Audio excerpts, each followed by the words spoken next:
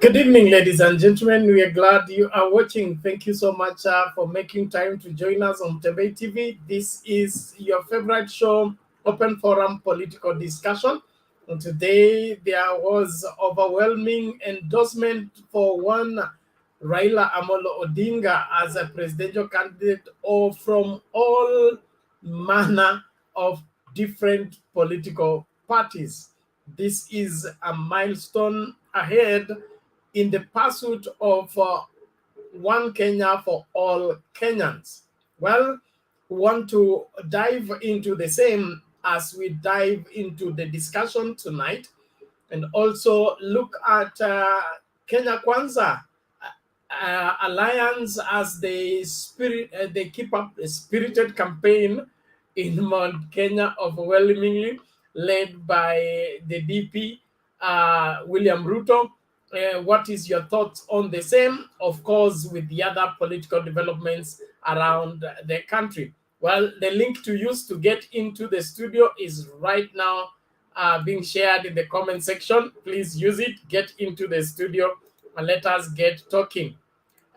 Many things have happened today. We can't capture all of them, but I believe in the course of our discussion, we'll be able to do that even as time allows us. It is important that we keep talking as Kenyans, lest we start fighting over nothing.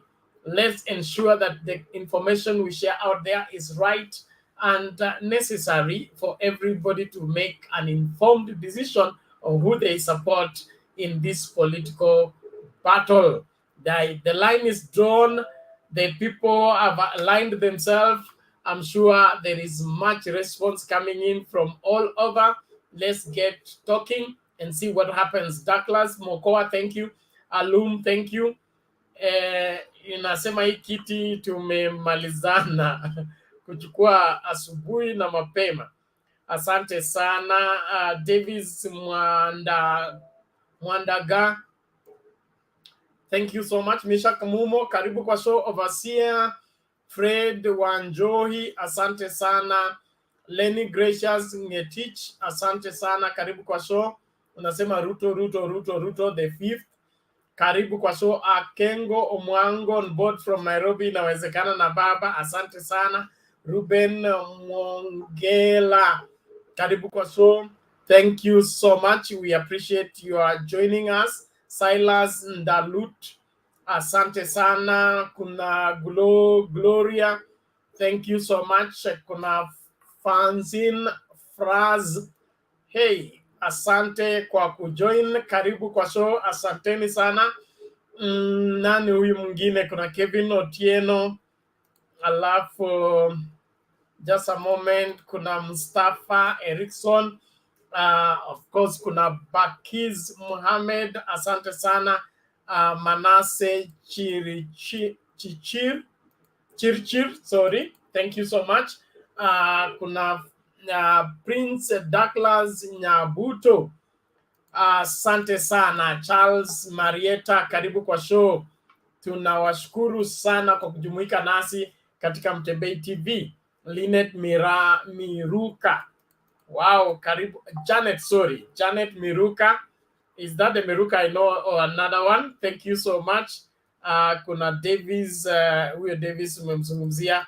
Tunawashukuru wote. Peter Kuria, kasante, karibu kwa show. Stephen Mburu, oh, we appreciate. Anthony, thank you. Betty, wow, we appreciate you. Those of you that are joining fast and furious, I believe we have a show tonight that will help all of us understand.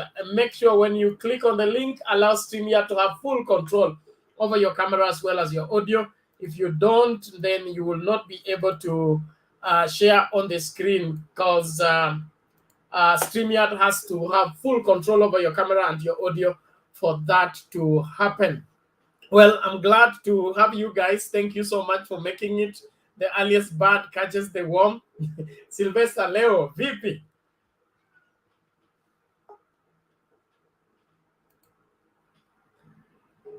Unmute. Yes. Hey, Leonard. Yes. Yes, in fact, I'm very grateful for the Are you getting me? Leo umewahi, karibu sana. Aya, how are you for the day? We are all good. Go ahead. What do you think about today's events? Yes. Just to start with, hello. Carry on. We are listening. Hello. I don't know if it is a network problem or what. Mr. Bernard. Sylvester, we can hear Bernard. you. Endelea kuongea, tunakusikia. Can you get me? Can you get me? Okay. Bantu, how are you? I'm fine. Thank you very much, Mr. Bernard.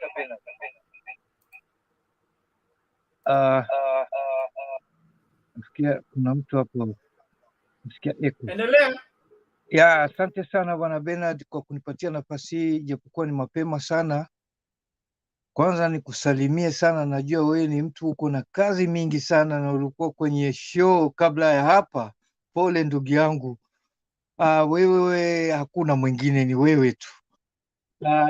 Nawasalimia wote walioko hapo, wenzangu ambao panel wenzangu, wengine ni wageni, wengine ni wa kitambo. WG kama kawaida, nimefurahi kukuona hapo, na wengineo. Mr. Alex, asante sana.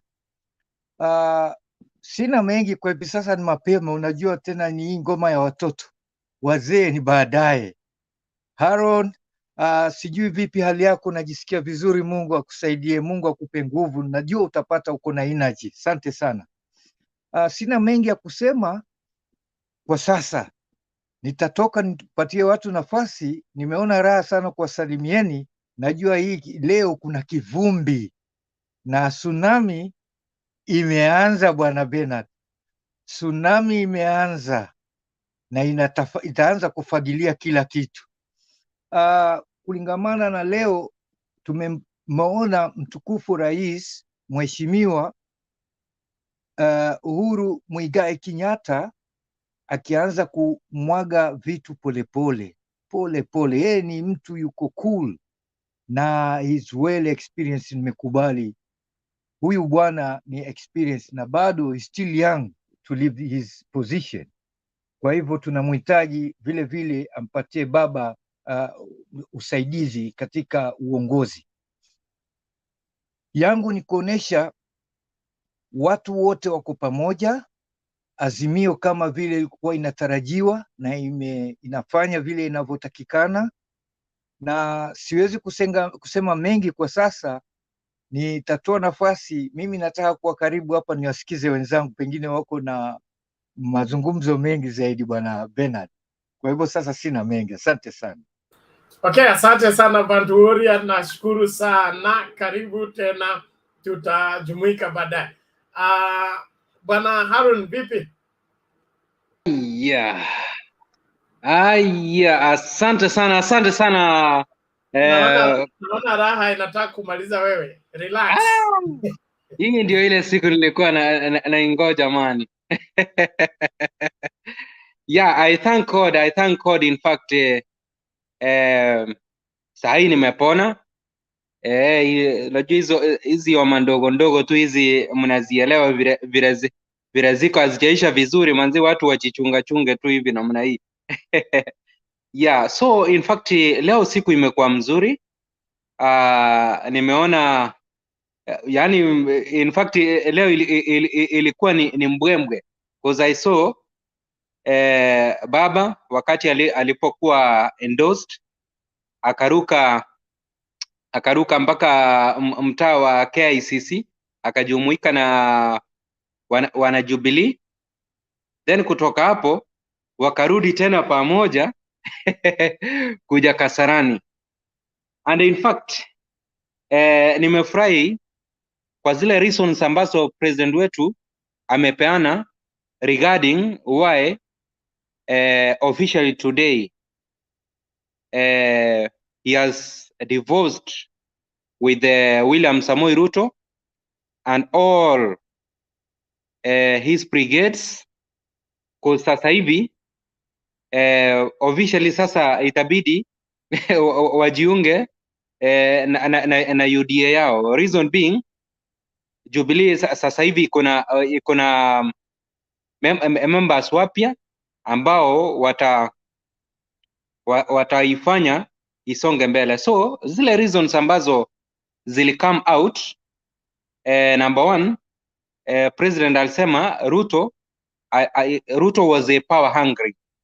Alafu kitu kingine, we have been saying that William Samoei Ruto in fact absconded duty.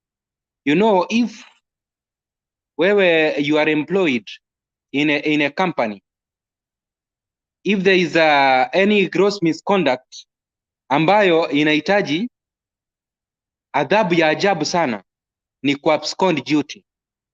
Na hii absconding duty sometimes ina read into your contract kuwa terminated,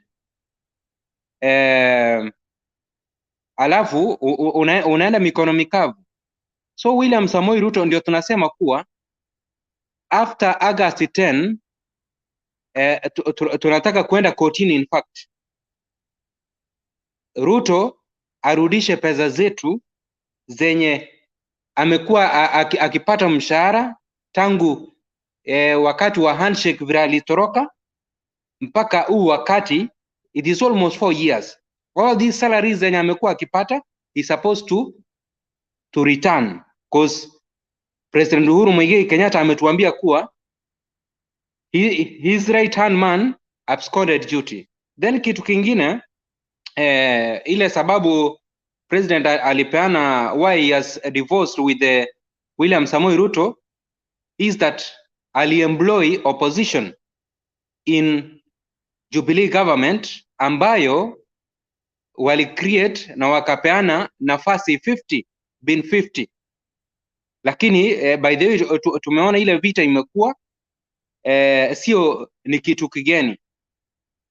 Alafu nikimalizia cause sasa hivi ndio tumeanza, tuko na mambo mingi. Ningependa kugusia mambo ya Wanjigi. Wanjigi by the way nimeona officially amesalimu amri na yeye mwenyewe kujiondoa rasmi kwa chama cha ODM through ile pressa conference yenye ameitisha. And in fact I wonder, this same man Wanjigi, wakati alipoenda pale kwa the party tribunal court kuomba court isimamishe the ODM NDC ya leo, hiyo kesi ilipata kutupiliwa mbali. So when that case ilipata kutupiliwa mbali, Wanjigi in fact angekuja kukosi zile drama zenye alikuja kukosi pale Kasarani, which means he has now justified kuwa NDC ilikuwa sawa, cause kama ilikuwa ni kitu mbaya, mbona akuje kuattend? So yeye mwenyewe amejianika kuwa hakuwa na nia mzuri, cause hata lawyers wake in fact lazima awaulize maswali, mbona hawakufanya nini, hawakuona haya, wamwambie usiende. But vile amekuja kwa NDC ya ODM leo, amejustify kuwa hakika hiyo NDC haikuwa na shida yoyote. So ni yeye mwenyewe aliamua kucreate tsunami kupitia kwa kikombe kwa kikombe ya chai. So I gonna say congratulations to ODM party for holding a successful NDC, na imefanya sasa hivi watu wa Azimio we are really feeling very very happy. Thank you so much. Back to you Mr. Bernard. Yeah, Bernard ametoka kidogo, amesema tushikilie kidogo. So asante sana Mr. Haron kwa nafasi hiyo nzuri, na furaha yako tunaiona na utapona ndugu yangu. Bantu Warriors tunakuona hapo. Sasa I think Mama Selina anajua kupeleka steam ya watu juu. Tutakubali mama aongee kwanza because of gender parity. Hivyo ndivyo Bernard ametufundisha. Mama Selina, nafasi ni yako. Asante sana Bernard. Karibu kila mtu. Nafikiri kama kuna siku watu wanataka kuwa na furaha ni siku kama ya leo. Nyumbani ikiwa jioni, usiku, huku tukiwa asubuhi, wengine wakiwa afternoon. Ile masaa Mungu ametupatia. Alex, siku ya leo ni kwamba ulisikia vile Mama Ngilu waliongea. Ni siku yenye wamama saa ile umesaa. Unajua ukiolewa kwa boma na umesaa wasichana 9 na unaona baba sasa hata ukisema uko maternity anaulizia majirani muuliza amepata mtoto gani. Kwa sababu kama ukisema msichana hata kuja nyumbani. Sasa leo tulifurahi kwa sababu wamama walikuwa wamejua kijana amesaliwa. Na sasa baba ile sukari yote na ile yote angeenda au tata kuona ule mbango ya kando, aliwacha na akasema anakimbia nyumbani kwa sababu mke wake amesaa mtoto. So nataka kushukuru ODM kwa kazi mzuri wamefanya. Delegates wote walikuja kwa mapenzi. Na ile muliona kidogo ya Wanjigi, I don't know hata kusema jina yake, ni wamama baba alikuwa nakula mori akiuliza hiyo bibi anasaa msichana ama kijana. Sasa wamama walikuwa wanajitayarisha kuona hii mtoto juu hakukuwa ametoka kwa tumbo. So ndio ulikuwa unaona hiyo eka ya kwamba lakini sasa ile mtoto alisaliwa kijana. Bas, nashukuru pia yeye tu ile bitterness inafunza vijana ama viongozi wale waliambiwa kutoka 35 na kwenda katikati wachue ya kwamba pesa si uongozi. Penat, kuna kitu utanunua, lakini kuna vitu hata ukwe bilionea uwezi nunua. Mapenzi, kupendwa. Unajua kuna mtu anapendwa bila chochote. Una imagine msichana anaulizwa umependaje hiyo mtu? Hana ng'ombe, hana kuku, hana nyumba, hana nguo, lakini unasikia msichana anasema kama anioi ama akiniwacha nitachiua. Hiyo ni mapenzi ya ODM na baba. Nataka kushukuru NDC ya Jubilee. Pia watu wengi walikuwa nasema Jubilee iliisha. Na nakumbuka wakati rais alikuwa nasema mkiona simba amenyeshewa msifikiri ni paka. Hapo nataka kushukuru rais kwa sababu watu walikuwa wametarau Tuchu, na nikaona hata ingawa Tuchu anaenda kutafuta kiti Nyanza, His Excellency the President alichukua hiyo nafasi kuomba watu ya Nyanza ya kwamba nimemrelease, lakini tunamuomba akae kwa hivyo hata akichaguliwa kwa Nyanza kwa sababu tuko Azimio. Nataka kuambia watu ya ODM ile heshima His Excellency the President amepatia nyinyi. Tuchu akiomba chochote kwa mapenzi ya rais na kazi ngumu, alichapwa, aliitwa machina, akasimama na His Excellency the President mpaka mahali imefika. Pia nataka mimi pia kama mama niambie watu ya ODM tafadhali msisahau huyo Tucho. Nikienda hapo ile machama yote, na nilikuwa naona watu jana walikuwa na tulikuwa tunafikiria Okoa Kenya. Mimi leo niliona Okoa Kenya wakiwa mara 2 mpaka 3. Niliona Okoa Kenya ya Kitio Moi na ya Chirongo ni watu ya baba. Niliona Kalonzo anaegemea upande ya Jubilee. Sasa tukaambiwa Azimio okoa Kenya, na hiyo ni mzuri, Kenya moja, hiyo ni mzuri, but Penat chakula pia, hiyo nyumba ya Jubilee imekuwa na watoto wengi, wako na masisters na brothers. Kwa hivyo sidhani kama wakipakuliwa chakula kuna mtoto atataka kupata mingi. Nashukuru ODM pia wako na watu wameungana, lakini ODM ni kama chama ya baba na mama ikiwa kubwa. Still hiyo share tutaangalia vile inakuja. Sasa nikaona Kalonzo na ni mzuri, kwa sababu watu wasiseme kwa nini hakuenda sherehe ya baba, kwa sababu ameingia, wanajipanga. Kuna mkutano kubwa sasa ya kukuja kuendosiwa baba. Si lazima leo ni mzuri amekubali, na watu wasimupige Kalonzo kusema hakuenda NDC. No, yeye hakukuwa anaenda kuendorse baba, yeye amekuja, lakini yeye kama bwana harusi ama kama bibi harusi, watu ya kusimamia harusi yake walikuwa Chirongo alikuwa mkono hii na Gideon Moi alikuwa mkono hii. Ile kitu imenishinda, walitangaza kuhusu Martha Karua, na sijui kama hii Kenya, unajua hii masiasa ya Kenya ni ngumu. Kuna mahali nilipitia nikaona ni kama wanasema yuko na hawa, lakini unajua Kenya wanapenda kujipendekeza.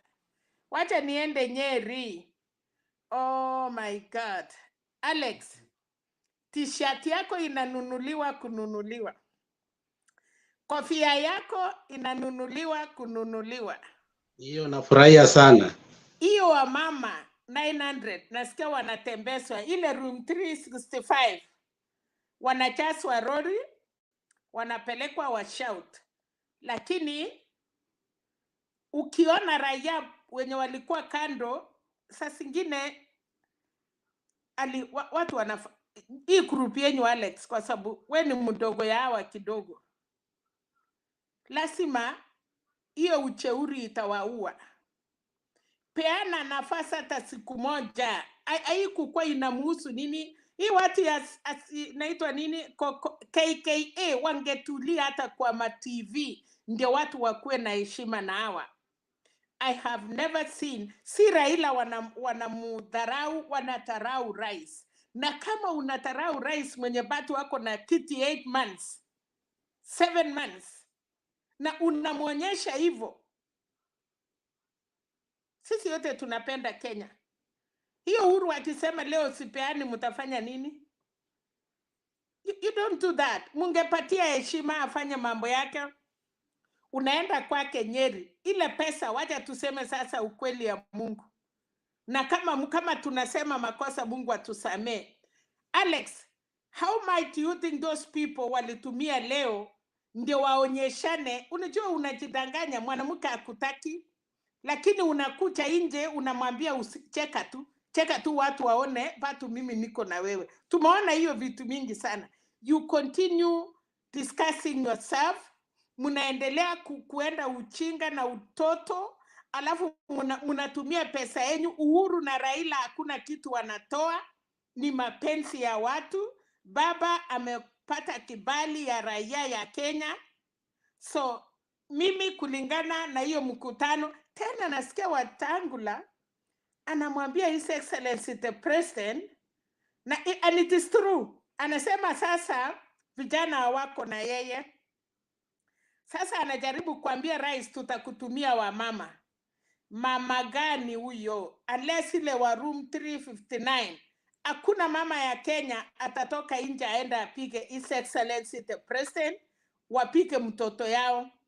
Penat, Alex, wacha niwachie hapo, lakini nimefurahi kama mama, na tunajua Kenya inaenda mbele, na tunajua tutafanya uchaguzi ya haki, na rais alituambia leo the truth, na alishukuru watu hapo wale walimsaidia serikali yake iendelee.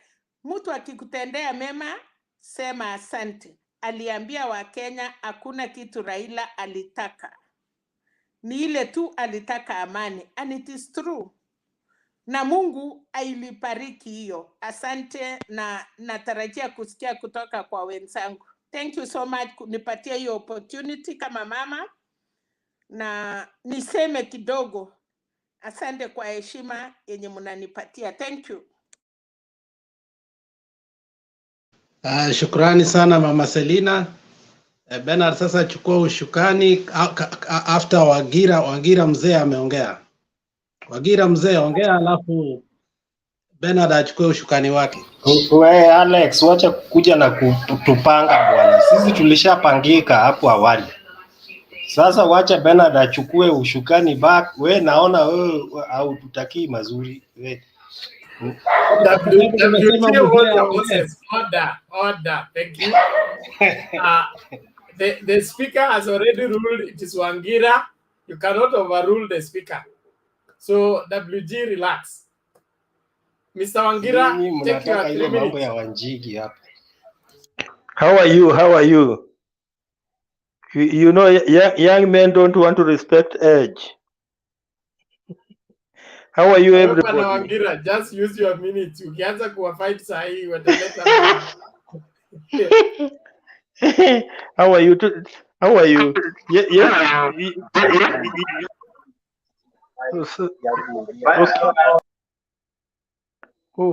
Who is talking?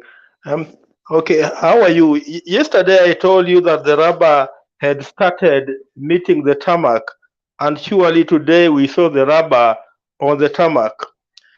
Today at KICC grounds, President Uhuru Kenyatta said, leo tuko hapa kuanza kusema na tutasema. And truly, we saw President Uhuru Kenyatta saying it as it was.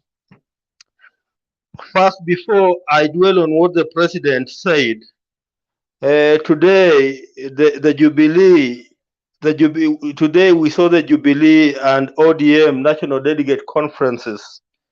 And in the Jubilee National Delegate Conference, the conference endorsed the formation of what they are now calling Azimio One Kenya Alliance. And in the ODM National Delegate Conference, Raila Odinga was endorsed as the ODM presidential candidate.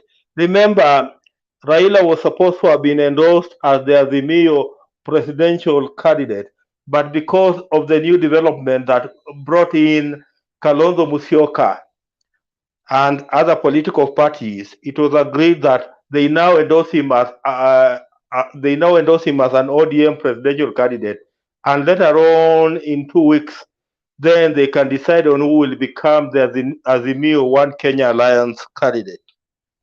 So I want to go on a number of issues that President Uhuru Kenyatta dwelt on.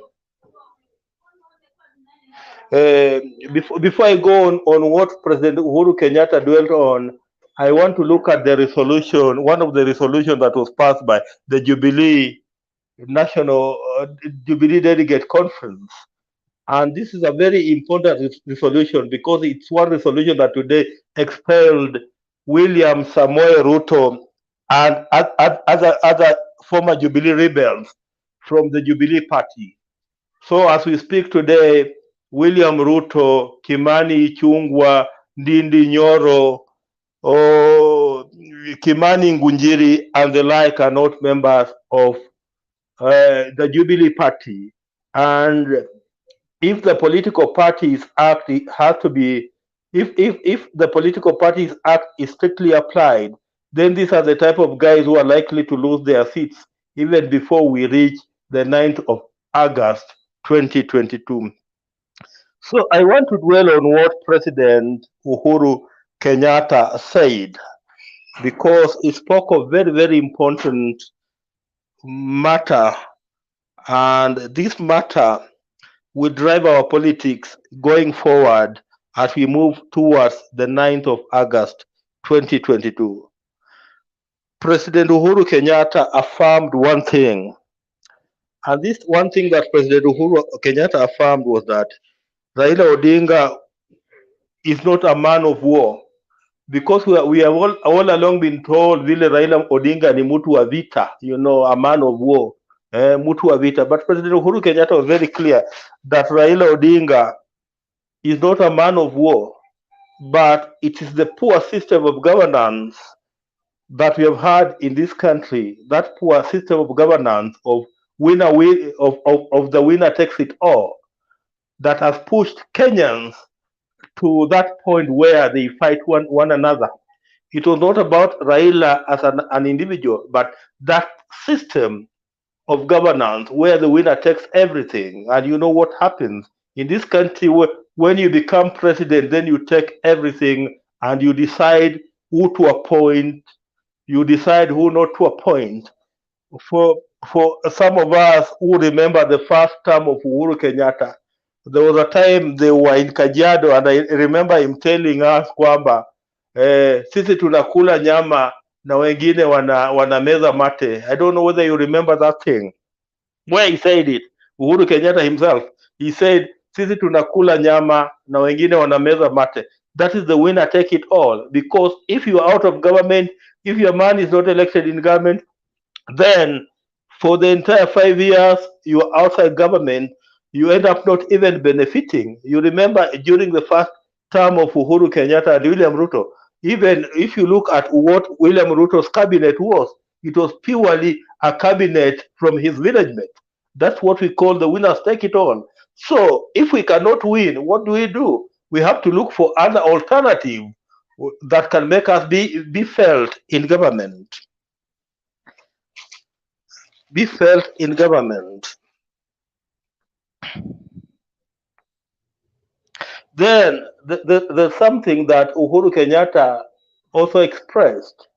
He was comparing at his term between 2013 and 2017 and his term between 2017 and 2022, where we are now. And Uhuru Kenyatta is very categorical. I know William Ruto and many members of Tanga will not agree with this particular point, but that's what the president is saying. And because he's the president of the Republic of Kenya, and that happens to be the government position, some of us will be forced to go with that position.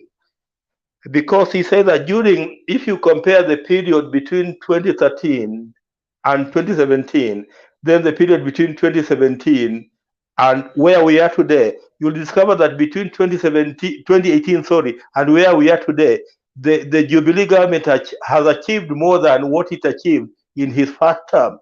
And I remember that the same thing he said when he was in Sagana, and he repeated the very, very point today when he was at KICC grounds. Then we have all along been told that Raila Odinga is a project, and William Ruto, Musalia Mudavadi, Moses Wetangula have several times in their political rallies gone around saying that Raila Odinga is a project. Then the president was wondering, can Raila Odinga surely be a project? A project for who? Then, to ice it on, he said, if Raila Odinga must be a project, then Raila Odinga is a project of the people of Kenya. And that's what we have all been saying here, that if Raila Odinga must be anybody, if Raila Odinga must be a project, then Raila Odinga cannot be any person's project. The only project Raila Odinga can be, he can be a project of the people of Kenya. The people of Kenya. Then I listened to the Kilifi governor, Amason Kingi. Amason Kingi was very, very clear that we must win this election come 9th of August 2022, because he told them and on the eyes that if we don't win this election, guys, we are going to be slaughtered together here. So, he was affirming that need of these political parties coming together to ensure that we win this election, because the type of guy we are fighting against, if this guy is allowed to take the instrument of power, then you know where Kenya will be. And that's what he meant, that we will be slaughtered together. If William Ruto gets instrument of power, you know where we will be. And that's what he meant by we will be slaughtered together. Then there was another point that the president brought up. This particular point has come up several times also. There are these guys who claim to be students of politics, students of political science, or students of government, and they are purporting that, you know, Kenya is making history by being the only country in the world where the government has gone into bed with the opposition. Then President Uhuru Kenyatta was telling them, what's wrong with it? If we have to make history by being the first country where the opposition and the government have come together for the good of the nation, so be it. So be it. He was very, very clear on that particular point. Then he talked of William Ruto immediately after the handshake. You know, what William Ruto was after was to see that the government was sabotaged, because, you know, you remember the issue of it's either my way or the highway. So to William Ruto, it was now because now Raila Odinga and President Uhuru Kenyatta had gone into a handshake. To him, it was the highway route for him, and what he wanted to see in this government, he wanted to see that everything was sabotaged. You remember the way he sabotaged the BBI by using proxies to go to court and try and fight the process. So President Uhuru Kenyatta says that he was lucky to have had Raila Odinga, Kalonzo Musyoka, Gideon Moi on his side, because immediately he discovered that these people were after sabotaging his government. Whenever there was fire, he could run to Raila Odinga, then he could perhaps go to Gideon Moi, he could go to Kalonzo Musyoka, and they could always help him to fight out the fire. You remember he brought up the issue of Wakina Wanga, the way they helped his government, Wakina Mbadi, Wakina Junaid Mohammed, the way they helped him run the government, and he was very, very grateful. And he said, what do you do for such a person? Because if these people have been there for you when there was fire in your house, what do you do? Or what do you do? There must be a time where you must reciprocate. And this was now the time that he was going to reciprocate by not supporting one of his own, who is William Ruto, but by supporting his neighbors, who were Raila Odinga, Kalonzo Musyoka, and Gideon Moi. Then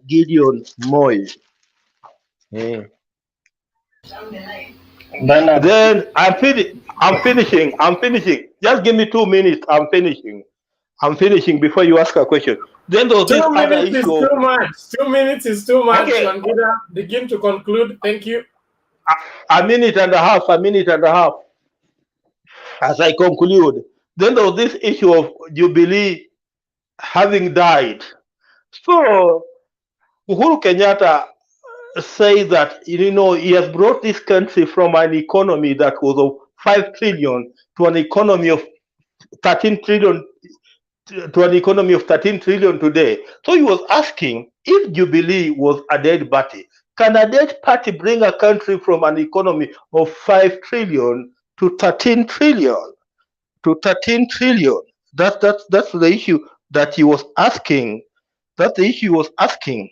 Because you guys are forcing me to conclude, and I had a lot of a long list for my own presentation. Let me leave it at that for now, and I allow somebody else to also continue. Then perhaps I'll come in later. Asante, Bernard.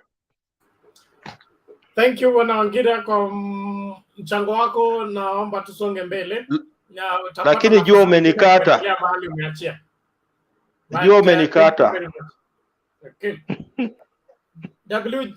WG umejitetea sana, tutasikiliza WG alafu turudi kwa Fatima ndio tuende kwa Douglas on the matters of gender sensitivity.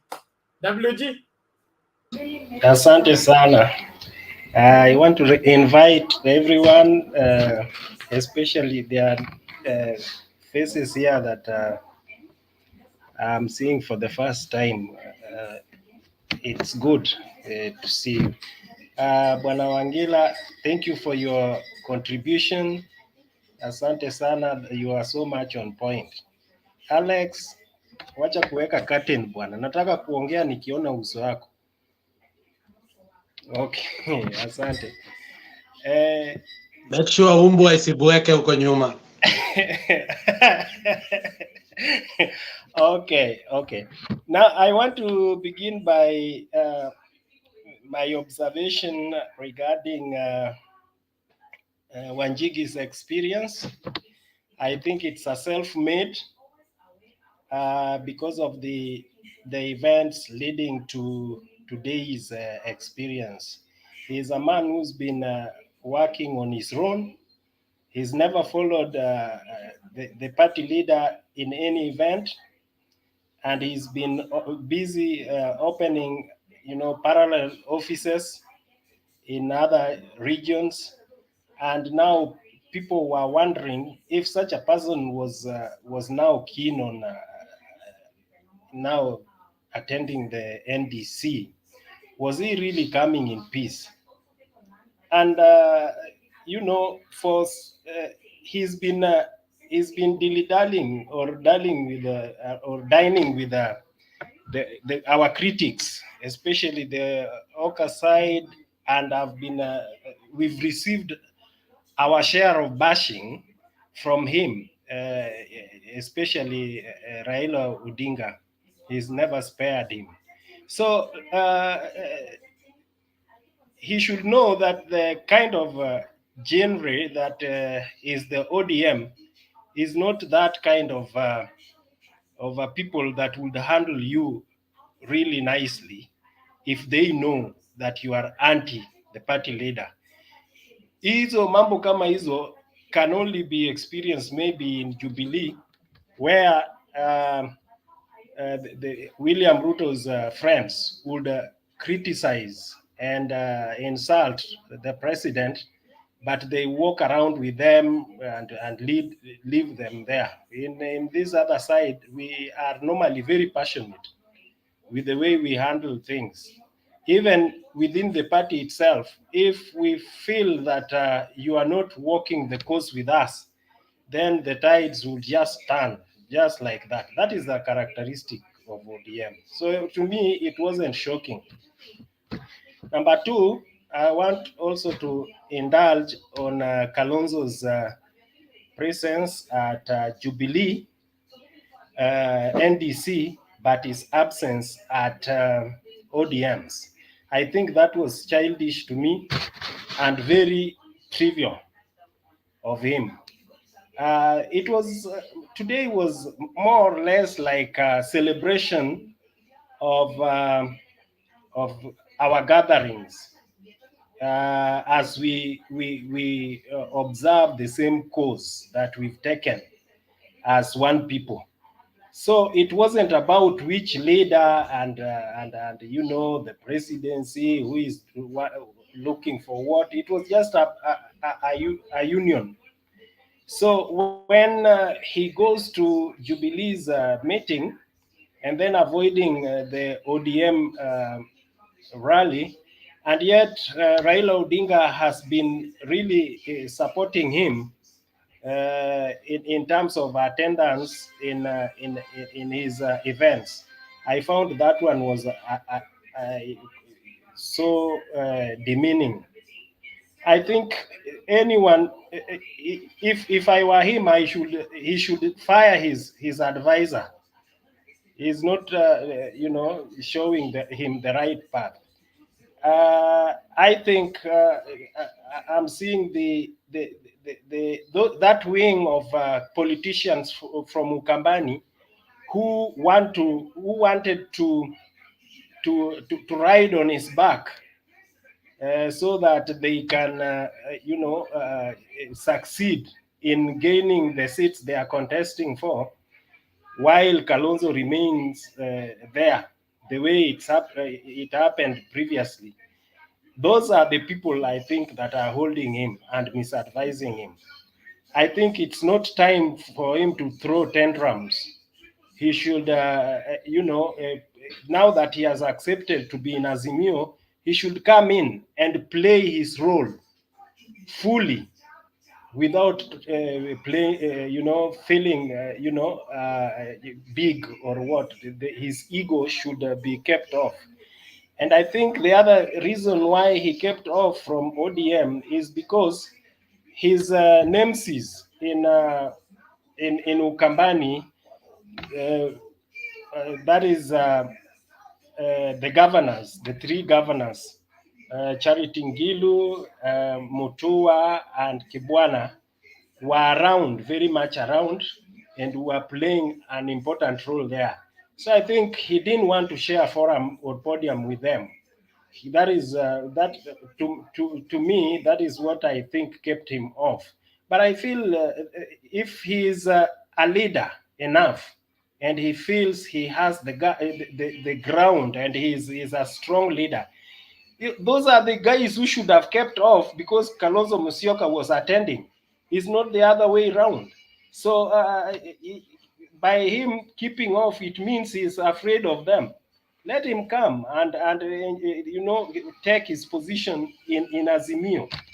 Because if he doesn't want to attend Raila's meeting, and yet, what if the Azimio team now, choose him to be the presidential candidate? Does he expect now Raila to come and play his full position in his team?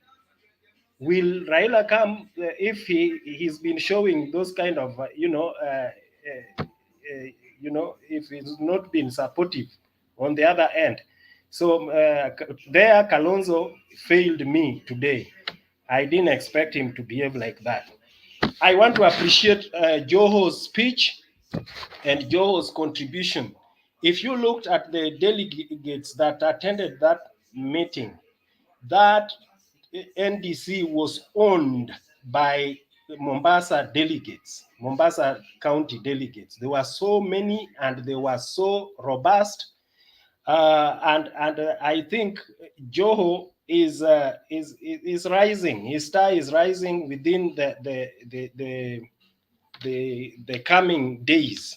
I don't know which role he's going to play, but it was so clear.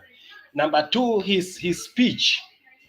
His speech was so captivating, and I liked the way he also supported Uhuru Kenyatta's sentiment against those who say that it's only in Kenya where a president has supported the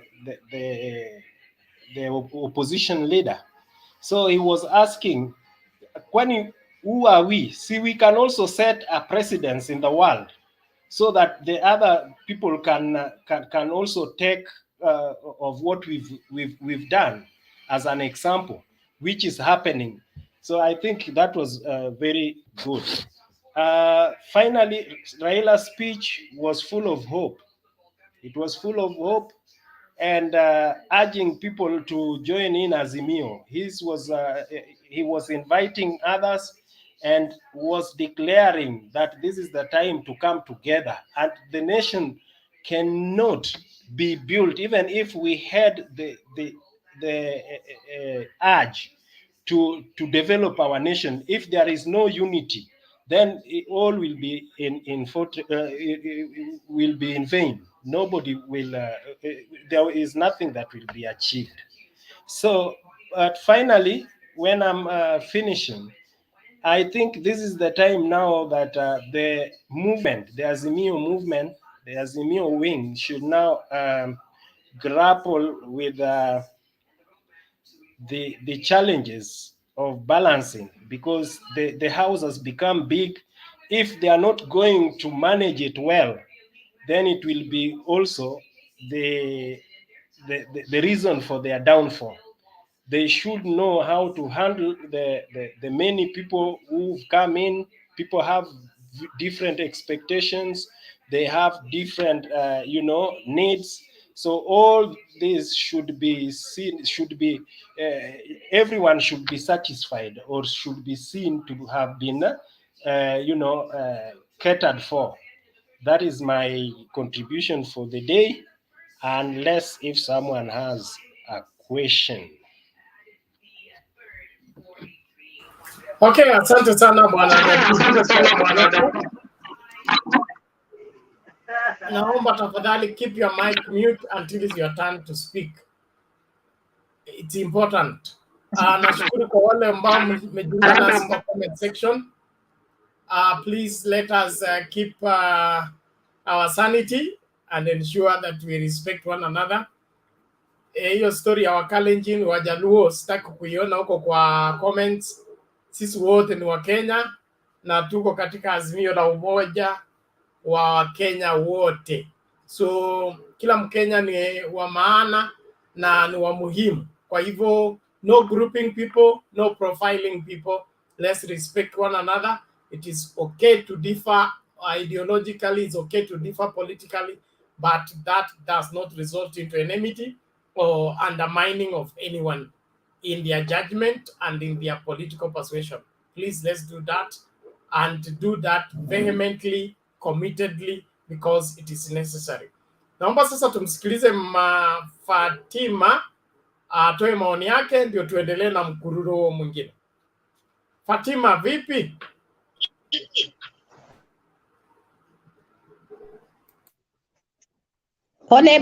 Poa Bernard. How are you? Fine, thank you. Selina, welcome. WG, Alex, Wangira. Niko mzima sana, nimefurahi leo siku ya leo. Raila Tibim, Azimio tialala. Leo ni siku yetu, ilikuwa siku yetu maana sana, important kwetu. Na tumefanikiwa, lakini ingawaji kidogo pale alituleta tashwishi, anaitwaje, Kalonzo.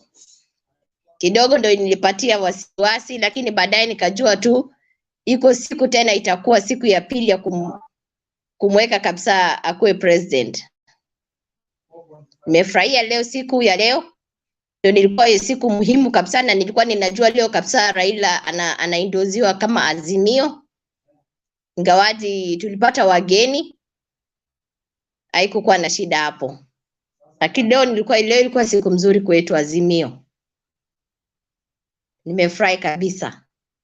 Niyo tu Alex, nasikiza tu maoni yenu.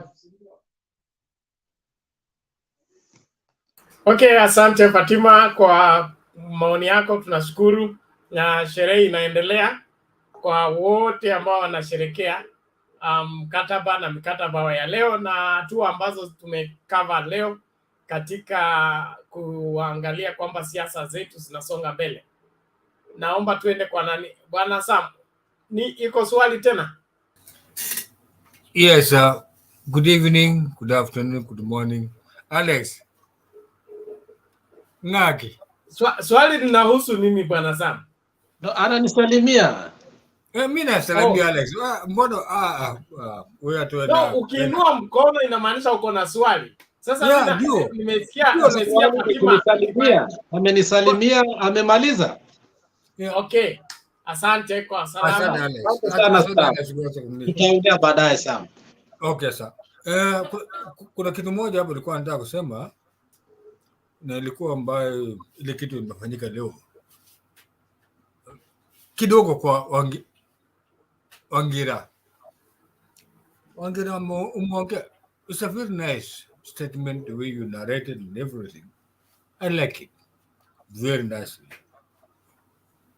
But there's something a little bit. Nikauliza, kuna wakati Uhuru alikuwa anaongea akiwa kwa hiyo the both side of the knee, NDC. Aliongea akasema kuna mtu anafanya hivi ambayo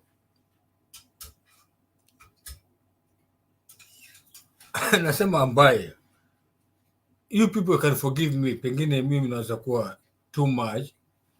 I can nimekuwa nimeanalyze kivyangu mimi mwenyewe, lakini nasema tu, nauliza tu Wangira, kuna kitu nani Uhuru amesema kuwa kuna ile mambo ya shida tulipata 2017 ilibidi yeye alete Raila ndani ili iende mzuri, watu wakae chini nini, watulie, Kenya iwe mzuri, ndio waanze kufanya kazi. Na akasema, na anasema kitu moja, forgive me if kama pengine nimeongea kwa njia mbaya, unisamee. Alisema nilifanya hivyo ili niendelee na kazi yangu. Ule aliyetoka mimi sina ni shauri yake. Hebu nieleze kwako wewe, alikuwa anamaanisha nini wakati alisema kuna mtu alikuwa wakati nilichukua Raila, sababu kulingana na yeye shida alikuwa naye, yenye hangeweza kufanya kazi mgoma Monday na Thursday, hata kama ni wewe, hata kama muone kiongozi. Okay, you have made your point. Wangira, respond. Thank you.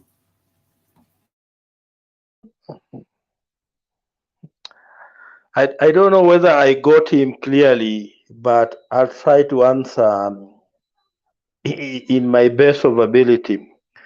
So my brother Sam is trying to say that Uhuru seemed to have said that he was not working as he was supposed to work, and he was forced to bring in somebody else.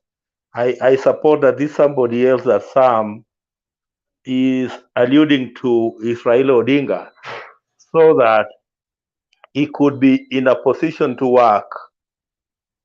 Sam, is that what your question was? Yes, sir. Yes, sir, Wangira.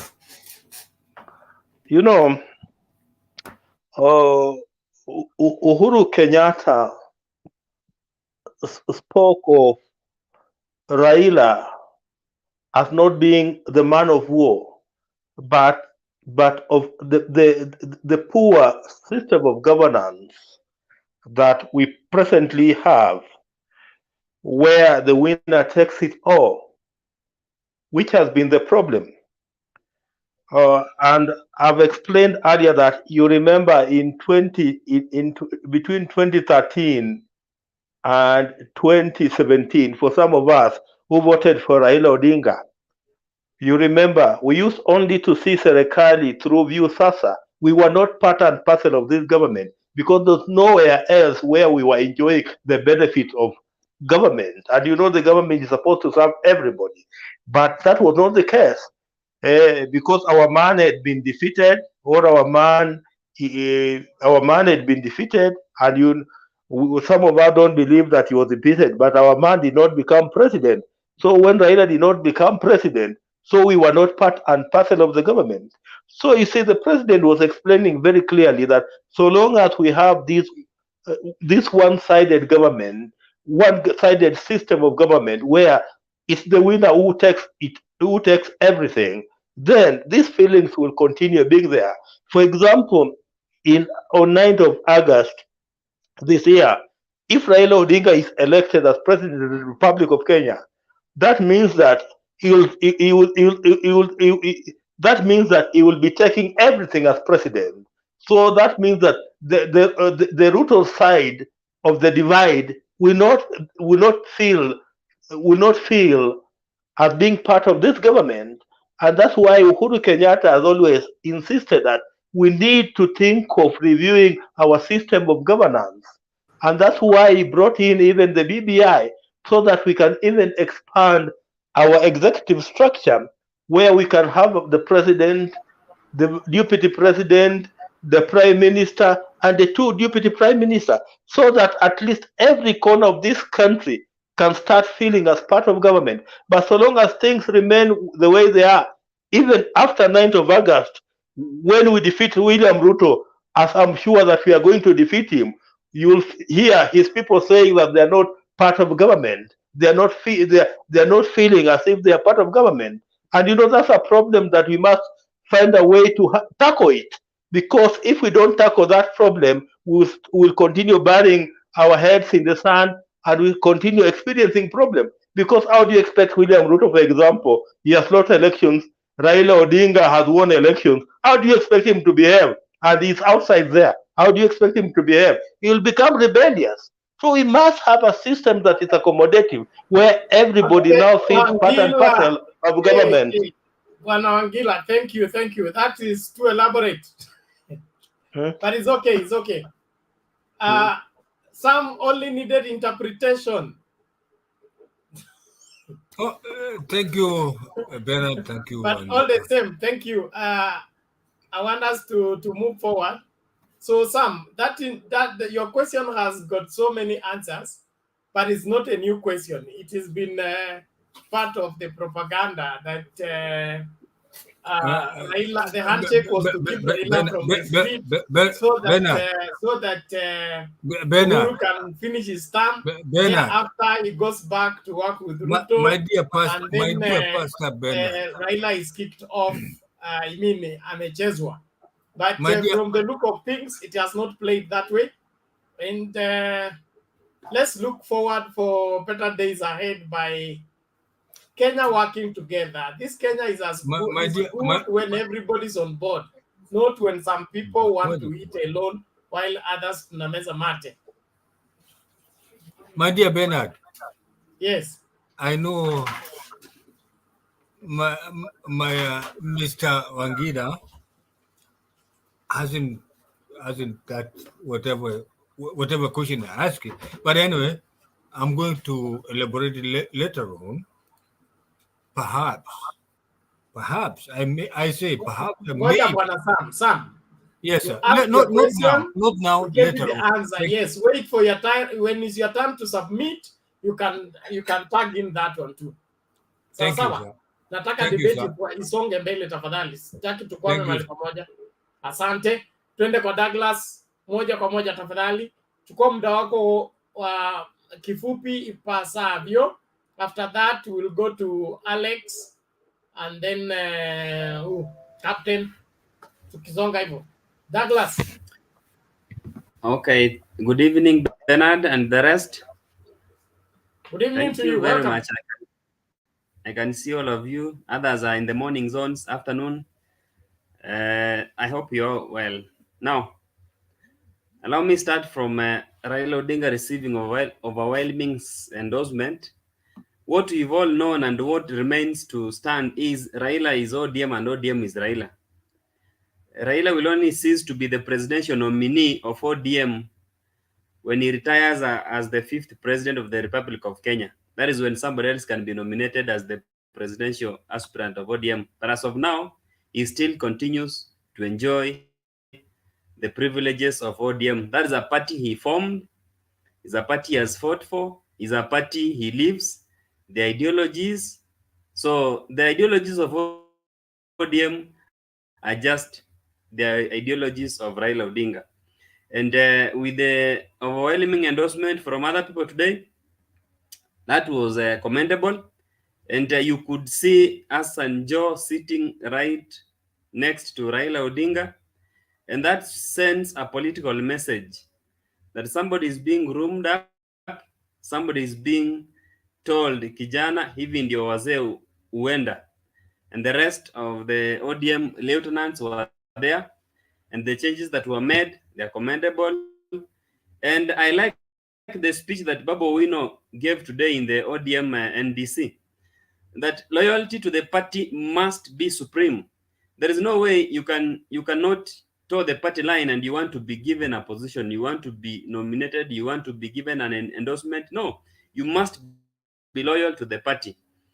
And I want to advise my friend Jimmy Wanjigi, if he is a reader, let him grab a copy of Robert Greene and read that book thoroughly, he'll understand that it's not all battles that you fight.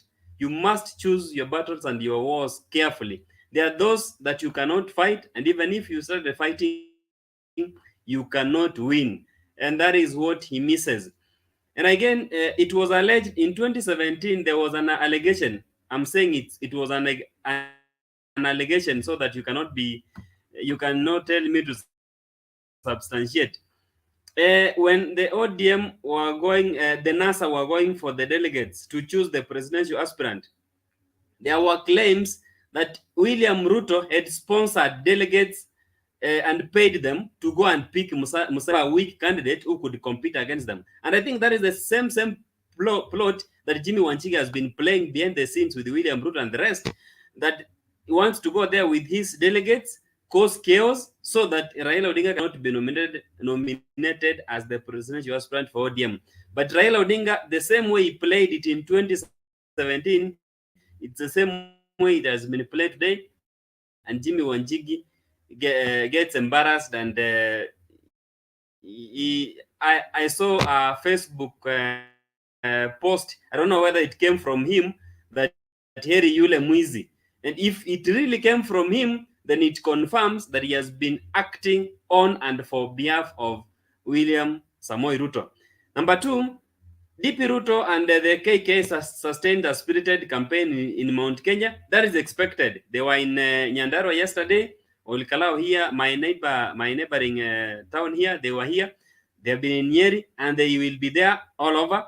They will continue campaigning. You know, there is no way a politician in the caliber of William Ruto will tell the supporters that I've surrendered. He will fight to the last minute. Whether he gets the threshold for votes that he needs to become the opposition leader, whether he does not get them, he will still continue campaigning. So, but there is a peculiar thing in their campaigns. There is no way you can tell me that you go to a village in Mululu or a village in Ondikalau and everybody is in yellow caps and yellow t-shirts. It cannot happen unless there is a lot of mobilization that is taking place. And that is wrong, because you even saw what was happening in Ukambani. People are claiming they have not received their money. And that is a wrong way of doing campaigns and a wrong way of initiating our youth, our young people, to the politics of this nation. They'll be seeing like a politician every time he's coming to campaign must give an handout, and that is very bad for an economy that is growing like our economy. I like the speeches that were made by various aspirants. Jeff Amason Kingi was there. I was so worried in the first time when Kingi formed his party. But today he affirmed that he is in Azimio and he supports Baba. And that was commendable.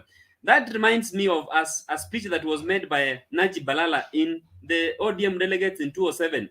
Najib Balala said, siasa si nanga, ni tanga. I don't know whether I've quoted it clearly, but that was a statement that was so deep. Siasa haitawahi kuwa nanga siku yoyote. Politics is deceitful. Politics must be played as politics. And those who are claiming, that Uhuru is playing Raila, today they have confirmed that there is nothing like playing. They are all they are all hell bent to go to the wire. And what Kingi said, that tusiposhinda hii uchaguzi tutachinjwa na mwenye ataanziwa ni wewe rais. That is a deep statement. And where the president sits, he must do everything possible together with his other partners to make sure that they take the presidents by hook or crook. I'm sorry to use that, because the enemy is somebody full of rage and anger. If he gets to sit, whatever I can do to them, they will not be able to appreciate. So thank you. I'll come back later. Thank you for the time. Bernard has left. Bernard. Who's taking Alex? Yeah, Bernard is coming back, and because Are you the one taking this? I was to be next, but I'll give Captain the opportunity. Bernard has left. Yeah, I will give the Captain the opportunity to speak. And Vic, toa mtoto kwa screen. It's against YouTube. It seems nobody taking charge. Yeah, we are speaking. Captain? Captain? Yes, I'm here. Yeah, you are next. I can hear you. Vic, toa mtoto kwa screen. It's against the YouTube regulations. How are you? Who is taking charge? Alex is taking charge. Yeah, you're welcome. You're welcome. What is it? Go ahead and make your submission. The broadcast is allergic to silence. Okay. Yeah, Captain was speaking. Today many things happened. Anybody with a question? Anybody? All right. Bernard, you can put Mr. Douglas back. He can't hear us. Oh, and he can't hear. Yeah, he can't hear us. So Captain will continue. Okay. Before I continue, I'd just like to pose something to Sam. Sometimes I wonder if Sam has a voting card, because the way he talks is like he's not a guy who's going to vote. But that's a discussion for another time. Today, many things happened. Today, many events happened. There was the Jubilee NDC, there was LDM NDC, and many things happened. Like every time I always tell you, Bernard, let's look at the mood. So I will start with the mood. There's some interruptions. Sam, can you mute?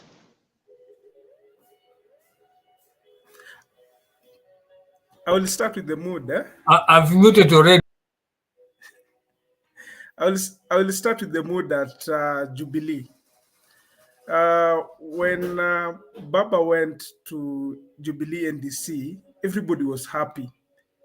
And everybody knew that Baba was going to be endorsed as the Azimio captain, because even when you look at his T-shirt, the shirt that Baba alikuwa amevaa ilikuwa imeandikwa captain. So when the speaker started speaking, I felt so disappointed with one speaker. When Kalonzo came to speak, the mood changed. The mood changed, and there was like tension in the house. Because the moment as he was speaking, he was like telling us, I'm in this race. And he was also choosing the referee, because he pointed the president and said, ningependa usimame kwa hii mazungumzo. And in this same discussion, there's somebody who said discussing with Kalonzo is, you can become sick, because you can discuss the whole day without having a conclusion. I think that's why even Mudavadi left him. He had a lot of meetings with Oka. Every time, hotel meetings. Now he has come to Azimio, he's giving us 2 weeks to discuss what, and we already know our candidate. So this guy wants to put us in meetings, delay tactics. You know, we don't like it. If he wants to join us, let him join us. And Uhuru told him very well, tunashukuru umekuja, we are going to form Azimio One Kenya Alliance. Then Kati Oka imetupatia Kalonzo, Jubilee ODM has agreed on a candidate, which is Baba, Raila Odinga. Let them sit. Can you tell me, do we need 2 weeks to sit and identify a leader between Kalonzo and Raila? Do we need 2 weeks surely? Discussing what? Eating tea, Sarova, meetings, discussing what? Strategy. Is something. Yes, this is something we need to sit and tell us. This guy needs to come. You know, sometimes when you join Form 1 and you are very naive, yeah, it reaches a point to kilialia sana, wanakuambia grow up, be a man. it reaches a point, when you're going to Form 2, they're telling this is how the school works. Unakomaa sasa, tunakula hivi. But this guy is like, he's crying, he's behaving childish. I'm sorry to say that. And if you want to remain as a principal, he has to grow up maturely.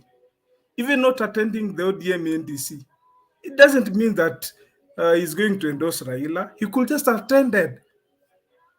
But even the media was focusing on his seat. They were actually pointing, his seat was there and it was Kalonzo Musyoka, meaning they knew Kalonzo was going to come. Makwere just came there kuficha aibu. But what he did, he needs to grow up. We don't need the 2 weeks. Secondly, Jubilee, the nomination, the appointment at Jubilee. Jimmy Angwenyi mtu akina Alex alipewa deputy party leader. That one was a good move. I respect Jim. He's a veteran in politics. So, and he's a very close friend to, you may disagree, he's a very close friend to the president. So at least walirudisha mkono. That's just my opinion. On ODM side, Jimmy Wanjigi, he behaved childish. He behaved like, let me say, like a crook. Na hakujua ODM pia tuko na crooks.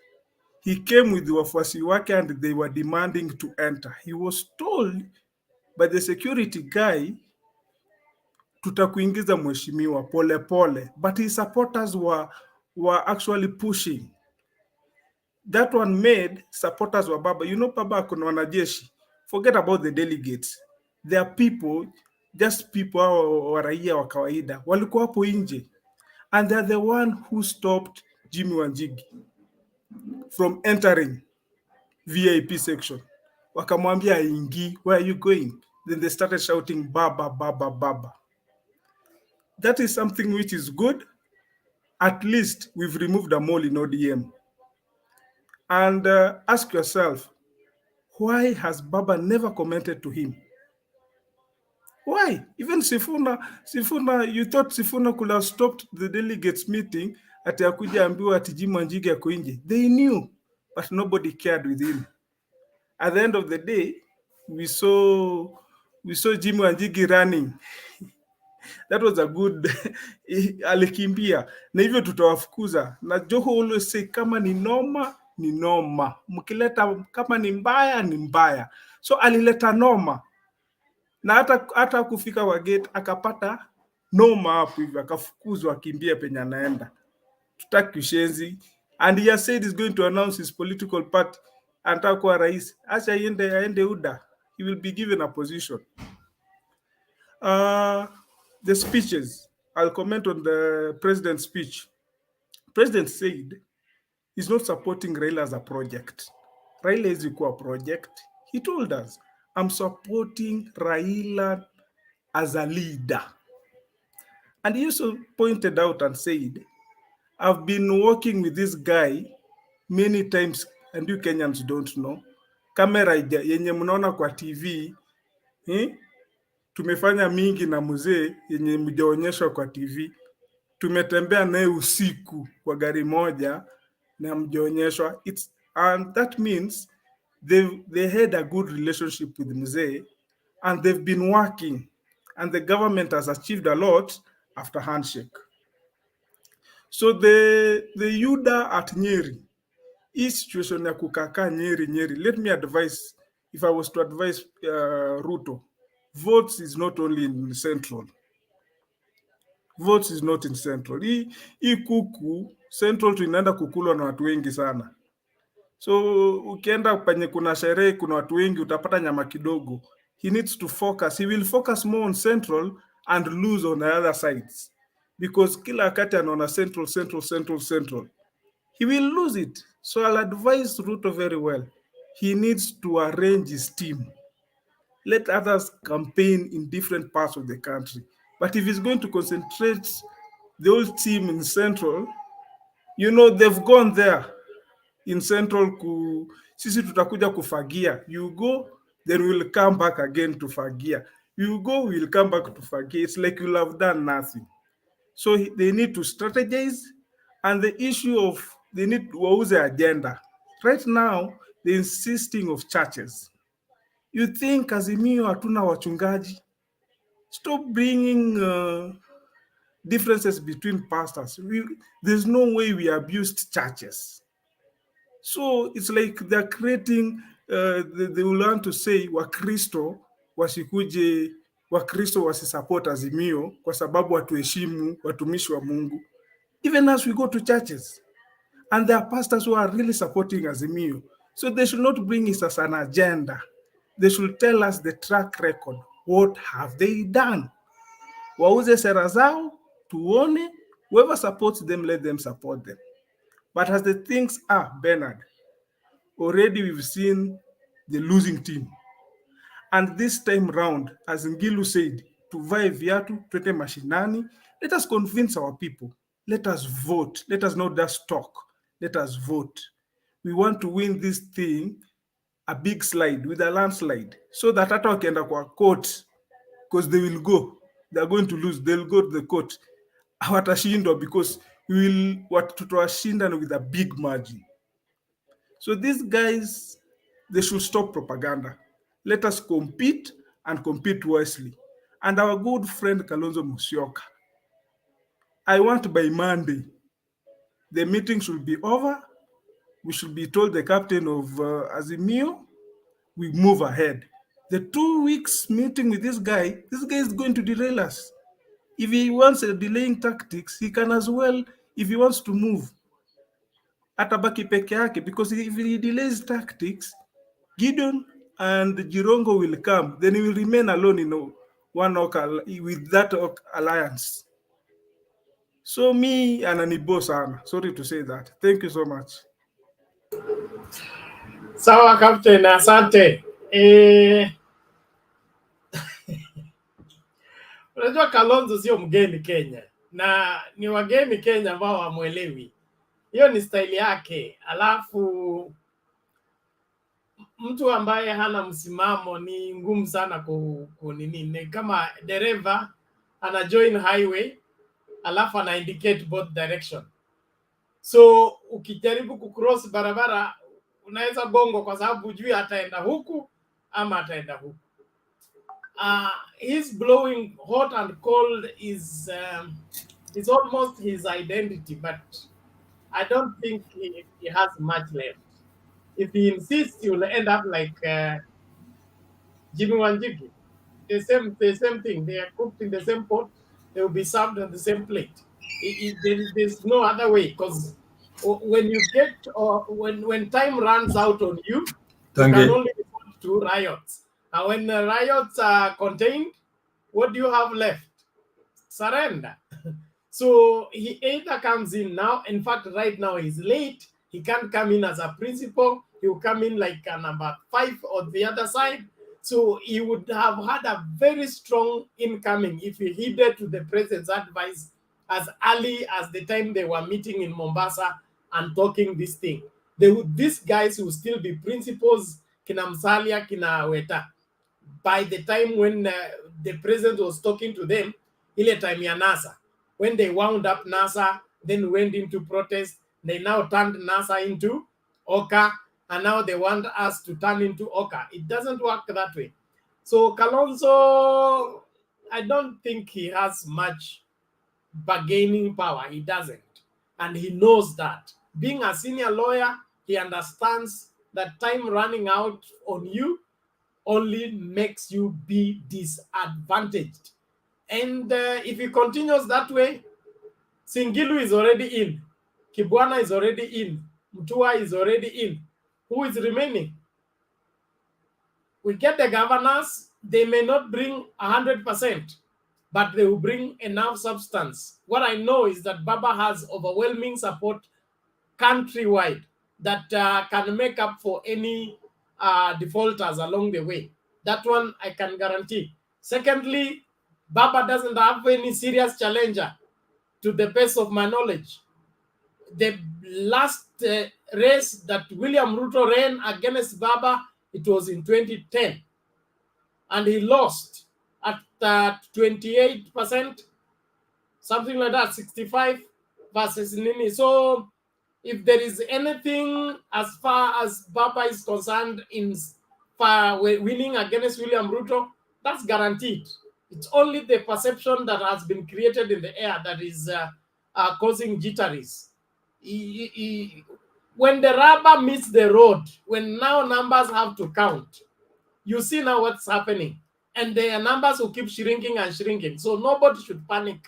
And if by any means Kalonzo wants to go to join UDA, he's feeling lonely, he wants to join Musalia and Weta, he's very much welcome. It is his democratic right. Let him go and exercise it. Hakuna haja kuvumilia kukaa mahali kama unapenda hiyo sehemu nyingine. Hata mbinguni hatulazimishi watu kwenda. Ukiona kuzimu kuzuri unakanyaga huko, sisi mbinguni tutaendelea tu kula na kumwabudu Mungu wetu. Sisemi mtu yeyote aende kuzimu. Nimesema tu ukichagua, sisi hatuwezi kuzuia. Lakini cha muhimu, let's not waste time waiting for one Kalonzo. When he has finished his conference for 2 weeks, he will come. But the race is on. The end is sure. I can bet on that 100%, and it's going to be great.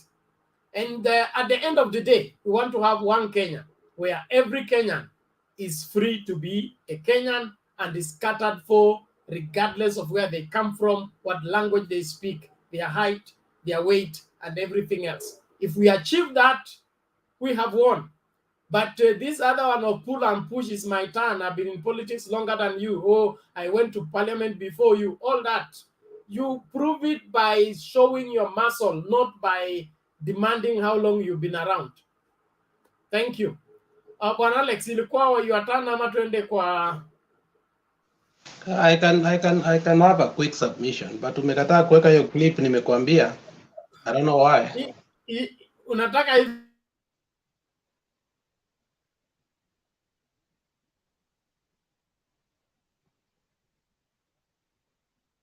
Unanisikia? This is the one. Kenya The clip ya Angwenyi. Twasimamoniosiasis.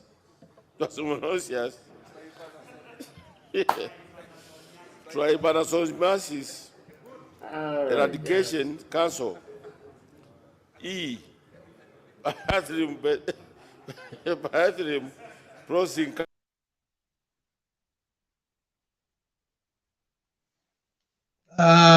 Mr. Captain. Captain. Can you hear me, Captain? Yes, I can hear you, Alex. Don't choose leaders for us. We are the ones choosing leaders.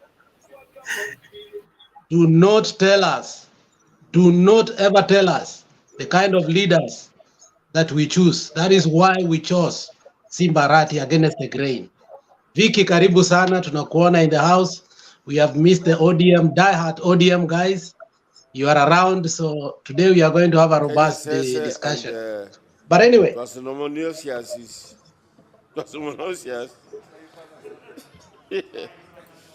Tribanasomasis. Eradication Council. Bathroom Crossing Company of Kenya.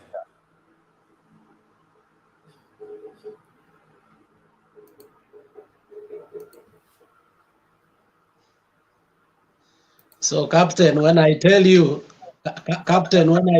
we know our leaders and we choose our leaders, and you tell me that's your opinion, and I can tell you have a perverted opinion now. I didn't want to go there, but your opinion is, the guy has done his job. The guy, we have respected him, but where he has reached, the guy needs to go home and acknowledge. You know, when you look at Raila is still young in mind. He reads, he doesn't get confused. So we can't compare. So that's why we are saying Jimmy Angwenyi is a wrong choice for Jubilee. And if that's the kind of leadership they need, well and good. I'm not in Jubilee. I'm in ODM. So, but anyway, and the Oka, the Kalonzo thing. I will speak about Kalonzo, I'll speak about Ruto, and I will finish there. Kalonzo made an abrupt decision the other day. Kalonzo was given an ultimatum by the two men. He was told time is running out. And he did not go to consult. Whatever he had told his people, he didn't go back to the drawing board. But he realized truly time has run out. Now what happened? He made the decision, then he wants to go back and talk to his people. And I told you, Kalonzo is a cornered man. He doesn't know how to play politics. He can't make decisions. And he has shown his people he can't lead them. So we shouldn't even talk about him. You saw how he changed the mood. The moment he started speaking, it was electric, eccentric. And the moment the guy stood up, I mean, the mood changed. So you can almost see when people stop believing even in the little. You know, now we can't even call him a watermelon. You know, he's even worse than that because he can't even make a decision that he made as a watermelon. You know, so it's good for us when your enemy is making mistake, do not disrupt him. Total. The other thing, let's be kind to Ruto and his people. The people that were hurt most when Ruto, when Uhuru endorsed Raila were the Central Province people, and especially his Lutherans from Central Province. They were really, really hurt. That is called a political placebo they are being given. And they understand that, you know, yao imeisha. But when you see Ruto there, he's trying to encourage them. You know, when Atwoli said, Miti Katwe Sugoi, we are in a season whereby those who supported the DP, they were so fanatical to a point that they can even commit suicide, my friend. We were there in 2007. I'm telling you, and that's why I'm saying, be nice to this guy. We were there in 2007. I personally, I will tell you, I did not eat for 2 weeks. I could not believe what happened. I could not believe somebody will be sworn in at night. I hoped that I was watching some TV or something. But you know, the reality sank slow but steady, and that was it. And that is what these people are going through. So allow them to acknowledge they have 6 months to agree into, and that's a political process. The earlier, the better. So what they are doing is that they must come together and ask them what next. But a wounded lion is more dangerous. You have to know that. These people are more united than we are. You can see already Azimio, Kalonzo ameanza kuleta shida kidogo kidogo. Martha Karua already yako na mashida zake. We don't even know what his problem is. So don't be surprised that when it will come to nominations, for them, whoever that Ruto will say, huyu ndio huyu, they are going to agree. They are not going to have nomination problems. That is a fact. UDA is not going to have nomination problems. We are going to have nomination problems, tabulate kidogo kidogo, but Baba and other people know how to resolve it. So the reality is Ruto is going to come out fighting so hard because his people on the ground will demand that. He's not going to leave them as otherwise, if he leaves them, his political journey is gone. And Ruto is now looking post 2022. And I told you, the person who is building a better block right now, apart from Baba, who has already done, is Ruto. Mudavadi is done, Kalonzo is done. There is nobody. So Ruto is building his future. So when he's going to Nyeri, he's looking beyond. And I like that because among the leaders that you see who are fought, if today Raila will not be in the ballot, I swear to you, if they put for me Kalonzo, I will not vote for him. I'll vote directly Ruto because he is very corrupt, but he fights for his space.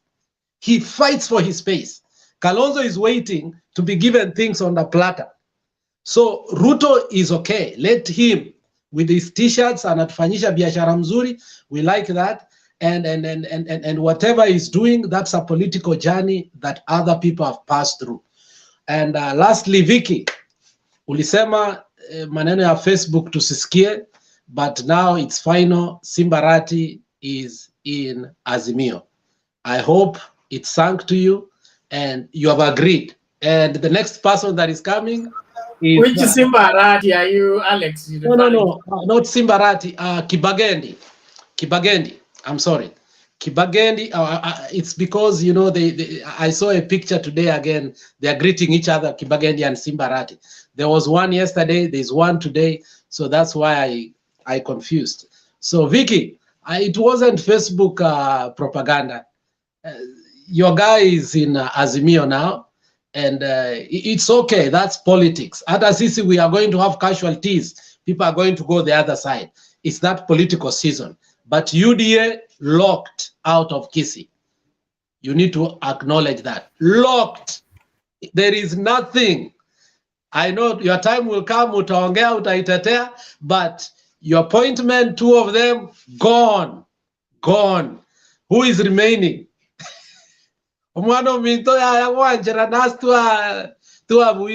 Next week in Washington, don't worry.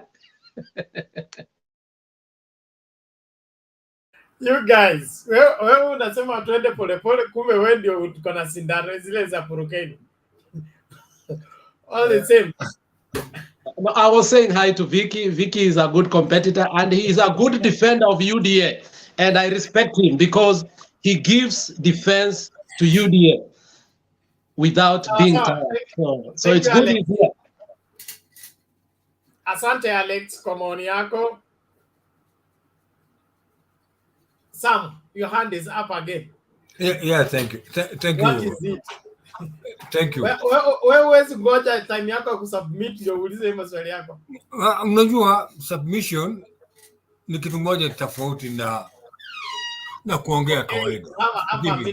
Anyway, my dear captain, wacha nikwambie kitu moja. Ile kitu umeongea juu ya Kalonzo doing this, give him time. The way I had it today, not the whole whatever they were talking, but niliona tu kidogo, just a small clip. Kalonzo akasema Azimio na Oka. That means in my own submission, in my own submission, not about anybody else's issues, it's my own submission, my own thinking. Kalonzo and a demand a stake inside that one. Because he knows, anajua kuwa without 1 million, ikiwa kama atadeliver, it can be conspiracy theory. Do you know President Nguga postponed that thing into the next days. That means he's giving Azimio an headache to find out exactly what is going on. You know, Uhuru is playing a game in a very strategic way. I'm sorry to say that way. I don't like RUTO. I may not like him. I can tell you the truth. I may not like him. I may not like Uhuru. But if you, as a strategist, as a psychologist, anybody who's a psychologist, listen to the context. What Uhuru was talking about it. Come on, gentlemen. Psychologists can tell you this person doesn't mean this way, he means this way. So, Sam, anyway, what is your question? The question is, whatever Kalonzo demanded today, that's whatever Kalonzo demanded today means to me, I don't know, perhaps. I say I don't know. Sam, let's do this. Well, you will know when it's your turn to make submission. Please, let's not spend time on a matter that you're not executing. I gave you half a minute. You have taken 2 minutes, and you are Okay. still digging further. Oh, okay, Bernard. Relax. I'll give you your 7 minutes. Okay, 7 minutes to Waingo. execute everything you want. When is your turn to submit? Thank you. Bernard Waingo Orie. Asante sana. Vicky, the Vic, karibu. Asante. Unanisikia?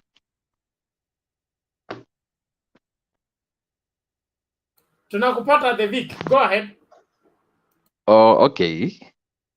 I have several points to put across. There's this issue ya democracy.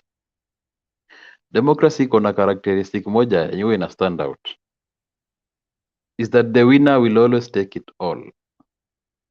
Hapa Kenya ndio tunajaribu kukaa hapo na vitu zenye hazija exist kwa hii world. At when you lose, you still want to gain from.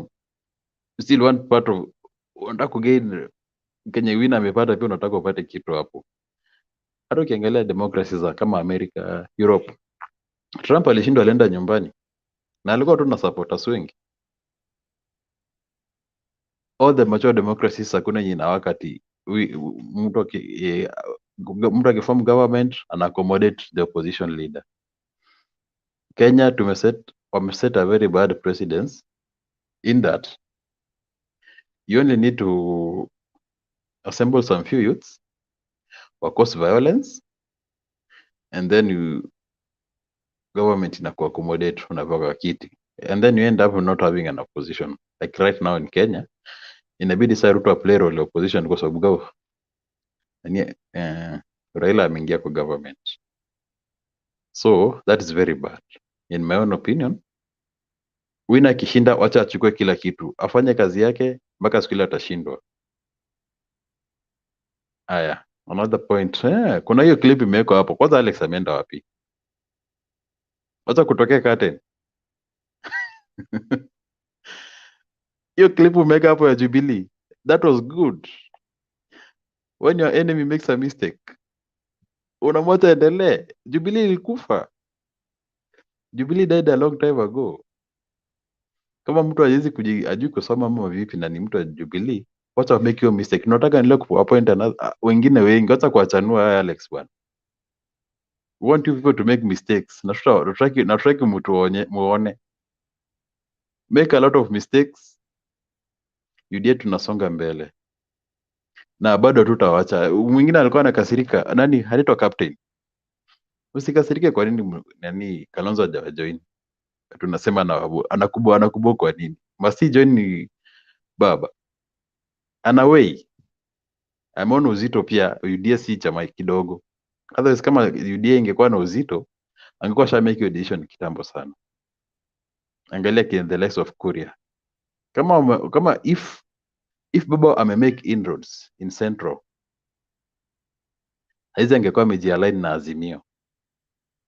There are so many politicians wenye wako hapo currently bado still wataki kujiidentify na Azimio because kuna hiyo influence ya UDA bado iko na haitaenda chini. As much as you wish itaenda chini, pia Ruto naye you will never run out of gas which you wish run out of.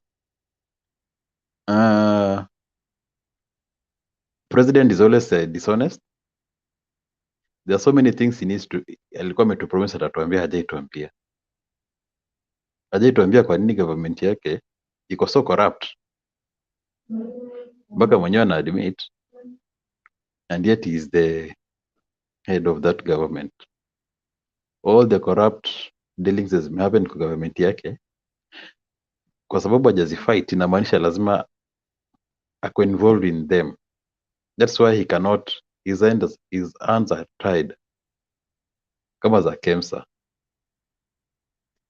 Hawezi fight kwa sababu akijaribu kufight anapata watu wake, the insiders wake ndio the greatest beneficiary, even up to family members.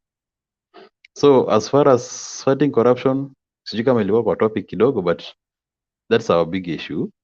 This president will never fight it. That one I can guarantee you, Mr. Alex.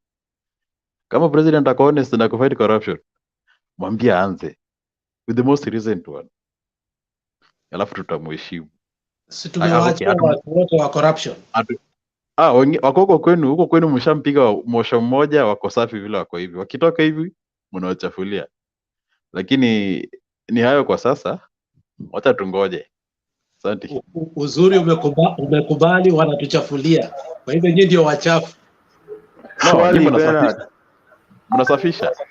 The president is fighting corruption from Jubilee. No. When he's President through, Jubilee Mr. will Bernard, be clean and you'll be able to do what they are required to do. with The the Muradis, saboteurs have been given notice. president will never fight corruption. Take it from me. It depends on what you mean, because if there is any president who has led war on graft, Uhuru breaks the record. Example. At least he has gotten some people arrested. Kibaki only fired some people. Yes, at least he fired. Yeah. And the economy was doing very well. You mean the president, economy is doing well even vitu zimepanda bei. Huoni dishonesty part yake. So when the economy is doing well, vitu zipande bei? No, hata zikipanda, we should have money. We should be able to afford. That is why we are saying you shouldn't support a corrupt person to lead the government, because he is very corrupt. He will never let you have the money. He will be having the money so that he can enslave you. You be at his door begging for the same. Bernard, mimi arrest my case bwana. If the president is honest in fighting corruption, I fight tumuone. Acha kuongea mingi. Hata kuongea mingi. It's on track. The one graft is on track as far as I can see. Mimi nimemaliza. Where is Rotich? Iko swali Bernard. They are in court defending themselves. So the one graft is on, and I love what our reverend is doing there. No press conferences, no talking to the public, but things are happening. People are being picked on Fridays, things like that. That is how one graft is done. But this one of press conference, nimeshika huyu naenda kushika huyu naenda kushika hii, hiyo ni game. So let Reverend continue doing the work, and we pray for success. Swali Bernard. Who is calling? Anybody calling me is breaking the law. Bernard. You are not supposed. You are not seeing our hands. Ona mikono yetu. I want to recommend a book to Alex and Douglas. Mikono nimeona vile imeinuliwa, nataka kufuata vile mikono imeinuliwa. Viki, umesema umemaliza mambo yako. Subiri hapo. I just remembered. I just want to advise these brothers. Just a book. Which brother? Alex and Douglas. Yes. Just this book. Right after The Art of War by Sun Tzu. Wacha kutambea hiyo green. Sijui anaitwa nani green. Those laws are outdated. They don't work. They have worked against your master. Now, Douglas. I have it in my library here. I read it once a week. Yes. Thank you, Vic. I love the book. I've read it. So I'll give you some points again later when I come back. Now, my question to Vic, and maybe to the rest of the panelists. What is the role of opposition in a country where the presidency controls the legislature, the executive, and the judiciary? They have 2/3 majority in parliament. What will the opposition do to be able to keep the government in check? Because every time the opposition in the past has tried opposing anything, they are told, look, we have the majority in the parliament. When you go to court, the courts are on your side. The executive, when the cabinet sits, the National Security Council sits, they make decisions against you. So as an opposition leader, what will you do? Yet you don't even sit in the parliament. You cannot control your lieutenants in the parliament. They can be bought. So I want you to make me understand, how could have Raila stood with the opposition in such a scenario, and knowing what Jubilee did in the House? Let me answer you, Mr. Douglas. Let me answer you. The president, the judiciary is not controlled by the president. Do you remember what Maraga did? Do you know who Maraga is? Before Maraga No. came in, No, we are, Maraga, before Maraga came in, what do you mean? This president, Please, Maraga has been here since. let there be, if it's an answer, let it be an answer. You can't It is answer an to answer. a question with another question. It is an answer. So Yes, answer it is conclusively to Songe Mbele tafadhali. it is the business of the judges and our courts to wakuwe na stand kama Maraga.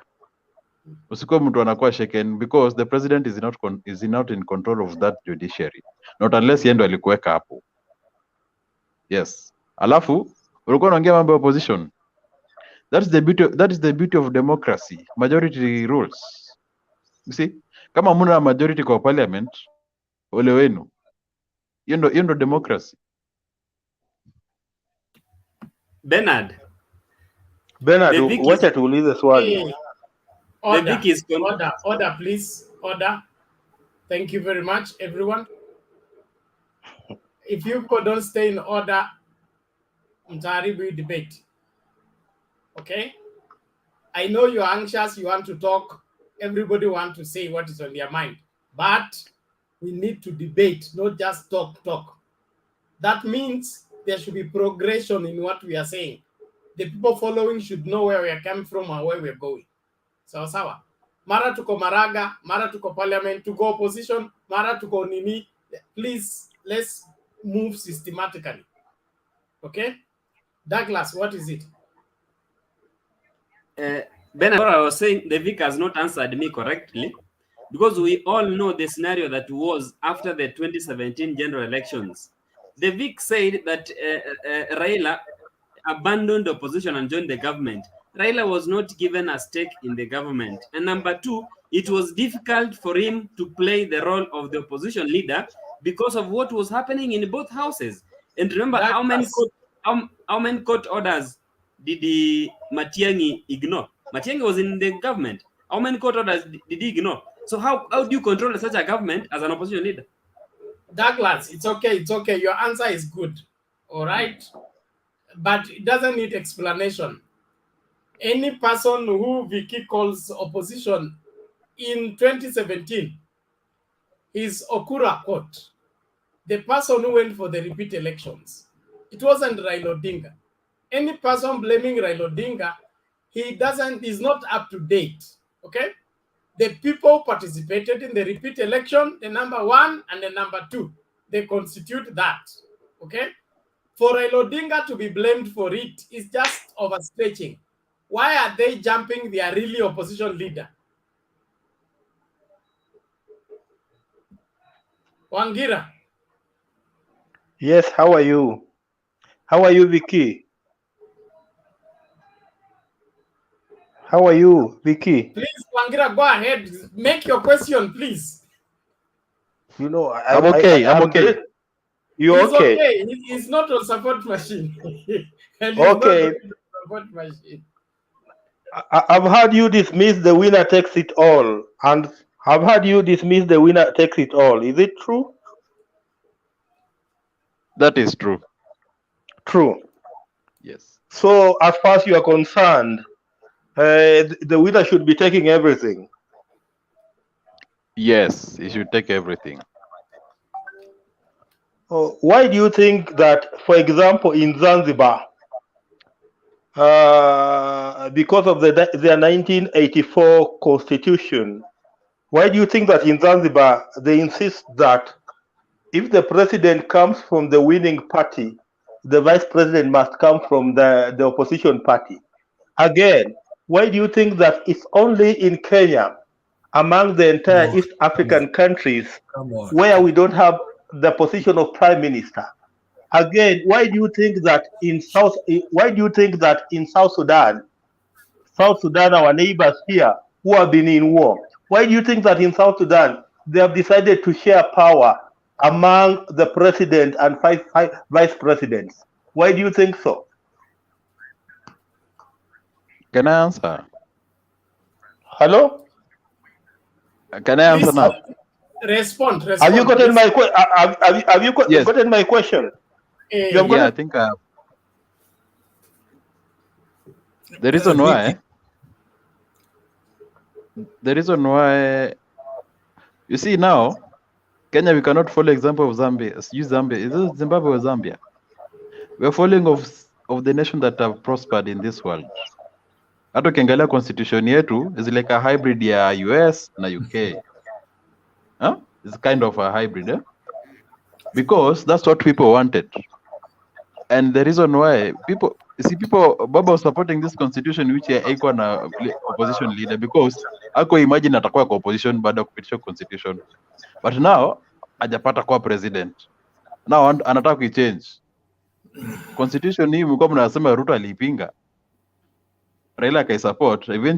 Eventually ilikuja kumuuma. Si ndio? So that's what people wanted. You see now your constitution is the voice of the people. Watu walitaka a constitution whereby we only have the president and the hakuna nini, but sasa the majority, ile party yenye ni majority kwa parliament, that hiyo ndio party inafaa itake role ya opposition. You got my point? Vicky, I love your line of thinking. Only that you become very economical with the truth, especially when that truth is right there within your reach. And I have a hunch somewhere. I know that you know what you're talking about. Okay? The current constitution was changed at Naivasha. It's not what left Bomas. What left Bomas was hybrid, which was passed in support of the majority, especially the Raila Odinga wing. The people who push for pure presidents is William Ruto. And because the constitution change was something that could not be postponed, they were given a leeway so that we don't have a contested referendum. But what happened? On their way from Naivasha, they still jumped, gave out red cards and whistles to church people and told them to whistle. Nobody created the constitution to favor somebody to be president, another one to be in the opposition. That is your own creation. Truth be told, whether Raila is in government or out of government, he has always gotten things done. Let us see what William Ruto will get done when he's out of government. The coming 5 years. That one, he should begin to warm up for the same. If he will accomplish anything substantial come 2027, I'll be here on this platform. I pray God gives me long life to be here to countercheck what I've said today. But the truth is, the new constitution was changed at Naivasha due to the demand of one William Ruto and his soldiers. And all they wanted is to look for something to use to oppose what Odinga had proposed. Bernard, let me finish with Vicky, my final question. Ngoja, Wangira, let me finish. Learning from Tanzania, Zambia, Sudan, and all that is still a good lesson for us to learn. Democracy is not all about numbers. Democracy is about people. People. Democracy is not numbers. Democracy is people. That means people's interests must be put in consideration. Community interests, the diversity interests, racial Bernard, interests. numbers about people. Numbers is about people. So when you look at democracy as numbers and not people, that's when you end up with that your conclusion that the majority have won and you don't care about the rest. Let us rule the way we want. When it comes to lives of people, there are many factors that are put in consideration. It is not just 1, 2, 3, 4. This 1, 2, 3, 4 have lives behind them, and those lives must be safeguarded. And if sharing power is what will safeguard lives, that is why 2007 happened. That is why handshake happened. When it comes to lives, democracy has to value life, not we got numbers. Look at what tyranny of numbers has done to us 2013 to 2017, and now they are complaining about the hiked date when they are the ones who used the tyranny of numbers to cause that to happen. They are talking about high prices of food when they are the one who used the tyranny of numbers to make that happen? Well, let's think beyond what we are being told to say, and that is lives come first, not numbers. Yes, Alex? Vicky, I thought you were going to give us some intellectual studies here, projects, lakini leo ni kama you are totally bankrupt, trust me. But anyway, I take your recommendation. I have read the book, The Art of War, and I'll show you several times. Na tuliwacha kusoma hiyo. So I recommend you one book and your boss. Self-Destruction. That is the book you should read, Self-Destruction. And then currently we are reading 90 First Days in Office. That is the book we are reading because we know we want to do better. 90 First Days in Office. So don't tell us to read The Art of War. We finished Art of War. We are preparing for our first 90 days in office. Thank you very much. Okay, Asante, that settles that. We move on. Where is this man? Yeah. Sam, it's now your turn. Your 7 minutes starts now. Nobody will interrupt Sam. Let it make sense in 7 minutes. It is 1 minute after what time is that? No. 7 minutes, that is by 11:40. Go ahead. Thank you, sir. Thank you, sir, Bernard. There are some few things I would like to analyze it before we can carry on. Let me go to about Kalonzo Musyoka. Some of us, when I say some of us, most of us in Kenya, we say, Kalonzo, why did he say, you know what?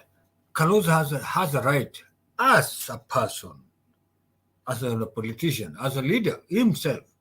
He has a right to decide where he wants. He has a right to negotiate. Why?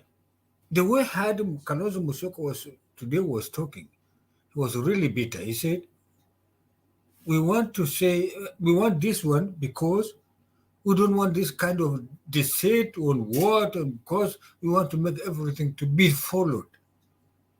To me, I say, he has a right. That one has a right. There's one thing which makes us, some of us who are outside Kenya, be a little bit nervous, to be so nervous, we call it nervous, because whatever happened, come on, gentlemen, are we a democratic country? Let us be genuine. Let us be genuine, whatever we are. Whatever differences, if I have a difference with you, Bernard, or Vicky, or Bantu, my friend Bantu, or Agira, or Alex, come on. Let us be genuine. Our political differences should not make us to be enemies. Today, what I saw in the Kasarani, the way Wanjigi was humiliated in front of cameras, in front of worldwide TV. What I saw, I was really dumbfounded. I say, are we in a dictatorial country or are we in the democratic country? Come on, gentlemen. Ladies and gentlemen, let us be us, as Kenyans, to show the world that we are democratic people. Whatever you want, whoever want to be a president, whether a stupid idiot person in the street want to be a president, listen to that person. Listen to that person. Give that person, let that person give his own reason, his or her own issues, then argue with him so that that person can distinguish in between. You know what? The way I heard Wanjigi say that, Raila, thank you so much, doing it that way. And you know, he said, whether you misquote me or you quote me, I say, according to what Wanjigi said, because you know yourself as Raila that the Mount Kenya knows who you are. We are going to deal it in the next days. You know what? That's a very stupid, idiot thing for Edwin Sifuna.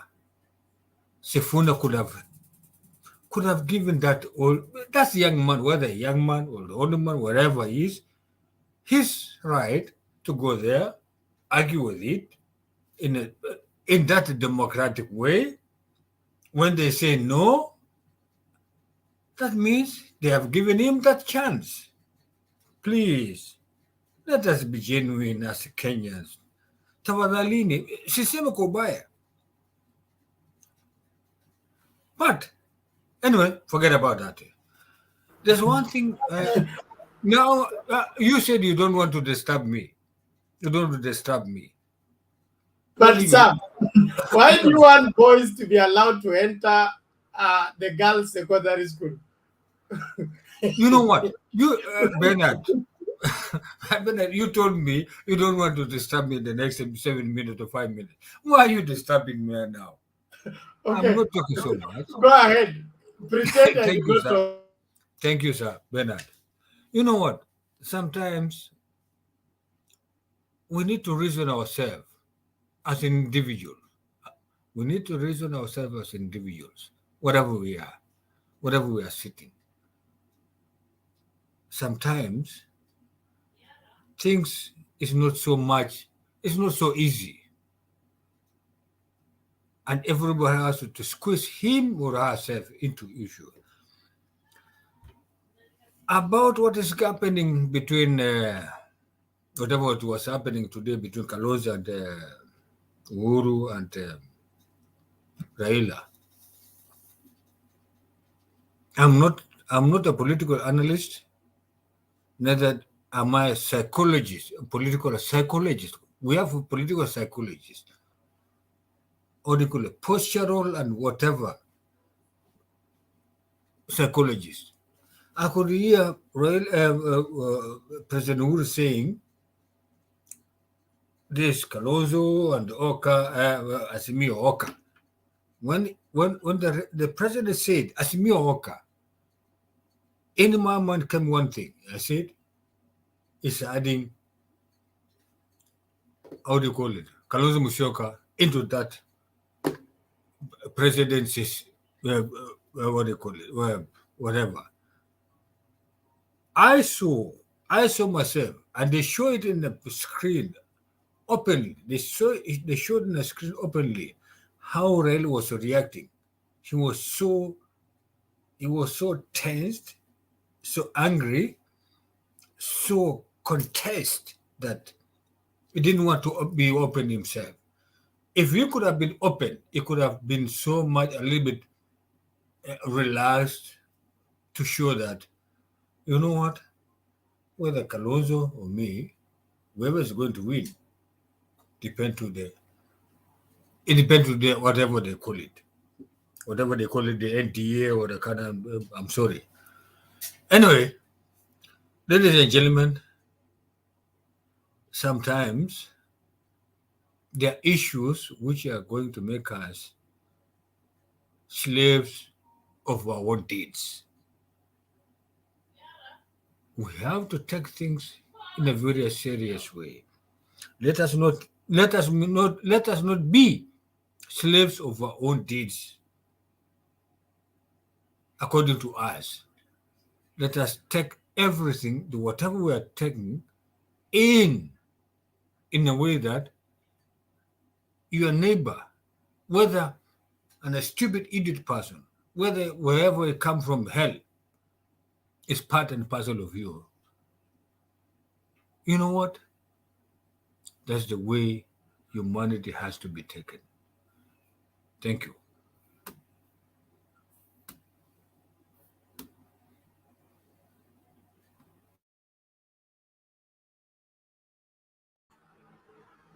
Yes, Captain. Hey. I have a question to Sam. Let us not politicize the Wanjigi thing. If Wanjigi is a life member of ODM, nobody refused Wanjigi to attend. But when you are indisciplined in the party and they realize that you are coming with a bad motive, Wanjigi came with goons. I could see those boys singing. That's why you cannot even come here on a live TV show to accuse Sifuna of putting people. Did you see Sifuna there? Do you have evidence? Those people who came there, they are just supporters of Baba. So they behaved the way they behaved because the people that joined Wanjigi when Wanjigi was coming to Kasarani, they were goons. They were actually shouting to the security. Wanjigi wanted to show us that he has power and he can do whatever he wants. And thank God ODM iliwakata. So my submission, my question. Okay, your point is made. Sam? Thank you, Captain. I saw a clip.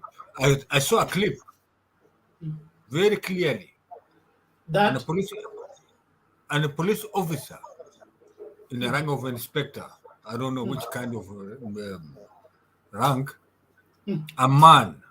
Behind that inspector, behind was a fellow officer. When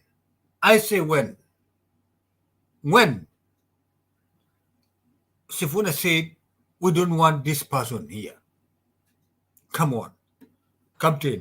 But Sam, moment. I got your point. I have given you 7 minutes. Let me ask you a question. Do you understand the meaning of NDC? NDC means those people who are national delegates. National Delegate Commission. Delegate means you must be a delegated person. So I'm an ODM member. Okay, it was not an ODM member meeting. It was national delegates. That means individuals who are representative of the rest of the membership, who have personal invitation to the meeting, should go. You know what, Bernard? You know what? Yes. It shows me, I'm outside the country, it shows me that we don't have democracy. No. Wewe mtu ambaye umesoma, sikiliza. Wewe mtu umesoma na heshima zako. Wacha hiyo story. Kama mkutano ni wa delegates and you're not a delegate, you're not supposed to go there in the first place. Except you give us the letter, this is my delegation invitation. I was given this. I'm a delegate of particular branch, because ODM delegates are taken from grassroots. Okay, from the village. Come on, 20 people per constituency or 20 people per county. Those are the delegates who are chosen on the grassroots. So, Maina Wanjigi alikuwa delegate wa wapi? And represent branch gani ya ODM? Okay, asante sana Bernard. So it is important to keep everything in perspective. Kama mtu anakuja to disrupt meeting, let him be treated as so. If you have not been invited, you are get crashing, you'll be treated so. Now, usiseme hiyo sio democracy. Democracy thrives in the rule of law. It does not thrive into hooliganism. Okay, sir. Bernard. Yes. Can I answer it? You know what? Maina Wanjigi, I think from last year, October or November, he said, I would like to be the president through. He said he would like to be a president through ODM. He would like to go the normal nomination like anybody else in the party, in his or her own party. Which is, he has the right. He has his own right. Sam, sikiliza. Moment, can you The give me time? ODM party has No, can you give me structures and laws and constitution. Yeah, By sure. the time Wanjigi was talking about presidential candidate on ODM, the submission of aspirants had closed. Only 2 people paid, Oparanya and Joe. What would you Maina Wanjigi kama alilipa nani wapi? Kwa sababu hiyo window you know ilikuwa what? imefungwa. You know what? Bernard, don't be dictatorial. I'm not dictatorial. I'm giving you information that you don't have, which you need in order for you to give. Sam, that is conspiracy theory. Bernard unatuangaisha sisi, we are minority Sio here. kuangaisha, sikiliza tafadhali. Ni ukweli wa mambo. Ukitaka kuzungumza kuhusu chama, zungumza kuhusu chama kiukweli. Sio kujaribu kufanya chama kionekane kibaya kwa sababu unataka kionekane kibaya. Be genuine. Kama wewe they are minority becoming government. Be nice to them. There is no law that says you are an aspirant, therefore you are an automatic delegate. Delegates are voted for at the grassroots, and they are sent as representatives of the people, so that the vote they cast in the national conference is on behalf of the people that send them. Who sent Maina Wanjigi? He was coming from which branch? Who is his ODM chairman?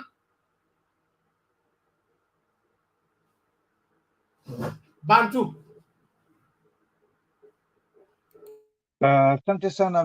Ni swali yangu tu ni kumwelezea Bwana Sam. Amechukua muda mwingi sana kuongea habari ya Maina Wanjigi na siku yote ulikuwa unaongea kulingamana na UDA, mzee mwenzangu, ama kiongozi wa UDA. Lakini sasa sijui kwa nini Mr. Sam wewe unamtetea Maina Wanjigi.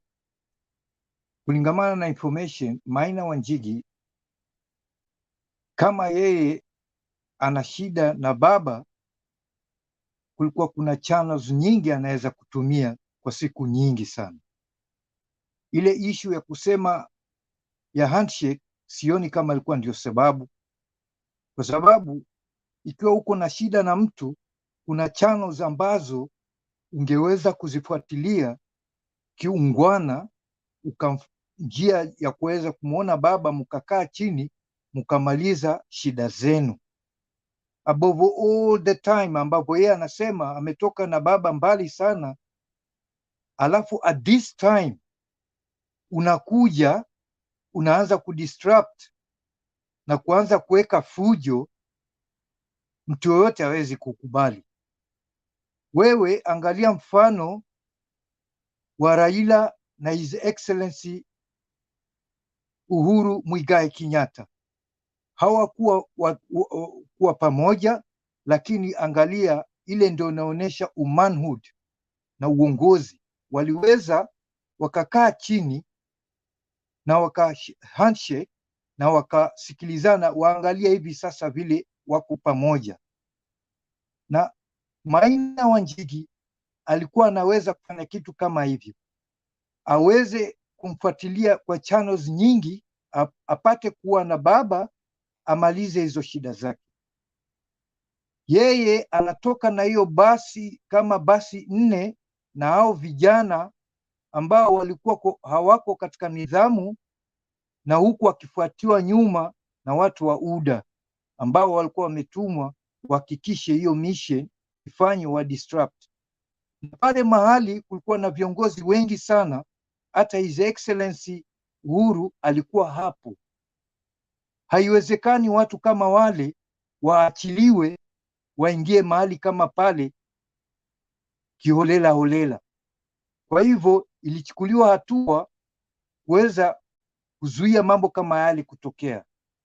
Nikirudi kwa upande, siwezi kuongea sana kwa sababu ni hilo swali moja, lakini nitaongea tena baadaye. Niko na Viki pia na maswali na yeye. Asante sana.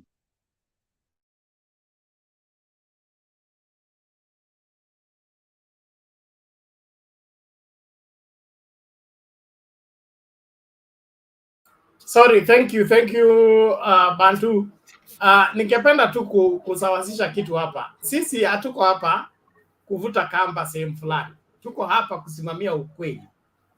Na ukweli wa mambo ni kwamba kama wewe sio mwanafunzi wa shule fulani, huwezi kulazimisha kuingia kwa hiyo compound kwa sababu wewe ni mwanafunzi. Kama mkutano ni wanafunzi wa shule fulani, ni wanafunzi wa hiyo shule watakwenda. Mnaweza kuwa pia ni wewe mwanafunzi wa hiyo shule, lakini wamesema wanataka watu wa form 4 wa hiyo shule. Okay? Uko na uniform ndio, wewe ni una hiyo shule lakini hauko form. So wewe sema tu lazima niingie kwa sababu niko na uniform. So there are people want to suspend common rules in common sense simply for the sake of political whatever sympathy pursuit. In my opinion, we don't need that. We don't need that. Let's call a spade, not a big spoon. Mambo ya kujaribu kupaint watu black ndio tuonekane white imepitwa na wakati. Let's do what is right for the sake of this great country.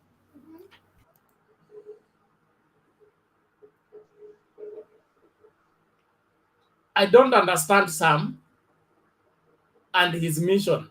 I'm trying very hard to be patient. If he's not interrupting the conversation, he's putting on his mic and calling the child. Bantu.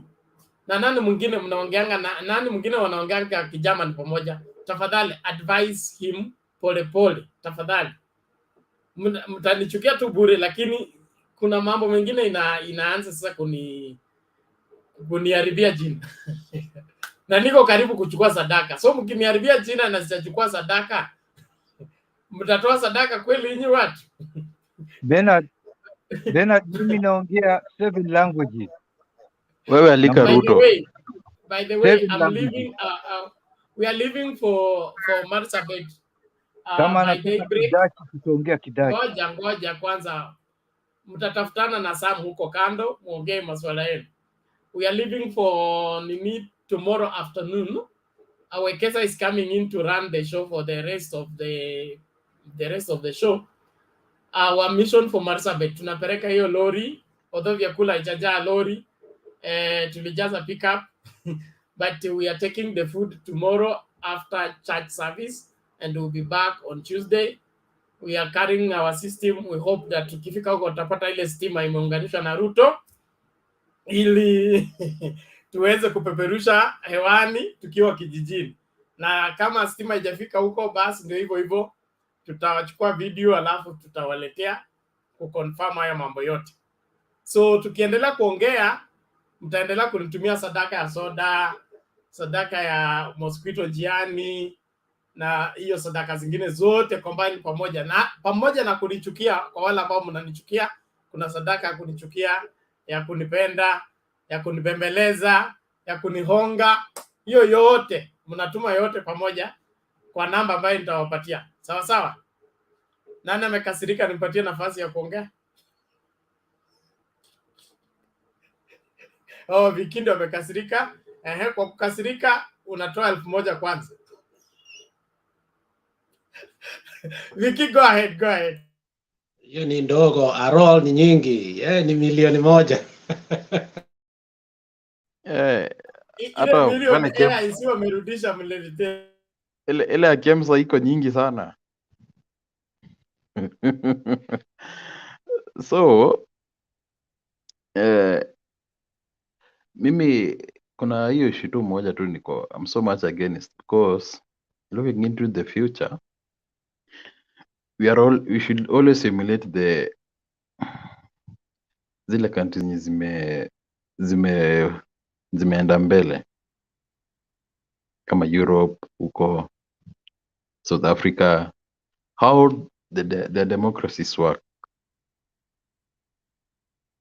We should try as much as possible to emulate them, so that in the future kusikue na issue yetu ya Kenya hapa ni issue ya kuaccept tu nini ya wanataka kuwa in political government baada ya kushindwa.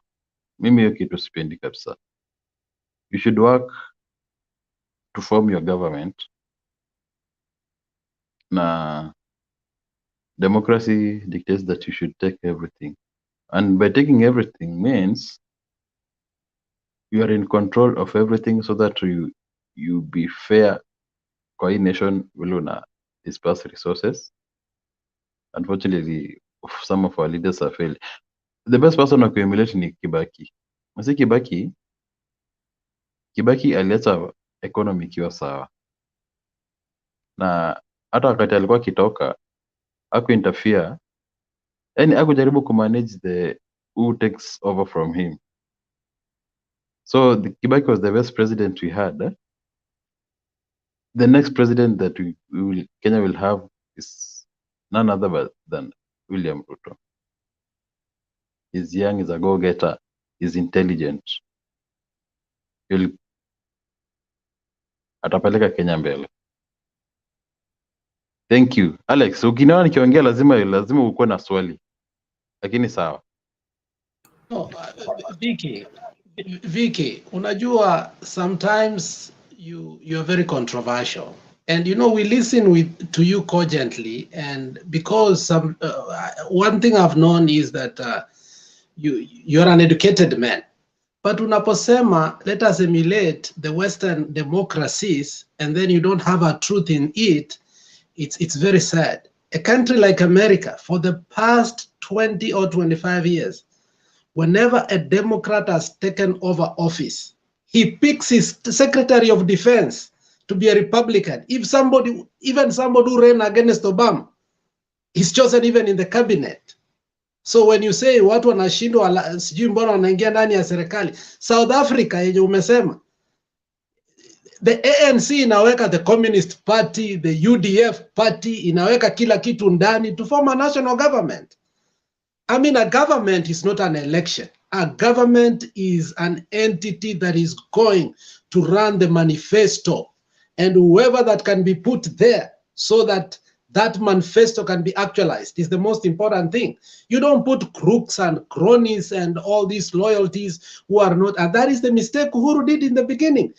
Somebody like the Minister for Agriculture, for a very long time, we knew he needs to go away, and we refused to get him out. And many other, until Mutahi Kagwe came in, the Ministry of Health was just crumbling.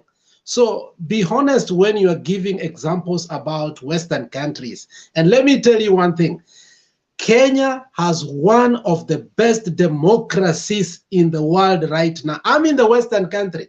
I saw what Trump did here. We have the best democracy. What is ailing us is corruption. Nothing else. Let's not say we don't have democracy. We have the best democracy that countries don't have. Corruption, number one. And these other governments, they choose people from opposition and become leaders within parastatal, within the cabinet, so that their manifesto can be actualized. Obama was one of them. All the people that ran against him ended up being in the cabinet. So when you're giving your point, have also the truth inside your points. Thank you, Alex, for that. And I would want to add this on.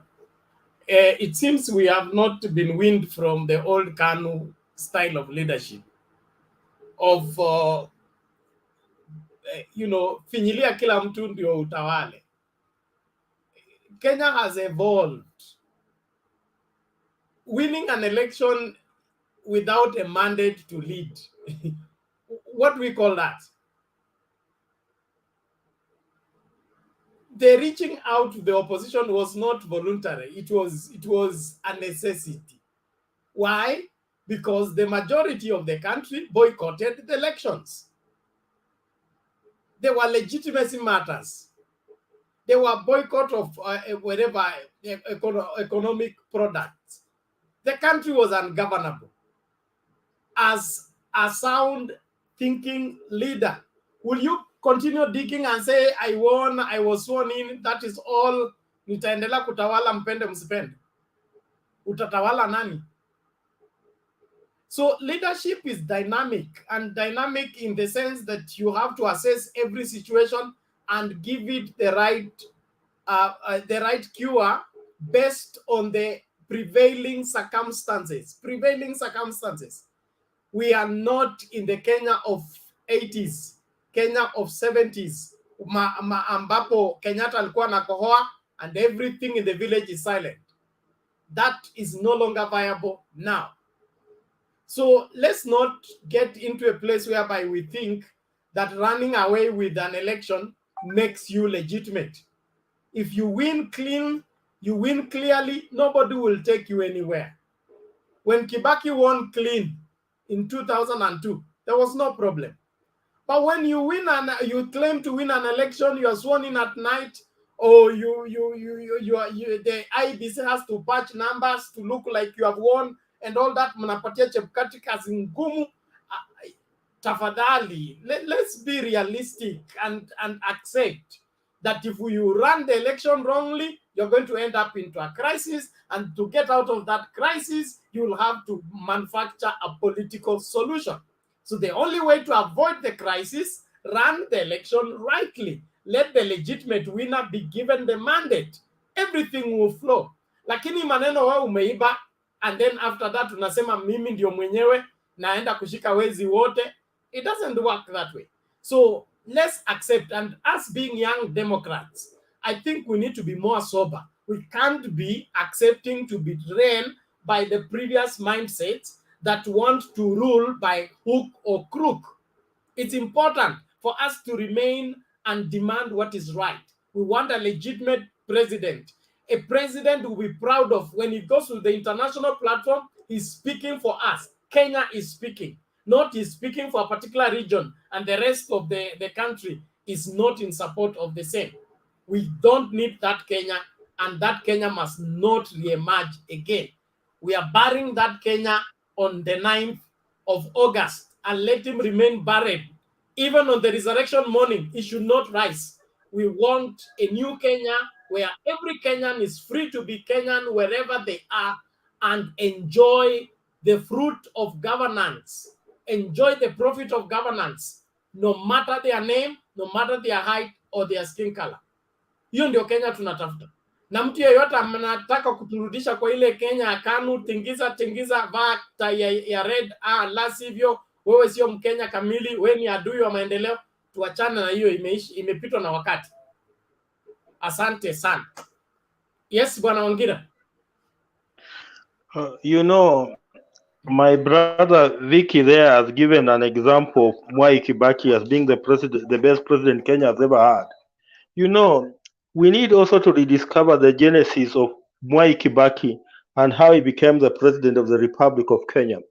You know, Mwai Kibaki became the president of the Republic of Kenya on arrangement that there was going to be shared power.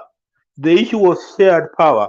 And in fact, there was an agreement that in 90 days after he became president, then they would create the positions of prime minister and deputy prime minister so that Kenya could have proper power sharing. But you remember when he became president, there are these people who told Kibaki that the only thing that they wanted was for him to become president. It was not about changing the constitution or sharing power. And you know, when he refused to share power, you know where it took us to, because by 2005 we had the issue of that referendum, where Kibaki lost. And you remember when we moved to 2007, the type of elections we had, and that type of election forced Kenyans to have a shared government between Raila Odinga and Mwai Kibaki. And this shared government between Raila Odinga and Mwai Kibaki from between 2008 and 2013 is one of that government that did wonders for this country. So you cannot go on dismissing issue of sharing power. You know, power must be shared. Take it, winner take it all will not serve this country well. It will never. So long as you want to make it winner take it all, we'll continue having problems in this country. We must come up with a mechanism that will ensure that power at top is shared. And that's the only way to make Kenya a stable country. Okay, thank you. Thank you, Mr. Wangira. Yes, Alex? 30 second, Vicky. 2002, when Kibaki took over, He appointed Jenga Karume, who was in Kano, in the cabinet. Later on, after Chungwa and whatever, referendum, Nyachai, and all his cronies, all Kisi MPs were chosen as assistant minister. So don't tell us that people come behind power. Even Kibaki, that you said, chose people outside the party. Njenga Karume being one of them. So when you are saying here that only Kibaki was a good president, tell us also what he did to do that. Thank you, Alex. Let's do this. There are those on the comment saying I'm the only one doing the talking. I'm not doing the talking. I'm just giving my submission and direction on what needs to be articulated. And you're on the comment section. The link to come into the studio is being shared. Nobody regulates you.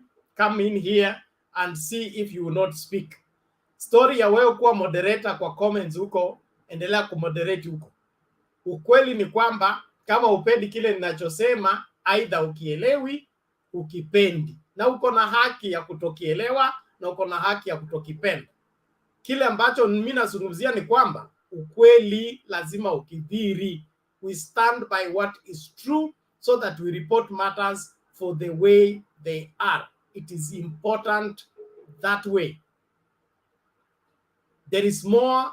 And somebody asked if I'm asking for another handshake or I'm prepared for another handshake. Handshake it's a medication. It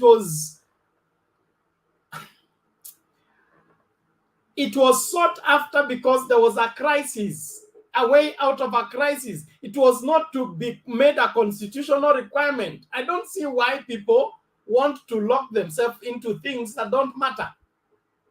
If there is a crisis and we want out of the crisis, tukatupiwa kamba, tushike hiyo kamba tutoke shimoni, okay? Sasa utasema tutakuwa nje ya kamba.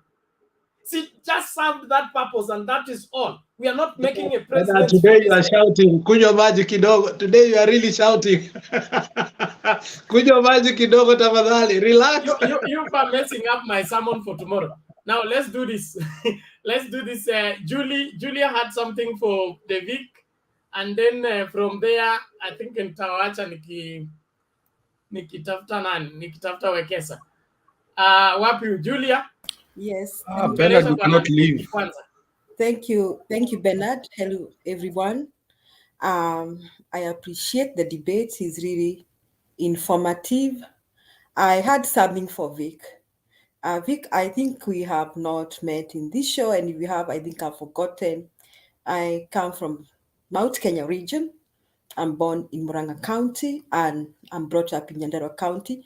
I like to say that so that mtu asifenye sema huyu mtu sijui mama ametoka sijui wapi, ndio sababu anasema hivi. So I wanted to say, I think 3 points, or I mean 5 key points. Mount Kenya region has 3 groups of people, which I said this before, and I want to repeat here. There are groups of people who had already decided that they want nothing with William Samoei Ruto because they have good, reasonable reasons. And the reasons are 2. That these people want nothing with a person who is a suspect of crimes against humanity, and a person who Kenyans believe is the main suspect for corruption scandals in Kenya. So these people from Mount Kenya region, they do not need Uhuru to convince them anything. They have already made up their minds that they cannot vote for Ruto. Second group is a neutral group. They are still deciding where to go. And the third group are the group of people who think who believe in shortcuts, who can get rich through shortcuts, who are okay with the corruption scandals that Ruto has, who are okay with us talking about our deputy president being involved in this scandal. Those people are okay with that. So we have 3 groups of people from Mount Kenya region. So I think people from Mount Kenya region are deciding, where do I belong? Okay. Now, the second thing I want to say, I want to agree with the Vic that I also do not believe that President Uhuru has been successful in fighting corruption. He's not been very successful. And if you ask me this, I think there are many reasons behind that. One of the reasons is that he was working with corrupt people.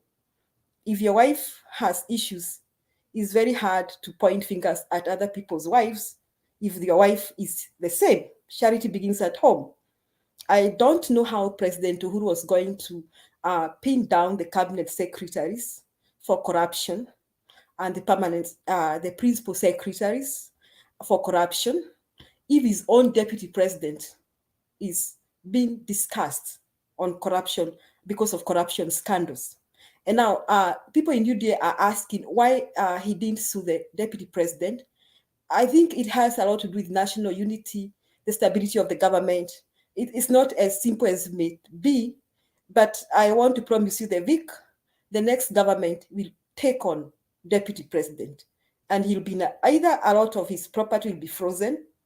I think he's going to have a very difficult time with the next government because they'll have nothing to lose. But for President Uhuru, it may be an uphill task because this is deputy president. So you cannot go around prosecuting your cabinet secretaries when your deputy president is also being maligned for the same kind of corruption scandals. Now, the other thing, I don't understand why we are discussing. First, I need also to agree with you that Kibaki did a good job, and we talked about economic growth, but also Uhuru has done a good job. I need to tell you that the infrastructure in Kenya right now is being compared. The roads in Kenya are being compared with the American roads. The roads we are seeing, the infrastructure we are seeing now is being compared with the Western world, believe it or not. People are taking those pictures and they're circulating them across the globe. And the rest of the diaspora are very pleased with that. There are things that President Uhuru has done, even in the things of health and all that. I'm a very optimistic person. I don't like to look at negative things all the time. I like to appreciate what people have done. So if we sit here and start saying Uhuru has done nothing, we are lying. Let us not say that's a lie. Let us not say that. Now, why are we discussing Uhuru and corruption? Uhuru is not vying for presidency. So these people from UDA,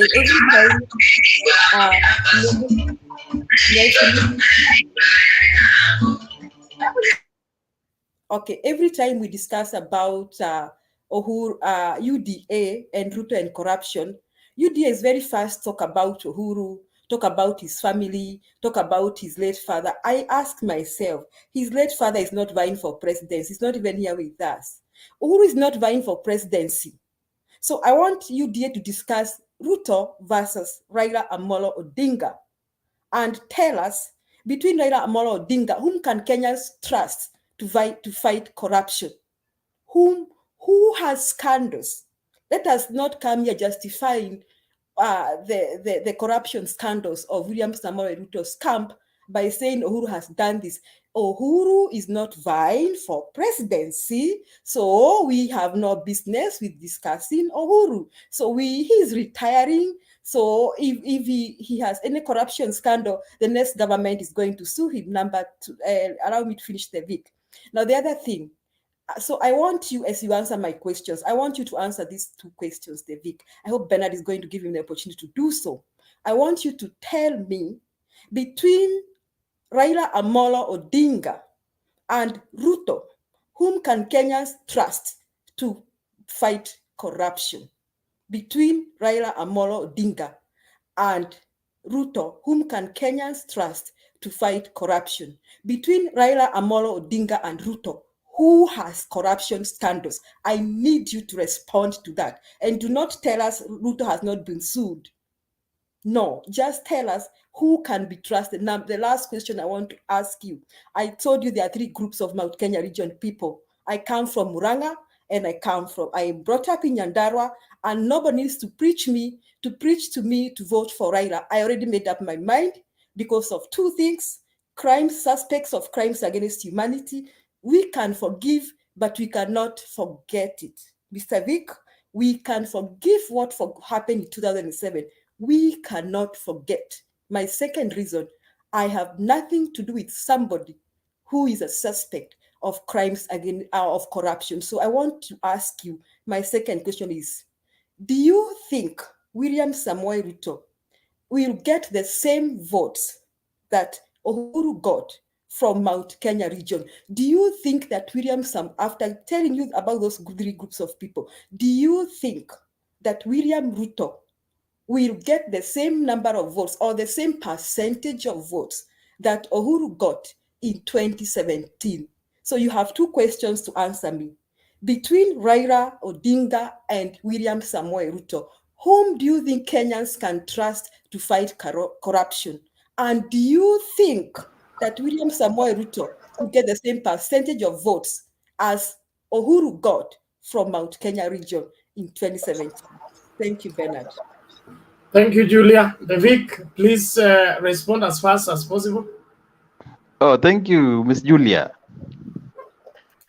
I want to respond to your first question. Between Ruto and Raila Amolo Odinga, who has the capacity to fight corruption? Well, as far as corruption is concerned, there are allegations that Ruto is corrupt. One yenye stand out sana ni the Aror and Kimorere Dam. And then I remember one day watching K24 when Mr. Nurdin Haji was being interviewed.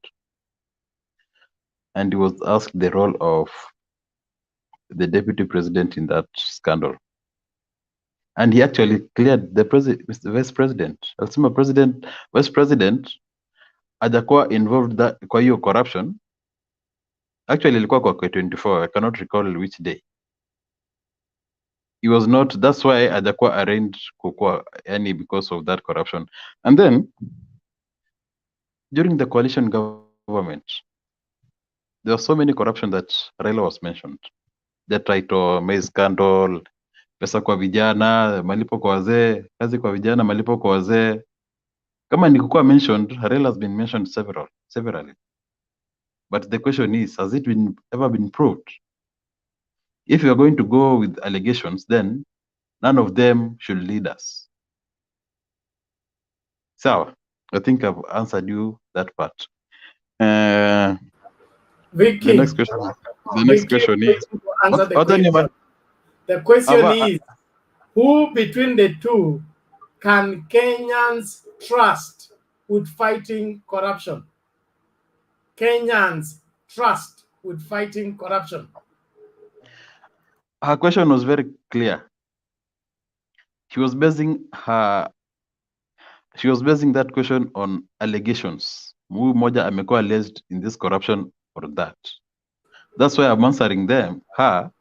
Even Raila has been mentioned in several corruption cases in the coalition government. Ni kwamba kati ya hawa watu walikuwa mentioned ndio. The problem with you, kati ya hawa anaweza kuaminiwa na Wakenya. Yes, kwamba I'm anaweza on it. kupambana na I'm on it. Fight corruption. I'm on it. Ruto will carry the day in this. True? Ruto will carry the day. More corrupt. Ruto is more trustworthy. Is more trusted than Raila, as far as I'm concerned. Less trustworthy, is that what you said? He's most trusted, according to He is most trusted. Alex, stop twisting. Stop twisting, or you're getting it twisted. Is it a comedy show? That's a joke. So, to my question, okay. Vic, be honest. Give an honest assessment. Answer the question. It's okay. Bernard, that is his answer. Let us take it. We are moving on, please. Time. So, umongelea, there's something, okay, I think you had asked 3 questions. Moja iko kuja clearly about, you talked about the post-election violence. And now that Ruto is being mentioned in ICC, remember, Ruto was also, I mean, the Mr. Uhuru Kenyatta was a suspect too. Yes? Yes, he was a suspect. He was a suspect there. Yes. And He was we are talking about Raila Odinga and RUTO. So when we talk about cases, it is Raila who is vying for presidency. It is RUTO who is vying for presidency. So can you narrow your argument to the two people? now you're now in that question you are sound umegeuza, but actually you are forgetting that Ruto, yani the president right now is very much I have on a told run you campaign. before, Vicky, I've told you before, this equalization fund for corruption, achana nayo. Just No, I'm not debate, equalizing answer anything. the questions. Nobody is Please. going to kill you for answering the questions straightforward. Okay? You are interjecting too much. No, there's no need of you dragging things that are obvious. Please. We are What is obvious? redeeming time. So can Ruto get the same number of votes that they got during 2013 and 2017 thereabout? I believe he can get even more. From Mount Because Kenya. From Mount Kenya. Specifically from Mount Kenya. Yes. I believe he has done enough campaigns. He has convinced people as to why he needs to be the president. So in my own view, I believe Ruto will get more votes than Raila in Central. If it is a question between Raila and Ruto.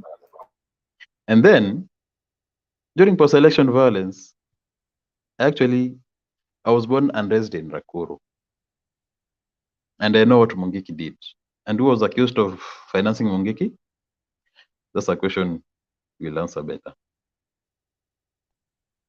Thank you.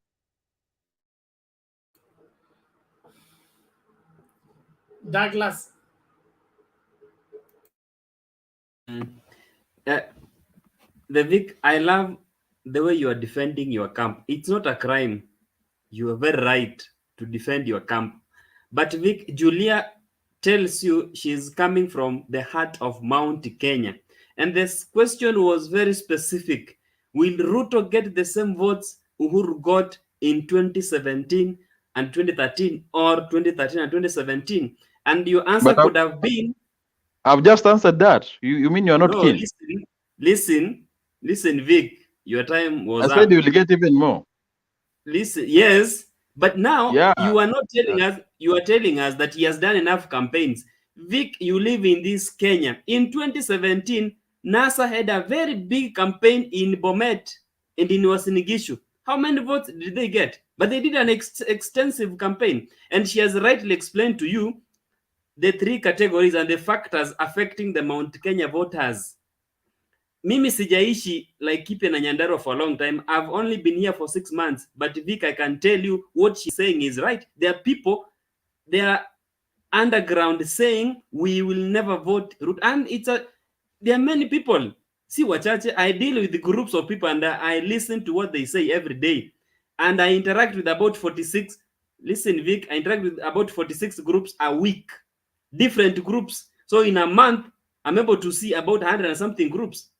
And you see, the same reasons he is saying about crimes, about humanity and corruption, they are echoing the same things. So that question of saying he will get more votes in Mount Kenya, Vic, you need to be honest, do an honest analysis, and then again, support your camp, but based on the reality on the ground. Come to the ground, Vic. Which ground are you in?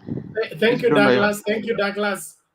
Douglas, let's end that matter there. Okay. Even if you ask Vicky on this screen, we are now how many of us here? We are 10. Okay. Vicky will still count votes here. There are enough and more than enough for William Ruto. So since he has that magic of seeing numbers in multiple numbers, let's wait for the 9th. Okay, let's wait for the 9th. It's all right. It's okay to be optimistic and to be forecasting, but mambo ingine inahitaji kukubali wakati mlima inateleza. Alex Lakini recommended a book to me. Something to do with the 90 days. Self-destruction, yes. Yes, that The book title is called Self-Destruction. So Alex will give you the link. will apply to him. It apply kwake vizuri sana. Those 90 Will days it will apply be to hell. who? Will To apply to Alex. who? Alex. So let's do this. Let's make progress. Let's make progress. Thank you very much. Wangira, umeongea, tafadhali. Sasa wale watu wameongea mtulie. Hata niko karibu kwanza kuwafagia ili wengine wakuje. Hiyo ndio sheria ya hapa. Naomba sasa hivi tufanye nini? Wana Wangira, what is it? Why are you fighting me? You know, when I was making my presentation, I just had one final point to make before you cut me short. So I was requesting But you to give me just 1 minute. Wangira, you're not You being, give me you're 1 not minute. being fair. You're not being fair. Just give me a half a minute. I finalize on my point. Goja. Now that one I'm going to rule against it. I'm going to rule against it because you're not being considerate. Mama Selina alikuwa among the top people to ongea, hajaongea, amekaa nasubiri.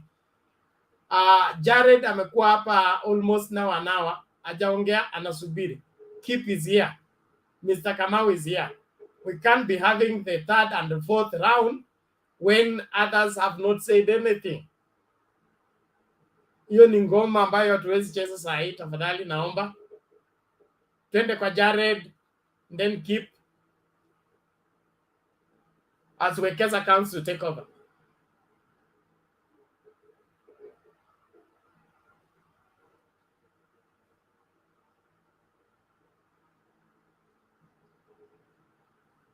Jared, mitambo inachelewesha.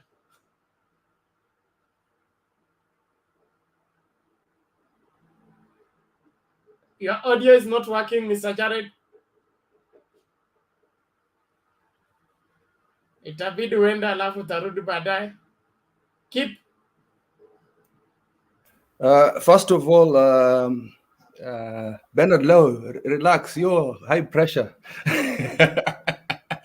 Umekuja juu kidogo. Relax.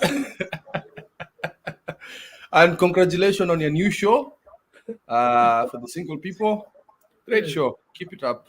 That's good. Thank you. Well done. Nimekuja mapema sana. Unajua mimi napendanga ile saa ya wazee. When Temba is between you and Temba switching, or you and Wekesa switching, hiyo wakati inakuanga spot on for me. Anyway, at least you can keep it up. But first, I don't know if I should comment or start asking questions. But before that, I need to tell Vicky one thing. Mount Kenya people, the gamer community, is not only based in Central. It's not based in Central. This is what people make a mistake. They put that in that province. There's gamer community in Eldoret. There's a gamer community in Pwani, in Trans Nzoia, even Kisumu. So when you hear Uhuru saying that I've taken care of my people here, there, and everywhere, remember he's also a Kikuyu elder. Yeah, he's a Kikuyu elder. Na hiyo bado itakuwa yake. It's not been given to anybody else. Uhuru is still the Kikuyu elder, whether you like it or not.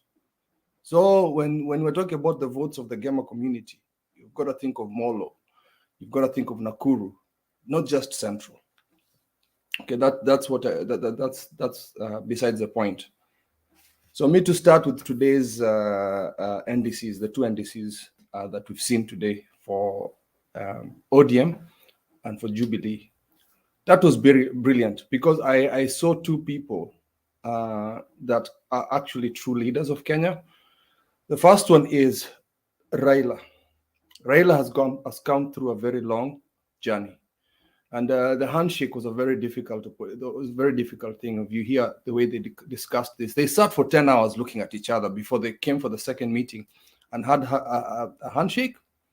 Kajaribu kupigia Kalonzo simu, mteja. Besides the point. Then we look at Uhuru's maturity over the time. When he came as finance minister, he looked immature. He looked like like what you see.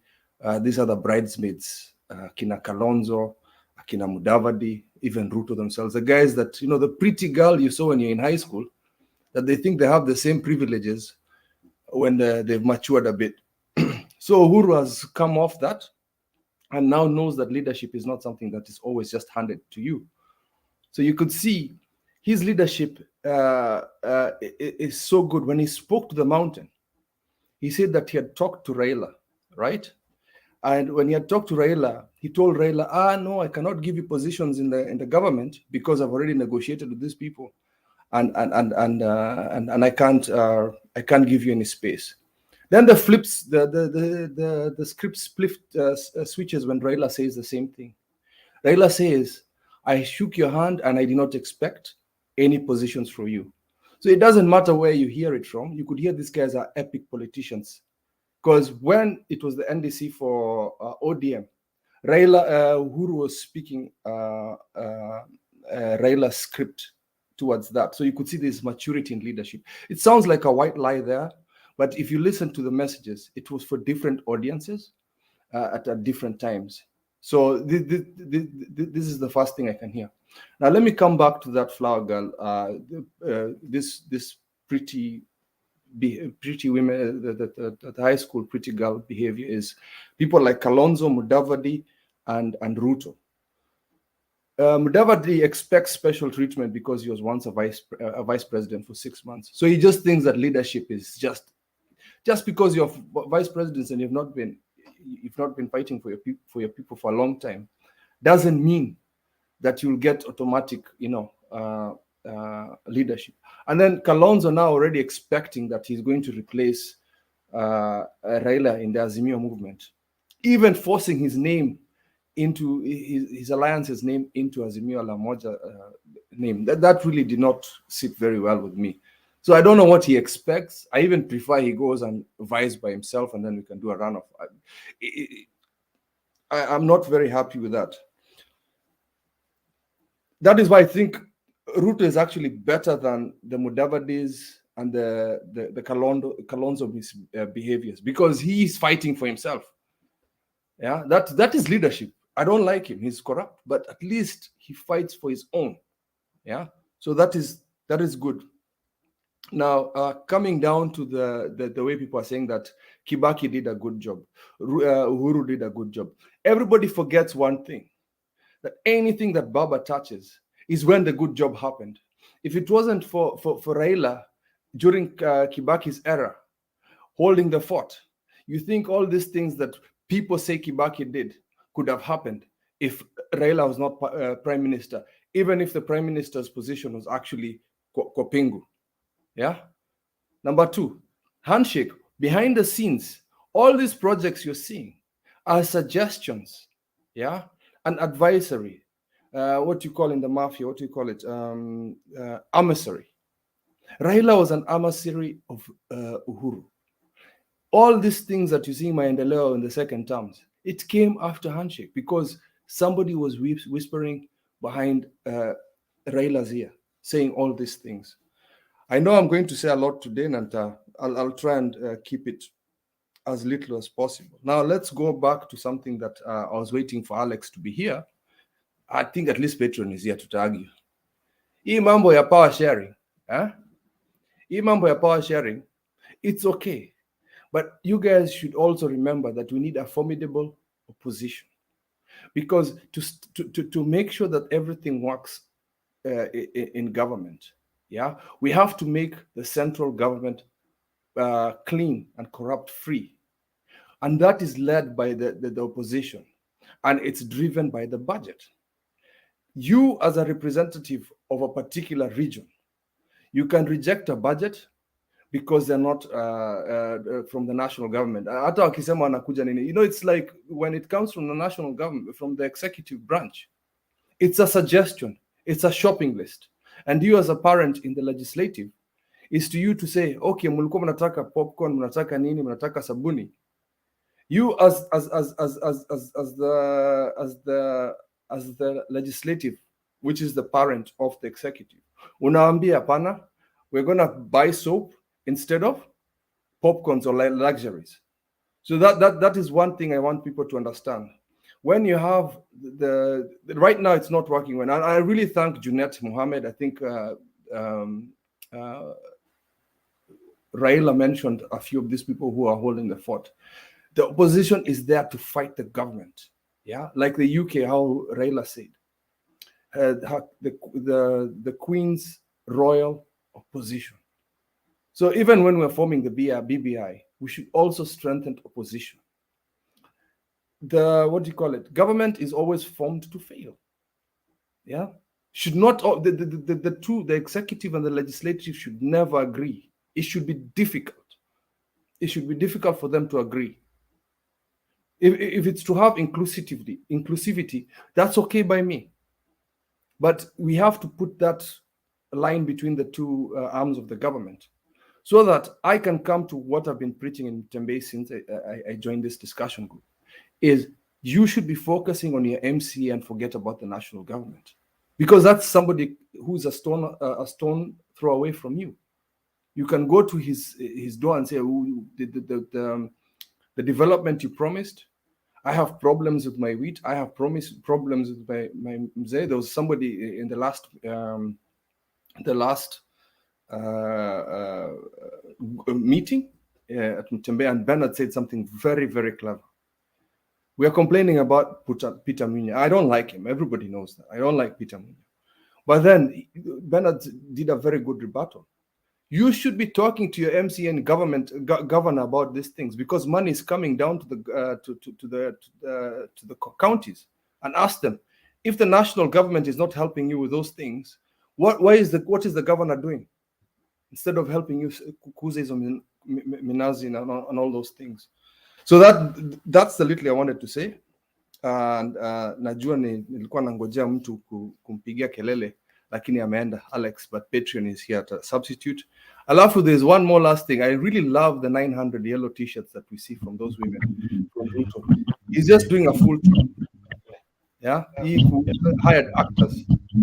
So it's panic mode. This race is over, Mr. Vicky. Unfortunately, I have to tell you this. And round E, Raila is winning. Unaona mtu kama Jimmy Wanjigi anajificha kwa toilet huko Kasarani because he thinks money rules everything. Sufuna did not even want to talk to him because I think, Bernard, you're an ODM member, but you're not a delegate. So you, as Bernard, are not allowed to go to that conference.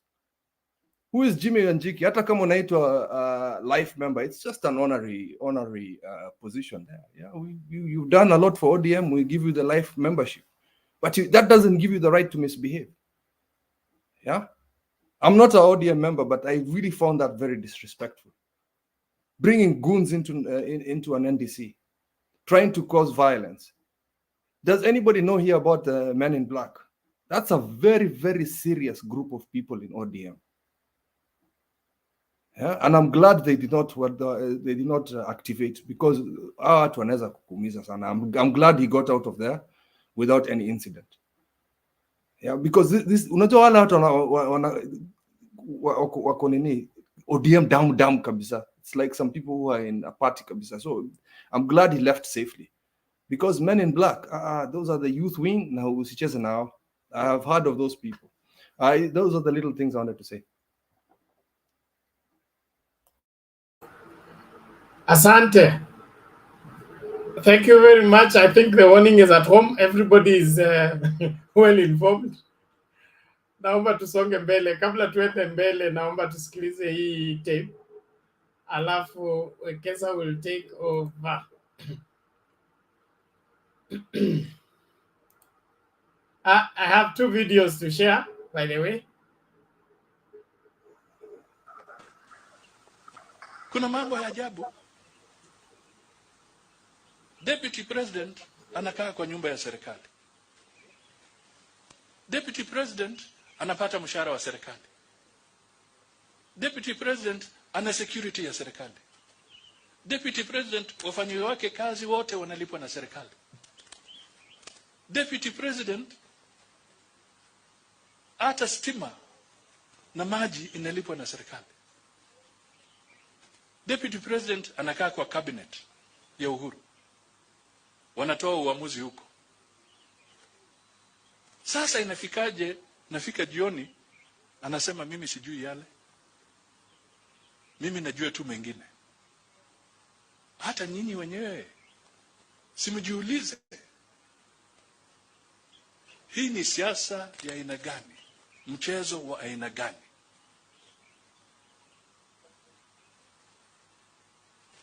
Mambo ya uongo mchana namna hii. You cannot be feeding and enjoying all the privileges and the perks of that government, and then later, as soon as you step out of the cabinet room, you deny the same government that you are part of. Aye? Pastor.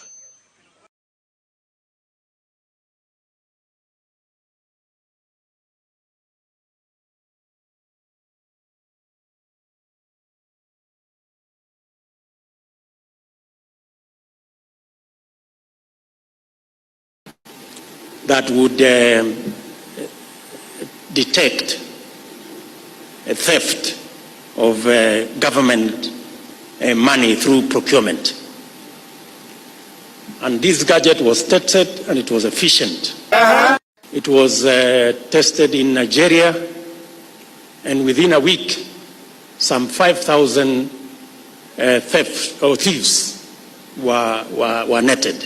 Jesus! It was brought to Uganda, and 10,000 thieves were detected and arrested. And it was brought to Kenya. And within a day, the gadget was stolen. Allah! Allah! Allah! Photo! Not be juju.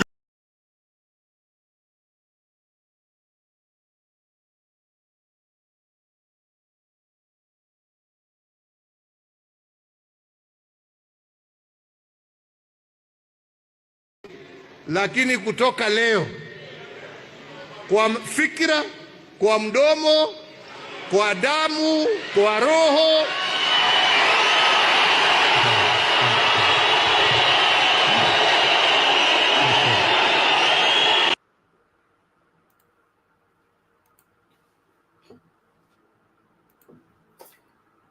Okay, thank you very much.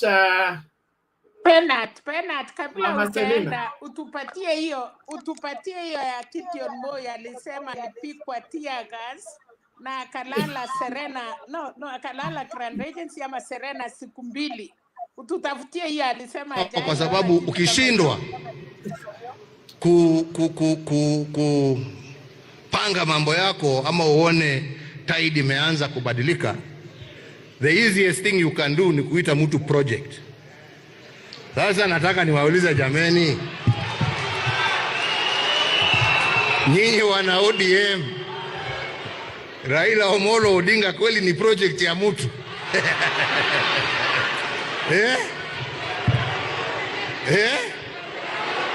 Ni project ya mtu? Kama ni project ya wanai ama ni namna gani? Raila sio project ya serikali. Raila sio project ya Uhuru. Raila hakuniuliza mimi chochote wakati alikuja kuunga serikali yangu when I had need. Vile mimi hakuna kitu nauliza kwa Raila. Mimi nataka good leadership for our country.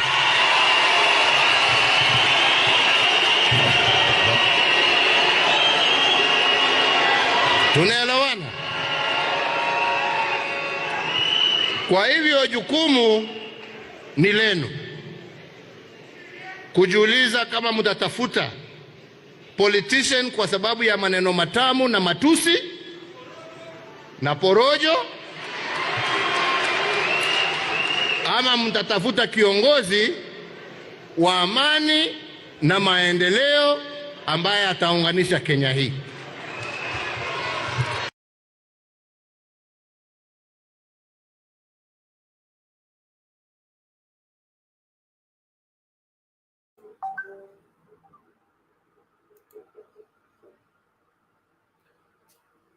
Okay, thank you, Wekesa.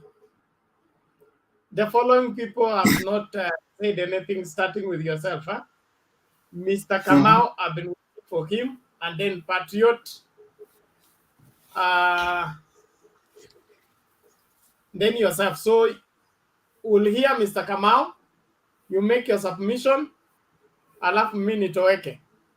Na namba yangu ya sadaka nataka kuwapatia saa hii, wale ambao mnataka kunituma Marsabit. Wale hamtaki, tutaonana hapa jioni. Watume quarantine mapema. Kwanza niwapeleke quarantine, walipie kurudi. Mr. Kamau. How are you, everyone? Hello. Hello, how are you? Karibu. Asante sana. Kwanza kabisa, before I make my distribution, ningependa sana kudisabuse some fallacies and some argument that was there, that was given by Mr. Vic about democracy, that we should copy the democracy of the US, UK, because according to him, our constitution is a hybrid of those two nations. I want to say that there's no perfect democracy in the world. And in fact, we might have copied some things in the US, but they're not practical to us. And if indeed we need to copy anybody, we need to copy ourselves. And we need to be a people who set the standards so that other countries can see that because of our unique problems, we have our unique way of doing things. That is one. Number two, the issue of saying that Jubilee is dead, it is neither here nor there, because even if we judge Jubilee with the seats of what we call the by-elections, Jubilee has won about 3 seats, these MCA seats, without the president even going out there because he was busy campaigning. Jubilee is a party of a MT.KENYA. Just like ANC is a party of in Western and DAPK. So Jubilee is back with a bang. I just want to help you to understand that we have our own party. We do not fit in the wheelbarrow. And then the issue of there was also an issue of corruption. Let's also say let's say that RUTO government was corrupt. Let's even say Uhuru stole money, took it to Pandora box or wherever he took it. Let's also say that his family took some money in camps. Let's say they did all that. But what we are saying here is that we need to move forward. Just because that regime failed, now we need to change it with another regime. I don't care whether he stole or not. What I care about, it is us to get better and elect another. But if you say because he stole, now we should now say we steal or we elect somebody who steals, I think that argument is very low. But anyway, let me come back to my submission. I just wanted to disabuse those arguments so that we are clear on some issues. Unajua Waswahili husema wakati wa nyani kufa kila mti huteleza. Na mimi kile naona sasa miti ya Yuda na of course deputy president imeanza kuteleza, kwa sababu ukiangalia kile kile happen leo kwamba the revival of all these parties spells doom to UDA, because even if he was to win in the most unfortunate event, because it can be so unfortunate. I believe in miracles, but this one I don't think it can work. Even if he wins, who will he lead? How many parties? How many members of parliament will he get? Because I'm so sure that the top leading party that will lead in Mount Kenya and a particular central province will be Jubilee, Chama cha Kazi, TSP, then UDA. And then let him not confuse the people coming blinded in the rallies that are his followers. What we don't like is a person purporting to be a kingpin of our legion, and he has never been go through the rituals that we go through, because there are rituals you have to go through. And the late Michuki said, if you want to speak to Mount Kenya, you have to come through Uhuru. We have not anointed any other person. We might after this election. But for now, if you want to talk to us, tell us what you want to do to Mount Kenya. Even if you want to marry a girl, tell Uhuru. Uhuru is going to tell us. He's our kingpin, the most influential person in Mount Kenya. All other things you see there in area, those are gimmicks. Those are people who are going to collect some cash because there's no money. The other issue is there is a difference between, because there is this issue, this is all argument that things are expensive, mafuta imekuwa expensive. Me, I usually ask myself, I have grown with my dad. He passed on last year. He has been complaining of things being expensive. And I later came to learn that there's a difference between macroeconomy and microeconomy. That whatever you should worry about above any other thing, it is not the economy that affects everybody. It's the economy that affects you. That is what should bother you. Because your kid will not know who is a president that is making mafuta very expensive. And there will never be a time in life where there will be cheap things. And that is the mentality, then you'll be living in what we call utopia world, illusions. Because even if an angel is a president after Uhuru Kenyatta, nothing will be cheaper. I don't think we'll get to a point whereby you buy fuel at 20 bob. It will never come back. And even those things are saying fertilizer. There will never be a time fertilizer will be less than maybe 5,000 or 4,000. These things will continue escalating. So for me, I want to disabuse this idea that now we need to change this person so that at the end of the day we can go to a cheaper life. It will not happen. It cannot happen. Whatever is happening in the economy is not unique to Kenya. Yeah, everywhere you go to the world, everybody, if you ask everybody here, people are in different destinations, they will tell you things are skyrocketing everywhere. And because of the pandemic and many other things. So I really feel sometimes we lower these debates to a point, Baka, you feel like, hey, this guy, does he do research? Does he read books? Does he listen to world news? Does he, you ask yourself those questions. But a time has come now that it is good to analyze issues to the end, to analyze the T's and the dots of life, so that as you come here, you come with facts, not stories that if these are you bring stories here that people who are in the stage, watu wa boda na watu wanakula mboga, if you bring those kind of debates here, surely we lower the standard of these very enabled panelists. We need to get to a point whereby we say these are the areas, these are the solutions that can help this country. Not saying that because Uhuru stole there and now we can elect RUTO because he also stole. That is, I think that is not, we are not getting anywhere. And therefore, for me, I think this country is going to get better. We have the best candidate in life, even if we were to choose blindly. Mr. Raila Odinga is a good candidate. He has fought for democracy. He has always spoken about corruption. He has given 10-point agenda of how he can transform this country. And so it is his time. And we are not electing him as president. The presidency is actually seeking him. So that is my opinion, Bara Bernard. Thank you, Mr. Kamau. Let's hear from Wekesa before he takes on the moderatorship, and then he will bring Patriot. Good evening, guys. Or good morning. It's already good morning from Nairobi. How are you? In Kenya, it's morning. It's 12:56. Am I audible? Yes, we can hear you. It's Patriot disturbing you. Omolamu, yeah, I'm good. Let me begin by saying that as the headlines had put it, this was a Baba's weekend.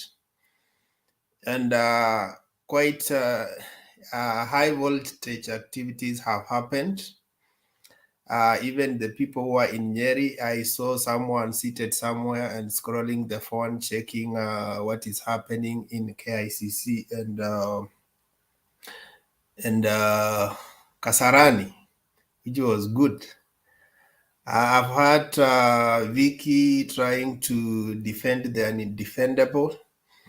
First of all, is giving us examples of democracy without real facts. Democracy works differently for different countries.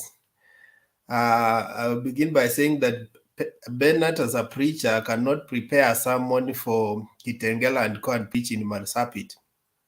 Even if he was preaching in Marsabit and he was standing on the top of the table and everybody was cheering, when he reaches Marsabit and he's preaching and everybody's looking at him and he wonders. You can see even when Uhuru was speaking in KICC and when he was speaking there was quite a difference of response. So you cannot copy paste things from one place to another. Actually, democracy is what works for you. And you see, democracy began from ancient Greek, around 2,400 years ago. And there were 5 fundamentals of democracy. First, we have to say we need to respect people. There needs to be equality. There needs to be the rights of people needs to be taken care of. So we cannot just be talking democracy as if it's a blank statement. When we look at what are the pillars of democracy. So after we have had an election, is it the same democracy says that this need to compromise? That's a fundamental principle of democracy. So that means that the majority have their way, but the minority had their say. So their needs and their rights needs to be taken care of. And the fallacy of this winner take all is what has been happening in Kenya, where Moses Kuria complains, why is the president taking development to Nyanza? Because they didn't vote for him. He should not take any development to Nyanza. But in the same breath, he doesn't tell us that why is Nyanza paying tax? Why is, because you guys, you want development because you want election. Why are we supposed to pay a tax like you're doing? So if you don't look at those details, then you can give a misconception understanding of democracy. Even America, which is so glorified on democracy, Hillary Clinton had issues, and she has issues with the system where the college kind of system, where she has won the popular vote, but we are told in the electoral college another person has to win. So she said in her own view that thing needs to be amended also. But there is also wisdom that went into that. So ideally, America's democracy is a negotiated democracy. It's not the popular where everybody has. You have won the popular vote, yes.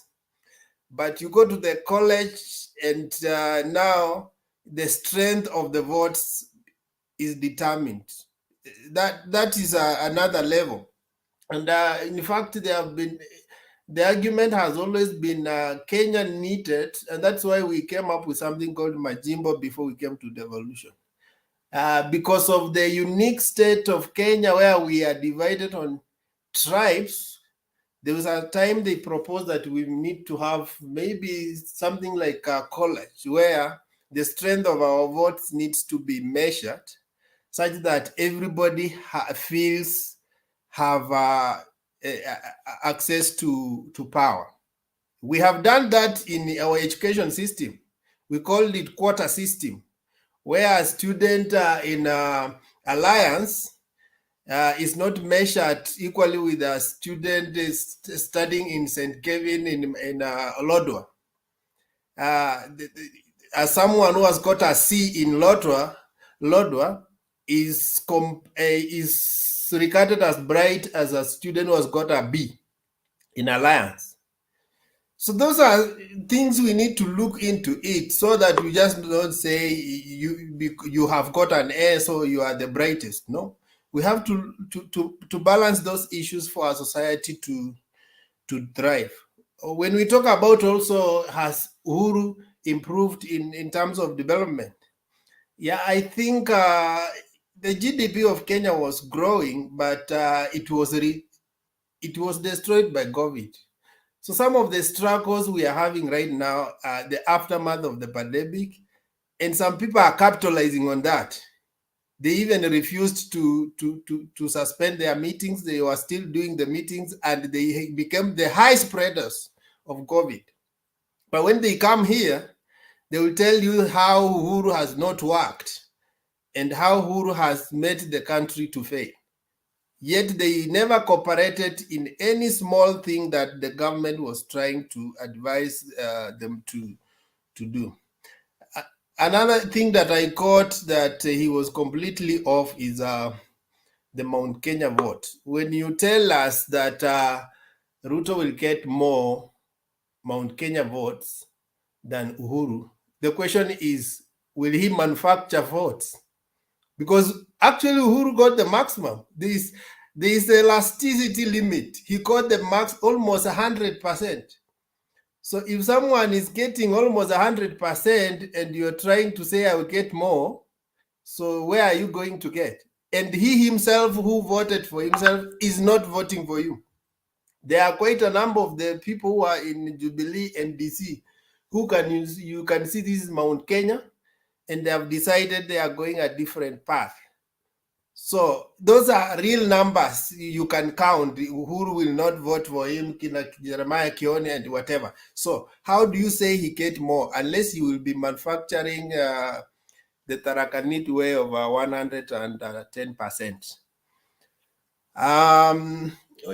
For NDC, I think for the two NDC, I think they were successful in my view, and I think people have focused more on the Kalonzo issue. Yeah, I think let's the Bible says let's be our brother's keeper. I don't want to fight somebody who I don't like to fight wounded soldiers. He seems wounded, and he's trying to get his survival. We are only praying that he gets, he stabilizes and focuses, because the issue is he cannot retreat where he has reached. Where he has reached, if he retreats, he will be swallowed. He will be swallowed. So he needs just to brave up. But my advice could be like he should not even focus on the DP slot. I think this is the wisdom that went into Rainbow Coalition. When Raila arrived with his team from Kanu, they did not want to disrupt the already existing coalition of NRK. So they only asked for the slot of PM, which was to be created. Because if Raila arrived and started saying, now because I've come with this coalition, now let's dislodge Wamalo, and they would have continued to tussle and they would not have formed that coalition. So the Raila Tosha wisdom, which I was praying could have happened either in KICC or Kasarani, if Kalonzo wanted to steal this moment and change his perception, he should not have followed on the issues to do with the negotiations. He would have stood there and says, Mimi nasema Baba Tosha. The perception could have completely changed about him. At the end of the day, after you say Baba Tosha, the rest you can go and negotiate there. But even if people have a low opinion over you, even if you stay in a boardroom and negotiate for 100 days, if they have said you are not consequential, you will negotiate your way out, not in. So wisdom would have dictated that he would have captured the moment and actually netted in some of the people who had lost faith while he was dilly-dallying. Never go to the public rally and justify your weakness. He stands there and says that people are saying, oh, I am the undecided. Don't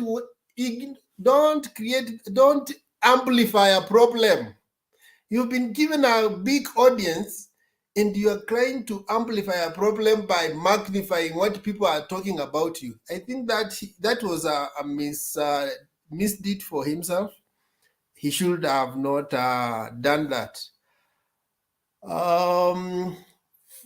I think Uhuru is have been seen to be, they are calling him, I see he's trending, chess master.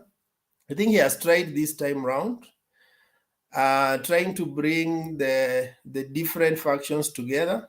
Even Uda was celebrating that people like Pa. And when Raila went to court, they said, oh, Pa did not join the ODM rally. But today he said categorically that he came to KICC because he knew Baba is going to be the presidential candidate, so he doesn't understand what is happening else. So you realize that would have been capitalizing on gaps. Sometimes when you oversleep, they say, oh, you have been sacked, you are not going to job. They are just creating stories from nowhere. Otherwise, this coalition, for me, I see it's a tsunami. They only need to fine-tune a few things. And even the other side, how many watched the clip of Mululu? Kindly watch that clip very well. I don't know what was happening with the Musalia, Weta, Chris, Malala, and Washali. But they were quite uncomfortable. You could see someone sitting like this, and you realize, were they forced to create that meeting, or somebody promised to fund that meeting and switched off the phone? They were very uncomfortable in Mululu, and I wondered what was happening there. Yeah, I think let me give other people a chance to contribute. We will talk about other issues as we continue. So Bernard, you say it. Okay, kuna swali? Thank you. Temba ameinua mkono. Temba vipi? Salama, mimi sina swali. Ningependa wale washatoa maoni yao watokee wengine pia wakuje watoe maoni. Kuna watu huko background wanangoja. Asante sana. Nataka kupatia wale wako na wamepakisha point moja. You create room for others. They are being pushed from every direction. Lakini kabla waende lazima watoe sadaka yangu.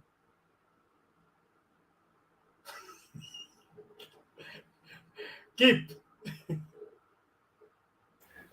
Mi nitapatiana space, but I have one question before I leave. Na nitoe sadaka pia. It's about what Wekesa said. That is a very long point. I agreed with most of it, but there's something within it that I really want to get clear. This was during the Jubilee NDC, which I found very interesting. I'm going to have a question and a point on that. So the question is, now that Uhuru has excommunicated his deputy and a lot of the cronies that have gone to UDA, legally what happens with them? Because these guys are officially partyless because they've not registered themselves as UDA party members. So what happens to them in the government? Do they have to go back for by-election? Does RUTO have to quit? Is there an option for Uhuru to take him to court? Because hajafanya kazi, he's been talking about, he's done a lot of illegal things in terms of party laws and also the constitutions when it comes to parties. And as a comment, other than the question, I think Uhuru's focus right now is on the MCAs. That is very clever because these guys are on the ground. So I think a lot of the Jubilee, this round, because he's going to build this party, it's going to grow. And I think his methodology, while Raila was focusing on the governance, which is also local, I think Jubilee will be focusing on new aspirants for MPs and also be strengthening the MCAs. So maybe, most of the MPs in Central could be, going towards the UDA thing. They've gone through the UDA train in the beginning, but I think new aspirants, some of them will be knocked out and their political life is dead. And then with the MCAs, it will be built up. But as far as my original question, if you could answer that for me, other than my comment, that would be great. Okay, thank you. Let me try it in a few seconds, and I'm not an expert. Experts will help me. I have here Kina Themba, Patriot, and Bernard. My take is that there was wisdom why the NDC of Jubilee was pushed forward. They was to do 2021 somewhere towards the end of the year, but they found they didn't want to create that gap where when you do an NDC and you expel all these guys and it has to be like, there's not, you don't always allow a vacuum. So they pushed it into the period where you are allowed within the 6 months towards election, there can never be a by-election. So that's why they pushed it to February, and I think it has worked for them. Ideally, they also didn't want to create a lot of drama. You have realized that when there's no drama, there's no sympathy, and therefore UDA without sympathy, they are going nowhere. They only write on sympathy, crying. So when you try to push them and you look like you're fighting them, they need to go to a by-election, you are giving them more time and space to create sympathy. So right now, even they are the ones who told us they are going to, before even they are removed from Jubilee, they are going to resign on 9th February. It came and passed. You realize they are not even sure. As much as people say that UDA is on the ground, Mount Kenya, MPs who are affiliated to UDA are not sure of re-election. They are still weighing. And I can tell you, because that window will officially close, I think, is it somewhere in March. There will be those who will be going forward, others backwards. Yeah. Anybody else can add if I'm not an expert in I can add. Yes, Themba.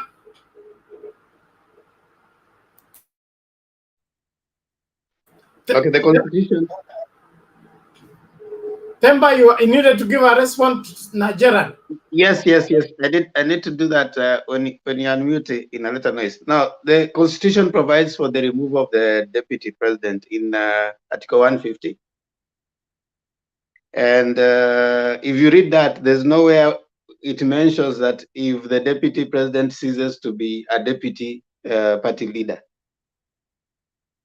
So constitutionally, there's an Article 150 where it provides. There's nowhere a party is mentioned. So when it comes to the deputy president, it is the process as given in Article 150 is what supersedes any other party functions. So you can go removing as a deputy party leader until and after you stick to the provisions in Article 150, he still remains in office.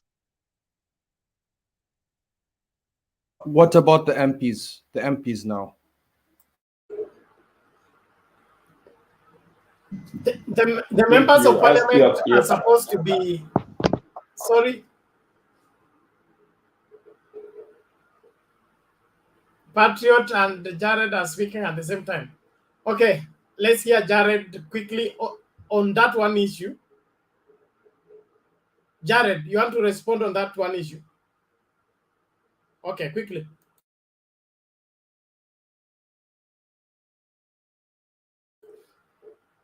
Jared, you have done something on your audio. We can't hear you.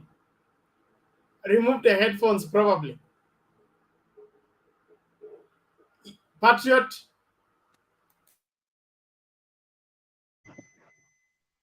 Yes, Bernard, I'm waiting to submit if you are done with the questions. Wait for your submission. We are coming to you. I wanted to say something on the members of parliament. Members of parliament, when you're expelled from the party, and right now, the time for going for a by-election has elapsed. Ni mshahara tu sasa hautapata kwa sababu you cease to be. So hii mshahara 600 kuna watu fulani watakosa. Na ni hivyo tu, hatuwezi unless waende kotini, koti ichague otherwise. But from where I sit, watu waende kujipanga na UDA. Patriot has objection. I knew you wanted you can to hear me now, Bernard. No, it's not. It's not you. Yes, it's Patriot. Yes, Jared. You are not. No, Jared, you are not Patriot. I am the Patriot, please. I am the Patriot, not Jared. Hold on, Patriot. Hold on, Patriot. We are trying to help brother Jared get his audio working. Wewe wacha kujipenda sana wewe. Okay, let me know if you can hear me. Patriot, ngoja kwanza. Patriot, mute your mic. Let's see if Jared's mic is working. Yes? Yeah, you can hear me now? Yeah, you are now back. Thank you. Keep it there. Okay. Let Patriot respond, then you will come in. Thank you. Patriot, karibu. I will not answer you on that one, Bernard, but I'll deal with that at some time. It's all right. The issue I wanted to speak to is that, Bernard, you mentioned the issue of the MPs. I thought you are wrong. And I didn't want to be part of that because I knew I was going to make my submission. But now that you provoked me into that, let me correct you. After the period of defection has been given, the leeway of defection, once the defection window is open from February, my friend, whichever way you go, you will get your salary until the dogs come home. You will get your salary. That one, Bernard, you should apologize. That's not correct. I'm just saying on a light note. You remain getting your salary because the law allows for people to shift from one party to the other. So that's what I wanted to say on that one. To shift from one party to another, not to be expelled from a party. Somebody saying Aisha Juma is still receiving her salary. No. It's because but you're interrupting me. Bernard, she objected on the expulsion. Have some order. Let me finish mine and then you submit. I listen to you. What I'm saying is the MPs have a window of playing within the House in matters party shifting. The law protects them. That's where they were speaking of February. When you see them speaking the way they are speaking, Bernard, I'm talking about matters law and the Constitution. You cannot deny them the salary. There's that window that they can shift in between. But the issue of them not getting salary, on a light note, it's your assumption and you're wrong. That's what I was trying to say. They'll continue earning their salary. I stand to be corrected. Yeah, Bernard. Patriot, I'm allowed to assume and I'm also allowed to be wrong, okay? But there are two vocabularies here you're using that don't mean the same. Expulsion is not the same as moving from one party to another. Expulsion is a punishment being vetted on you from a political party. It's different which can be contested. Which can be contested. To go to another political party. What is the stand of the Constitution on somebody who has been expelled from a political party? Thank you. You sound like a good lawyer. On this one, you are getting it wrong, and I want to repeat, Bernard, listen to me. Let me repeat this. Whether you... Let me finish, Bernard. Expulsion na moving. Bernard, let's be fair even on this platform. I'm answering you and you're interrupting. I want to answer because I've listened to you, Bernard. With all respect, Mr. Speaker, let me answer that one with a lot of respect. What I'm saying, if I might paraphrase Mr. Speaker Bernard, there is a window of you moving from one party to the other, whether it is sanctioned by the party in terms of you not agreeing or not, whether it's coming out of your own decision, there is a window of you disagreeing and agreeing to move by party ratification or not. But what I'm addressing to Bernard is they will still get the salary. Simple. You can get another explanation, but I'm saying their salary will still remain. That is my position. I can also be wrong. Maybe you're right then. Patriot, I am not challenging your stand on the same. I just want to understand. When Mwaura was expelled from Jubilee, okay, as a nominated senator, his salary was withdrawn until he was reinstated by the court, and the court ordered that he be paid even the time that he was expelled. Okay? So the expulsion has different consequences than when you move from a political party to another, unless this law is applicable differently. Bernard, I think both I rest of you. my case. I rest my case, Bernard, because it's like we are not getting somewhere. Can we put in difference to the political party which we just changed, amended? I think there was a gap before, but with the new political amendment, I think they closed those gaps.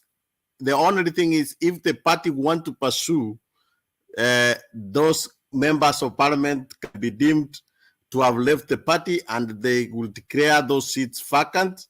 There will be no by-election done because we are out of time, but they can be, it is the party which will initiate with the new law. Remember, Mwaura was able to come back because there was a gap between in the old Political Parties Act, but the new one, which they just passed, if the party decides to pursue that, those members of parliament will leave and the seats will be declared vacant. They will not be paid.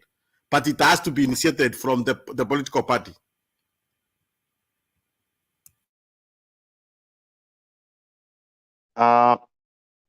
My view about this subject matter, we can argue until cows come home. The truth of the matter is that both Bernard and Patriot are right. Bernard is right from a legal perspective, and Patriot is right from the reality perspective. The end justifies the means. The impunity we have in this country will not stop them from earning. They will earn one way or another, and they'll not accept because they depend on that particular salary for right now for the campaign season. So every coin counts at this stage, so they will not take it lying down.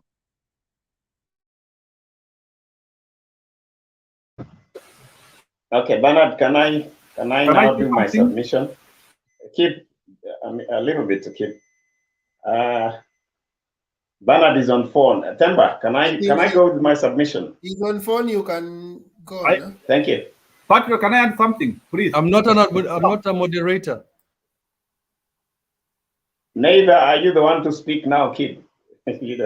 No, it was your turn because I made my submission. Fine. I asked the question. But the thing is, I think the greatest answer is leaders in Kenya get impunity. We can look at the laws as much as we want. These guys will do whatever they want until Raila comes in. That's what I believe. And then what Wekesa said is actually very brilliant. If I don't see anything on Monday or the next week that Jubilee does, whether it comes to court cases or anything between the deputy president or the MPs, Wekesa's point is actually brilliant. You do nothing.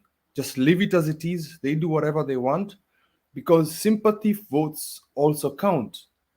And that is what the people have been seeing with UDA and the same language that Ruto has been preaching for the last 3 years. Mimi mtoto wa wanyonge, hao watu wametoka from rich families, wananionea. So that is the sympathy for vote from the youth is what is making him stronger. But do they vote? That is the question. That's what we need to think about in the next couple of months. In a home, we always see that the parents are the ones who decide most of these things, and it comes mostly to women. If a woman says we're voting for a particular party, especially in Nyeri, that is where you're voting. That is where people are going to follow. So he might have the youth votes right now. Sorry? si Wanyeri wote. Okay, sorry. I am sorry, Shikot. If I'm wrong, I will take it back. I rebut my comment. I apologize. But in a home, if the parents decide something, that is what the whole household is going to decide. So that is what I believe, and Ruto has lost the sympathy vote. The sympathy both will go now because I don't think Uhuru is going to do anything. He's not going to sue. Okay, I think Patriot can come in. Bernard, si alikuwa Patriot ama? Just a moment. Thank you very much. I'm signing out. I'll see you people later on in the evening from the other side of the world. Talk to my accountant, Bernard, to get your sadaka. Make sure you pass my office. You get your sadaka. Don't crucify us so much. Yeah. I'll make sure. Thank you. Thank you. Which other office are you sending me to? I am already the minister. See you later. Okay. Thank you. Wekesa, can Jiru Maura? Bernard, safari njema. Can Jiru make a comment before I start? Wekesa, with your submission. Jiru, ulikuwa umeinua mkono. Yeah, what I wanted to just add a comment on that.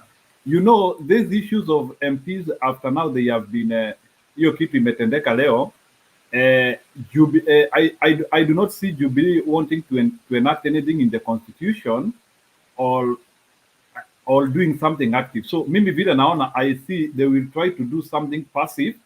They will try to punish them from within and choke them to make sure that those people do not have resources within the legal means, because pia hawataki hiyo kitu ikuwe confrontational to the extent that these guys would go and seek mercy from the people.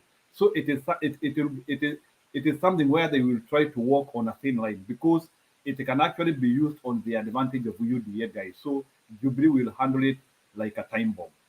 Thank you. Okay, thank you. Now let me allow Patriot to come in. And I want you to begin from this point. The rest you can go whichever direction you want to go. But I want you to comment on the body language of one President Uhuru Muigai Kenyatta. He seemed to be very excited, dancing, and actually, ukiangalia kwa KICC, the way he was ushering in people to speak.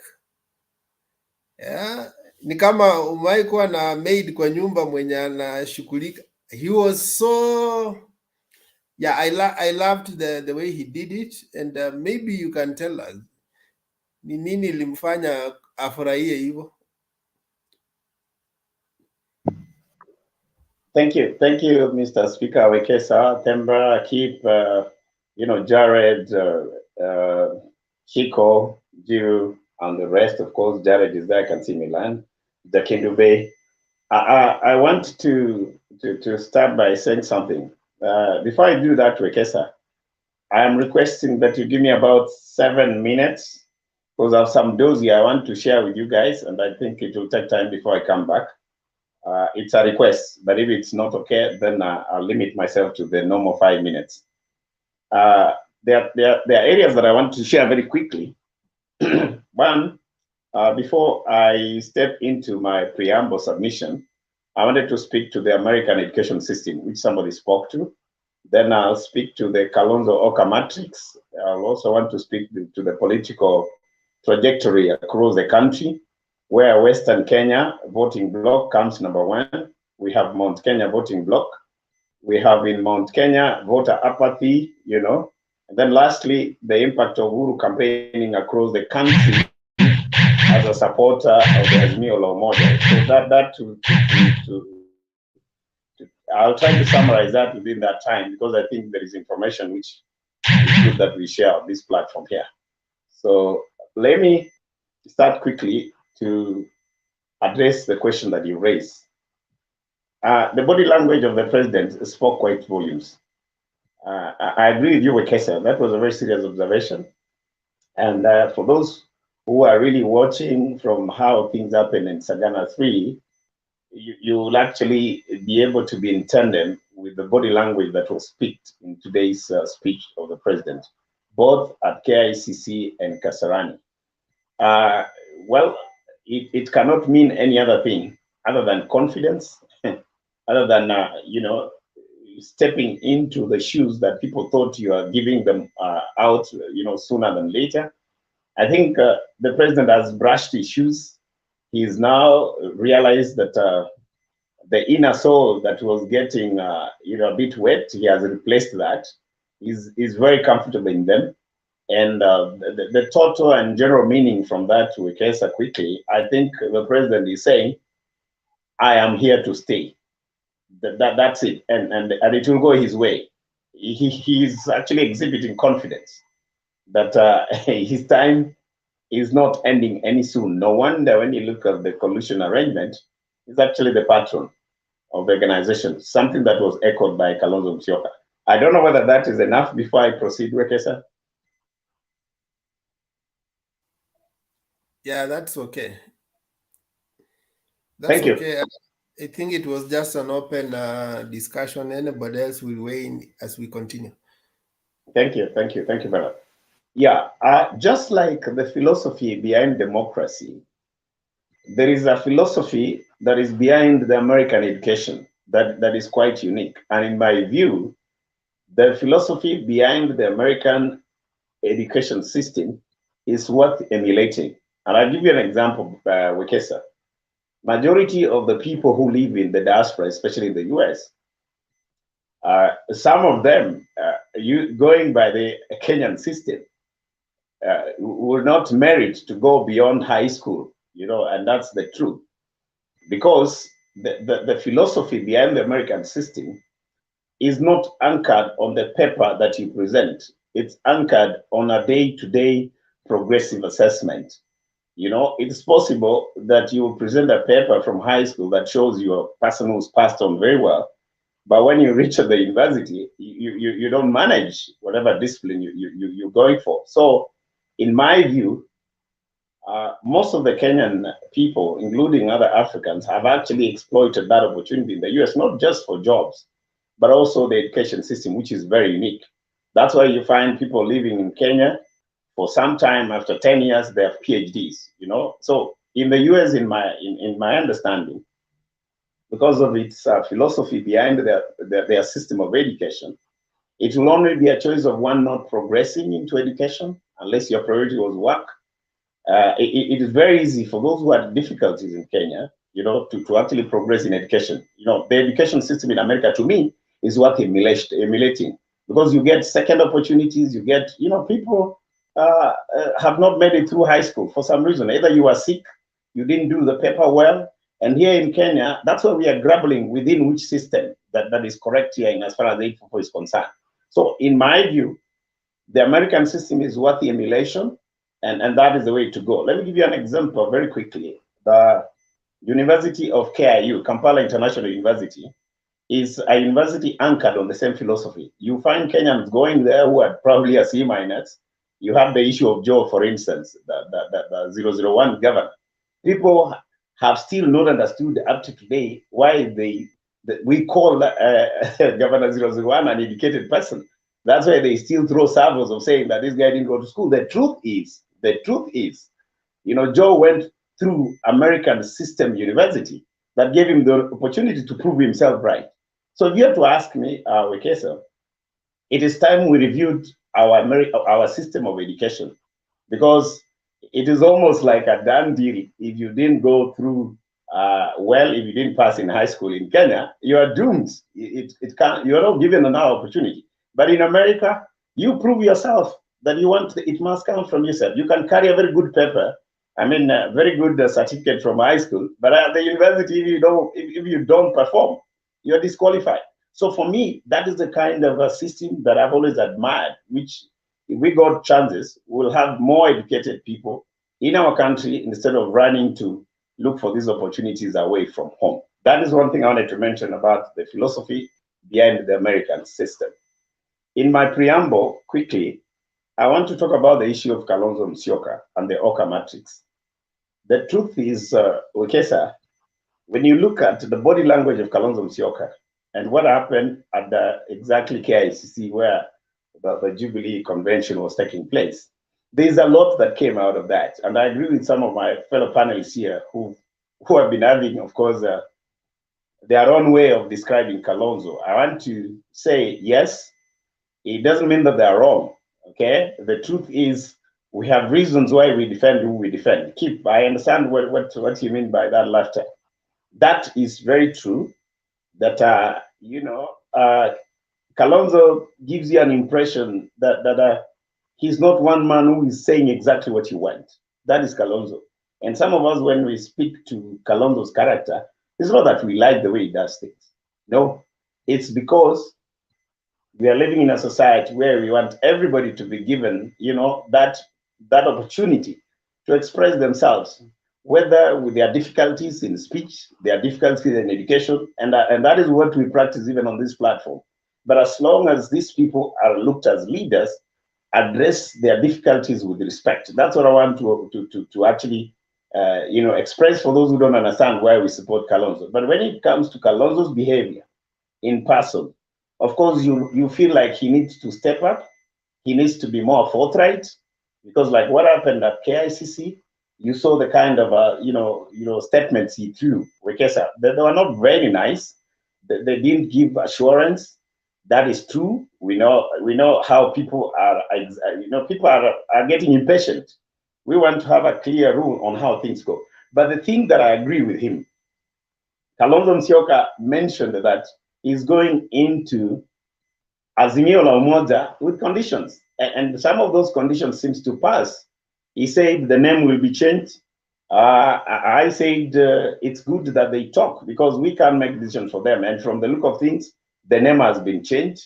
But one thing that I'm worried about that is the issue of having Kalonzo Musyoka as a running mate. And this is correct to my history here. I want to be consistent on what I speak on this, so that we don't look like we are playing puppet mind in people's platform like this. I do not support Kalonzo Musyoka to be the running mate of Raila Odinga for some reasons, because I'm worried. And if that is the way it will go, I want to sound a warning, because some of us want to be very sincere. The Mount Kenya people have shaped the narrative of Raila Odinga becoming the fifth president. The investment that they are putting into this in terms of time, money, and salvos thrown to them is so much that, in my view, it will be very unfair for that to be lost and given to Kalonzo Musyoka at this very moment. In as much as I respect the way he has taken his time to make a decision of coming to Baba's side, I think it will be a serious gambling. I don't know how the president will work on that, but from the body language of the president, he seems to give an indication that they've more or less agreed Kalonzo Musyoka is going to be the running mate. That's what I saw from that story. And when you look at the matter that arose at NDC Kasarani, I seemed to see that. For me, that sent some chilling, down my veins. I was not comfortable, because I've always thought Kalonzo Musyoka will only come in as a third force. But if they're going to make him a running mate, I'm yet to understand how Mount Kenya is going to react on that. Yes. Patriot, let me interject so that you can also build on this.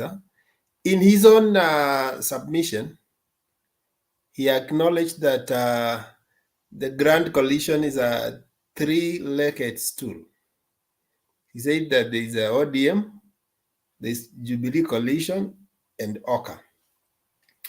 So in other words, if ODM may pick the presidency, the other two legs, he needs to measure, is he the one with the strength or the other one? Maybe, okay, you can now proceed.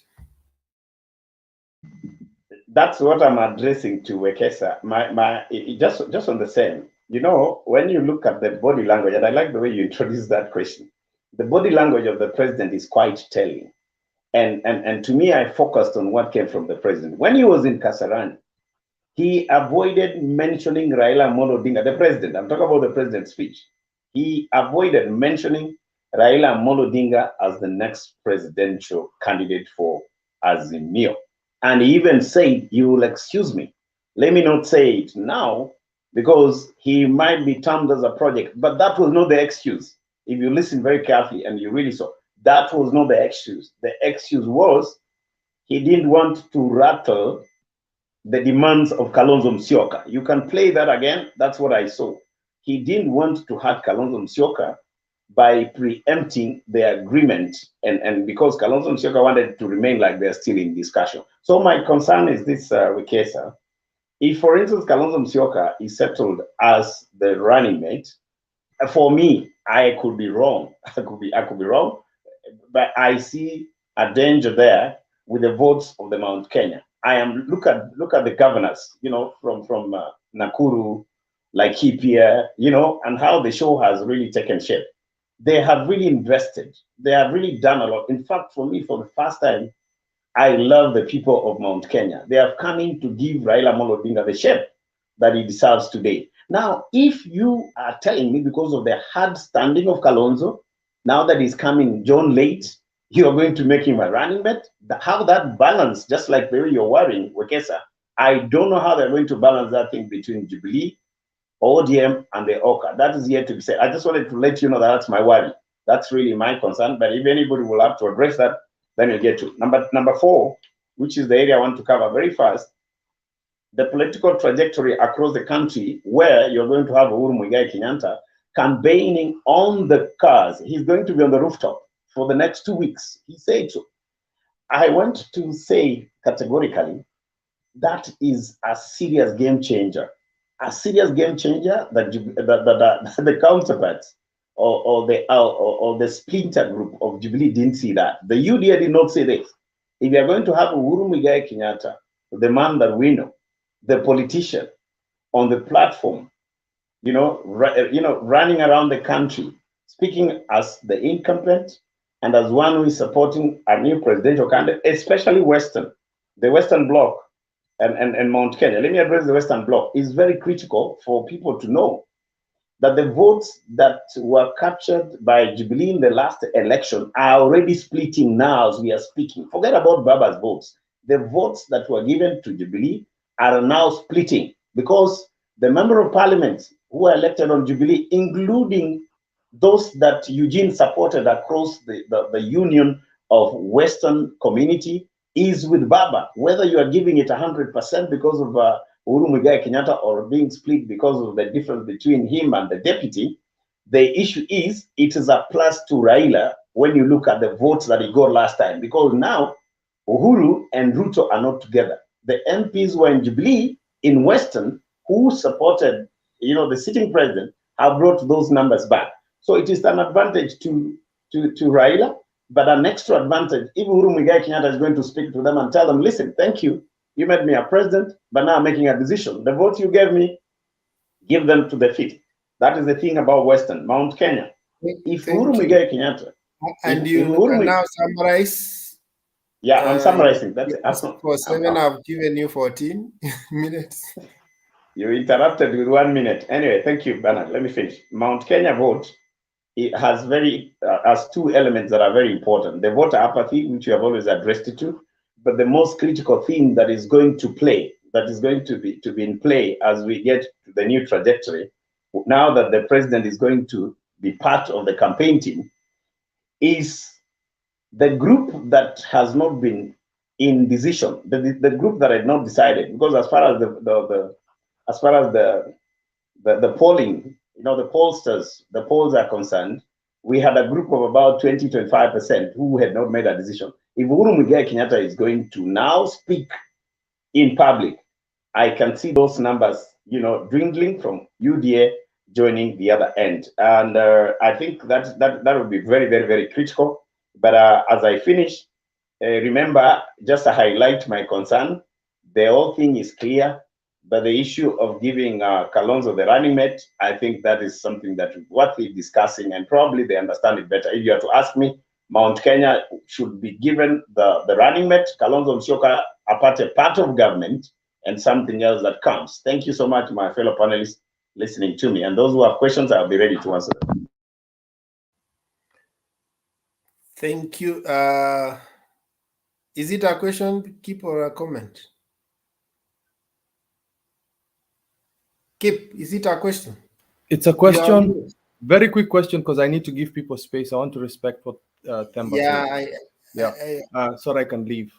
Okay. It's just a very quick question, and you guys need to think about this. Who is the chairman of Azimio? And what are the plans of the 4 deputies in Azimio? I'll have a very quick answer to that. It's Uhuru, and it's Azimio is going to plan 4 more deputies. So I'm going to leave with that. Have a think about that and a debate for that. I'll be looking at it from the other side, because I need people to have space. But thank you for today's debate. Thank you for giving me the space. Thank you. Okay, thank you for that. Patrick. Sorry, Keep. I've not gone yet. Sema. Keep, withdraw from whatever you said about Nyeri women. I withdrew. I apologized for that, and I withdrew immediately. Shiko, he withdrew, and he's also withdrawing himself from wewe naongea na Keep with whatever you said, withdraw sahi. I withdraw and I apologize. I don't know how many times I need to say that. I withdraw and I apologize. I take it back. Yeah. Okay. Yeah. Bye-bye. Okay. You make me miss Shiko, you make me miss the late Jacoyo. In Parliament, he was asked to apologize for women parliamentarian, and he said, I can only apologize if she's not a woman. Let's go to Jack Kendube.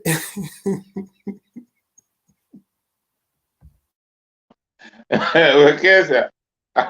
Habari zenu Themba, Patriot, habari zenu wote. Bila shaka mjambo. Sasa nataka kusema, Wekesa, unakubaliana na mimi? Juzi wakati ule nikisema kuna hawa wanasiasa wengine wanajiita leaders, lakini sio leaders, sio watu ambao sio watu ambao ni wazalendo. Manake wanajitakia wao ni ubinafsi. Kalonzo Musyoka ni mbinafsi. Mimi hiyo siogopi kusema. Ni binafsi, kama vile nani Wetangula niseme Wetangula kwa sababu Wetangula anafuata Mudavadi, kama vile Mudavadi ni watu binafsi. Kwa sababu sasa pale kwenye ile mkutano wa leo watu wote wanasema ni Raila, yeye peke yake bado anasema ndio maana nilikuambia huwezi kusema ati unasimama unasema ati hatujamezwa. Hatushindani hapa na kumezwa au kutomezwa, tunashindana kuona nchi yetu inaelekea wapi. Kwa hiyo mimi nakubali, nasema nimekusikiliza ukisema, bila shaka umesema tu kama mimi vile nilivyokuwa nikiona. Kalonzo Musyoka sio kiongozi ambaye anafaa kutuongoza. Jambo lingine ambayo mnasema hapa, mtu kama vice president anachukua mshahara bure, anakaa kwa nyumba yetu bure, na bado anakuja kutudanganya sisi wa Kenya. Kuna kitu mbaya na sisi. There's something wrong with us. Kwa sababu hata mtu akituibia, huyo ametuibia, tunasema ni mtu wetu, tunamchagua huyo mtu na ni mwizi. Yule mtu ambaye anatuambia bwana huyu jamaa ameiba, huyo ndio tunamfukuza. Alafu tukikosa tukienda hospitali tukikosa madawa tunasema oh, serikali yatufanyii hivi, na mmeacha mwizi ameenda na pesa. Kuna kitu mbaya na sisi. Ndio maana nasema Wakenya tuokoke, tufunguke macho, masikio yetu tuyaweke tafadhalini. Yeah? President, tumepata president ambaye ameamka, ambaye anajua kwamba Kenya iko na problem. Vile jamaa alisema kwamba demokrasia, nisikia mtu akisema hapa mambo ya demokrasia. Demokrasia inaweza kuwa kwa njia nyingi sana. Tunaweza kuwa tunazungumza kwa demokrasia kwa kukaa chini na kuzungumza tu na kutokea na huyu ndio tunataka atufanyie kitu fulani. Hiyo ni demokrasia. Demokrasia sio fujo tu ati mpaka watu waende wafanye hizi vitu. Naona campaign zetu zingine ni fujo tu. Yeah? Yule mtu analinganisha Uingereza na Waingereza hapa hizi fujo za hizi preliminary hawafanyi hizo, ni chama inateua. Sasa hiyo ni sisi tunasema hiyo sio demokrasia. Ati chama haiwezi kuteua kwa sababu kutakuwa na watu wanapendelewa. Lakini hawa wanafanya hivyo, it works for them. So hata sisi inafaa tufanye. Nakubaliana na Kamau, nafikiri Kamau alisema sisi kama wana Kenya, sisi ni unique nchi. Sisi tuko na makabila nyingi, kwa hiyo hatuwezi kufanya demokrasia yetu kama vile Wajerumani au wa Japanese, ama hawa watu ni wamoja na sisi tuko makabila nyingi. Kwa hiyo tukitaka demokrasia yetu iwe ambayo ni ya kutufanya sisi wote sawa, ni lazima tufikirie kuna makabila. Vile vile lazima tujue kuna dini, lakini zisiwe lazima hizo vitu zote tufanye nini? Tuangalie namna, tujue kuna wanawake, tujue kuna walemavu. Hizi vitu zote ni lazima tuziweke. Hizo vitu zote lazima ziwe kwa demokrasia yetu. Hatuwezi tu kukubali kwamba demokrasia ni hali kwenda kuchaguliwana basi. Saa zingine tutafanya ubaguzi kidogo, ndio mwanamke achaguliwe au mlemavu achaguliwe. Hiyo bado ni demokrasia. Watu wasifikirie tu demokrasia ni labda mkiwa wengi. Inaweza kuwa kabila nyingine, kabila fulani ni wengi. Mkiacha tu hivyo watakuwa ndio wanajichagua. Kila siku ni president anatoka kwa hiyo kabila. Hiyo haifai. Kwa hiyo sisi kama wana Kenya ni lazima tuangalie ile kitu gani inatufaa katika hiyo nani yetu, katiba yetu. Vitu gani zinatufaa, vitu gani hazitufai. Zile hazitufai tunazitoa, tunaweka zile zinatufaa. Lakini naweza kusema kwamba yule simba ambaye alikuwa amenyeshewa mvua tukafikiria ni paka, sasa amejifurukuta, ile maji imetoka kwake, sasa anaonekana ni simba. Na mimi nataka kuwaambia kwamba nafikiri hao Raila na Uhuru wamesema vile walipokaa chini na kule, kwa nini waliangalia haya mambo. Na mimi nataka kama Wakenya kweli tunasikili, vijana ambao wengine wamezaliwa karibuni, kama mnasikiliza, mjue nchi yetu ilikuwa imepoteza barabara, na hawa jamaa wawili wanajaribu kurudia barabara, na hiyo barabara itatufanya wote tuwe na manufaa. Kenya itakuwa, kila mtu atakuwa na nafasi nzuri tukikaa kwa hiyo barabara ya kusema tunataka kuwa wamoja, tushirikiane, tuwe kitu kimoja, tuwe na utulivu, tuwe na amani. Hiyo peke yake itatufanya Kenya yetu iwe na maendeleo mazuri vile tunavyotaka, na hizo demokrasia zote hizi tunasema tutafanya. Kwa hiyo mimi nimefurahi sana vitu vinafanyika. Kwa hiyo umoja ile tumekuwa tukiitisha leo naiona kwa macho yangu na nimefurahi sana sana sana sana. Mimi binafsi nimefurahi sana. Kwa hiyo wote naomba muunge mkono Azimio. Lakini Wekesa, umeona kile nilikuwa nakwambia, kwa sababu hii wiki mbili badala ya watu kukampeni ati bado watu warudi kusema na kila mtu unaona kwa ile hall, kila mtu amesimama anasema kiongozi ni Raila Odinga. Kila mtu, we bado unasema, yeye bado anasema hapana, ubinafsi. Wenzako wakiamua, ukiona wenzako wameamua, hata wewe kuna wakati mwingine unaweka ubinafsi chini, unaangalia ni jukumu tunataka kujenga nchi yetu. Asanteni sana. Okay. I think the next person will be Themba if there's no question.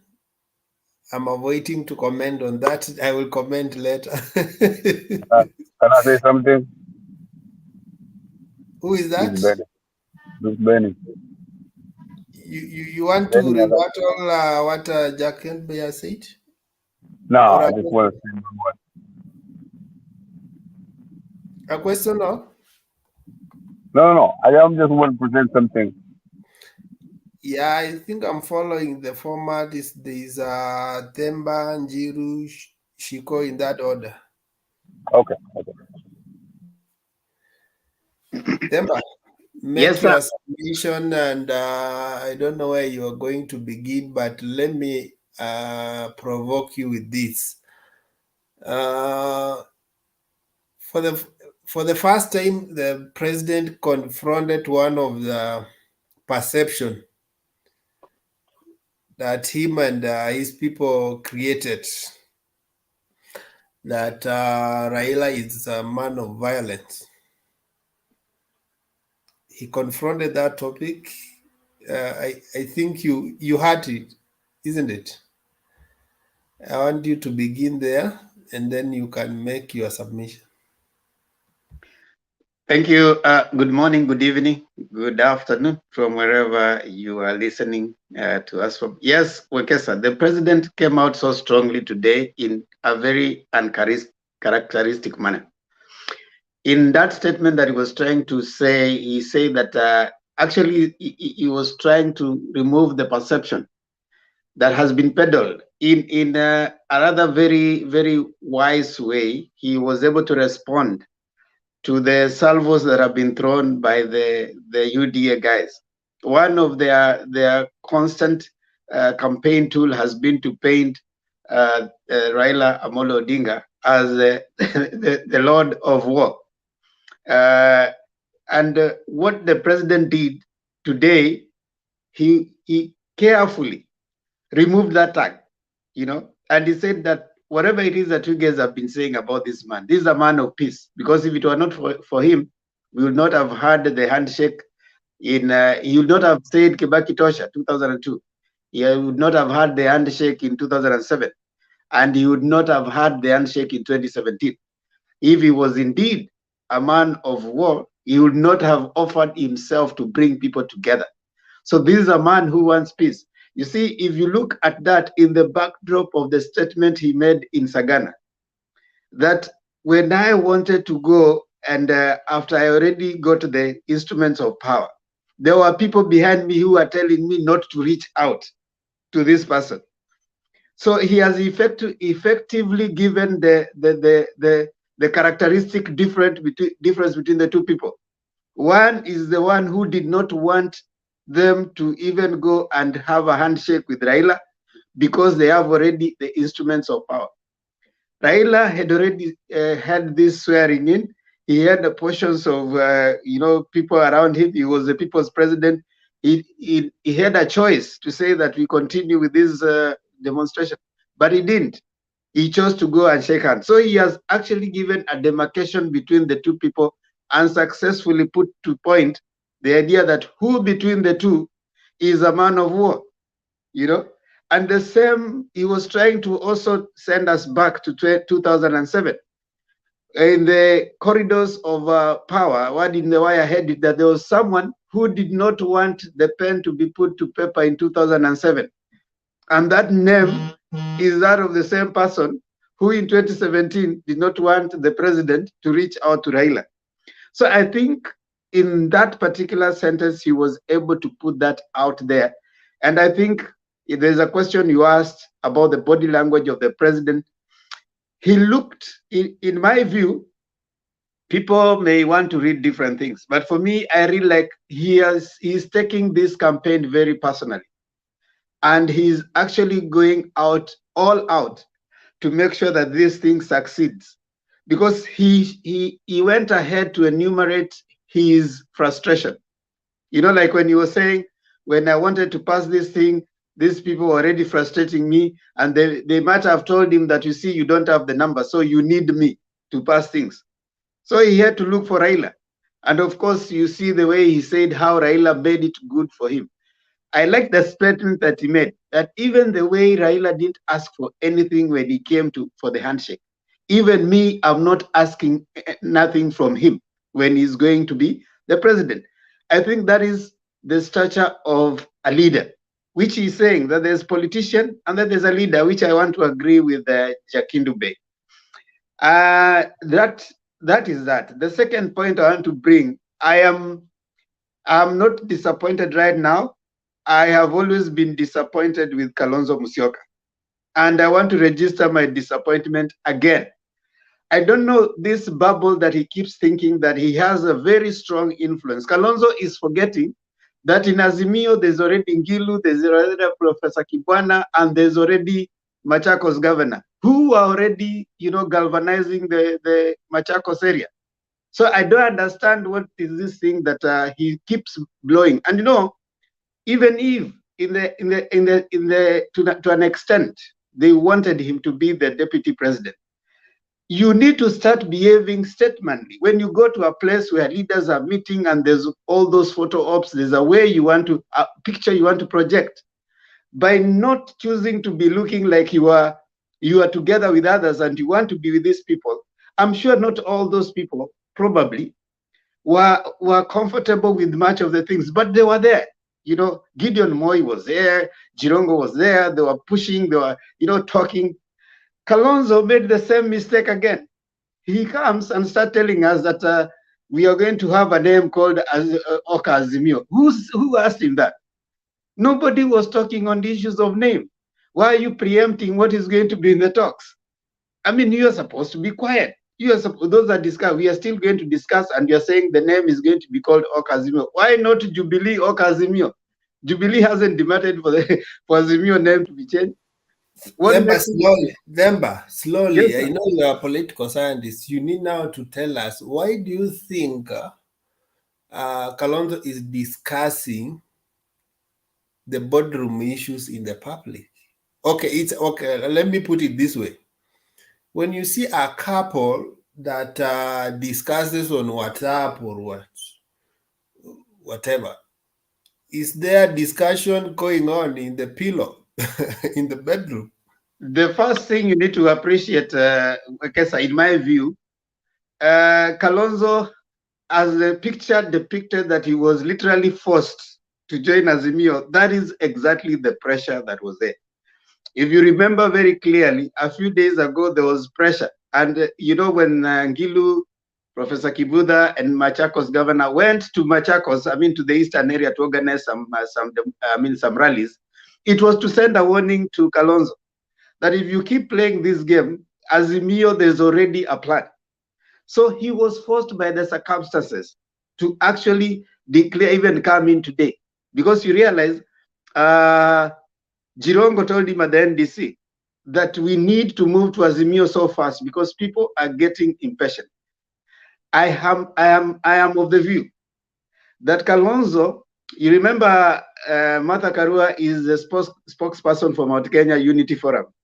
Mount Kenya Unity Forum has the likes of, the speaker, has the likes of Moses Kuria and Martha Karua and Kabogo. Those are Mount Kenya Unity Forum.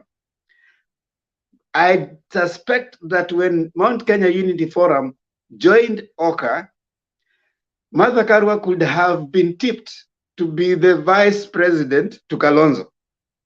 So she must have been the one pulling Kalonzo on the delay of whatever is supposed to be happening. But Jirongo and Gidi were already decided on which side they were going. And you remember there was a particular part that Gidi told Kalonzo, do not take us to Kwayule Mwizi, you know. The other person who was in Oka to actually do the troubleshooting was Jimmy Wanjigi. And in his salvos, there was one that he was very, he was very nasty with Baba. He called the family of Baba and he called him names. And then after that, Kalonzo told him, you go sort out your ODM issues and then we can talk. I think at that point is when the Gidi and Jirongo told Kalonzo that, hey, if you are going to entertain this guy, then Oka is no more. I think they told him, don't come. So in my view, do you foresee a Kalonzo Mandakarua ticket if things don't work? I mean, whatever, this is what I can say. Kalonzo, first of all, by appearing at the NDCs yesterday, he already kind of drew some thorn into his flesh. If he walks back, he's damned, and he's damned if he stays. Because right now, it's going to be very clear that you take what has been given or you go. That is what is going to be. If he moves out, the watermelon tag is going to work with him. So he cannot, already, if Martha Karua didn't show up, it's Kalonzo who gave the apologies. Do you know where Martha Karua was? She might have, how could she be at Kirinyaga where a very important political process is taking place that will affect her? She must have withdrawn from the process. She was in South Sudan. Yeah? I doubt She was in South Sudan. Say what? She was in South Sudan. No, Kalonzo said she was in Kirinyaga. I don't know someone. No, I thought she was in Kirinyaga, not South Sudan. Southern Sudan, she was there when there was a Jirongo NDC, but today it was a different place. So I want to submit, Wekesa, that Kalonzo, if whatever has happened already, his public image has already pointed at someone who is indeed an undecided kingmaker. He is damned if he stays. He's damned if he moves out. There's no way Martha Karua is going to trust him. There's no way he's going to bring back that mass that he thought he was controlling before he came to the Azimio, platforms. So I doubt he's going to stay, but he's going to try to make it strong. I mean, make it hard for these guys. I doubt he's going to be given the deputy president. That one, there's nothing like that. The president was just trying to be nice. Look at what happened at Kasarani. Every political party that was coming there was saying, as when we were coming here, we knew our presidential candidate is Baba. Everybody was saying that. So there's the question of whether he's going to be chosen as a presidential candidate is a done deal. There's nothing like that. But now for psychological safety, Baba was even saying, okay, let us still not say it right now so that we can see what is this guy up to. I doubt he's going to be given even that deputy president, but he's going to be told, okay, fine. In the event that this thing goes, this is the position you're likely to get. Personally, I've not liked Kalonzo's behavior up to even today. I don't think he's like Jakindube says, he's a selfish person. What base is he talking about? Wait! Before you conclude, do you see a situation of is it 2007 or so there repeating itself, where Kalonzo went to the rallies and was booed? Because you see, they have just suggested that within 2 weeks. They gave a timetable. They are going to go to Western. Then they now come to their final event. Will he? Do you see? Will he show up to these rallies? Because already, what I saw is today he technically avoided the Kasarani thing. You see, Wekesa, that is foolhardy for him, because even if he avoids the fact that everybody there, the song that we're having is Azimio, the president is Baba, if they are going to go around, they're not going to say that who do you think is going to be the president. MT.KENYA came, they said as we came, and our people came together knowing our presidential candidate is Baba. So every party, King said, for me, when I was coming here, I came because my presidential candidate is Baba. Then I'm being told something else. That means he has not, even Jirongo. Jirongo, you remember what Baba said when he went to NDC, Jirongo's NDC. He said, Jirongo told me, you must come to my NDC. You know, Jirongo requested him because there's some value that Baba was going to add in Jirongo's NDC. So that tells you that all these people have leaning towards Baba. The only person who is having some issues is Kalonzo. What does he want? He wants them to go around trying to still imagine that, Baba is not the presidential candidate, which is not going to work. You saw the way the president said. He praised Baba all through. He said why he's supporting Baba. This is a selfless person, and this is why I think this is the person. He talked about Baba in Sagana. Do you think the president will be, go again and start saying now it is not Baba, it's Kalonzo Musyoka? Do you think they are going to start changing the songs? Kalonzo is dreaming. And that's why I'm telling you, okay, I want you to put a comma there. We will come back to that. I want, there are a few questions people want to raise. Okay, sir. You have a comment or question? A comment. I think it's just a comment to addition to that, yeah.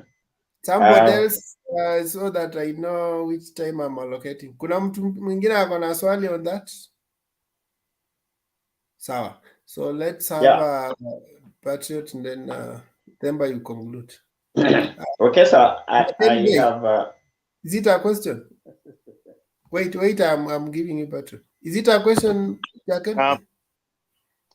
Comment. Okay, sir. Mr. Moderator, I have a feeling that we allow, because also I like Themba's presentation, and I think we also need to allow us to also give our submission. Then we can have an open plenary for question and answers, which I think would be good enough for us. Otherwise, Themba's time, he has taken more than 13 minutes. And then we have questions. You will take 13 minutes, my brother. Don't worry. You will take. Okay. I'm coming to you. Okay. Was it a question or a comment? Jacken? Okay, let's have a Patriot 1 minute. Ilikuwa ni comment. You also take 1 minute and then Themba will wrap up. We go to the next person. Okay, sir. Since Jacken wants to be the first one, let him start. Then I'll be the next one. I give you my position. Quickly, Jacken. Mimi nasema tu kwamba nataka kucomment tu kwamba president yuko pale, amesema kati ya hao watu ambao wako pale, amesema Raila ni leader na amemsifu, amempatia sifa za kutosha. Sasa wewe mwenyewe bado, hata Kalonzo hakuna mtu amezungumza juu yake, yeye bado ana insist kwamba anataka wafanye sijui ni uchaguzi, sijui ni kitu gani. Huyo ni mtu selfish. Okay, Patriot. The Kindle was that really burning? Was that really burning? On a light note. Okay, sir. I want to say this. I largely agree with what my fellow panelists have alluded to in as far as the behavior, the political, undertones that are directed to His Excellency Kalonzo Musyoka. But allow me to say this. Kalonzo Musyoka is not a visitor in Jerusalem, Wekesa. He is not a new guy in this field. People know who Kalonzo is. He has been given names. Repeating those names here does not help. My take is this. We all know our politicians, including those who are negotiating with them. They know who they are dealing with. I think it would be a service, in my view, if we went to dissect on what is most likely going to happen, other than giving our personal feelings so much to this issue. So my thinking is this, Wekesa. As much as Kalonzo has those, shortcomings, and of course he has his own qualities, the best thing that we will have done to Kenyans is to try and dissect and probably hypothesize what is the most appropriate kind of formation we are expecting to see. Because clearly, the way Themba has said, the president has indicated that the presidential candidate is Raila Odinga. That seems to be the narrative running down here. It's actually the song in town.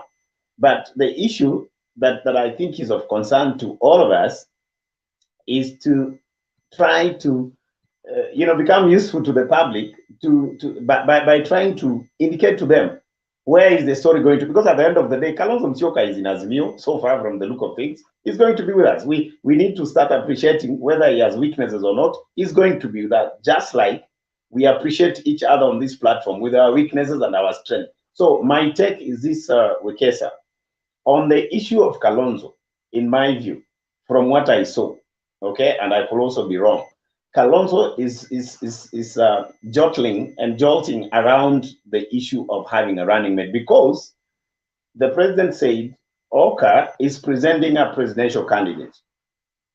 Then the Azimio La Umoja, where Jubilee is included and ODM, they have a presidential candidate, and they are right to say so, because they have Raila Odinga with the initial arrangement of Azimio. But the coming in of Oka presents a new challenge in the formation of a collusion, and that's what they are talking to.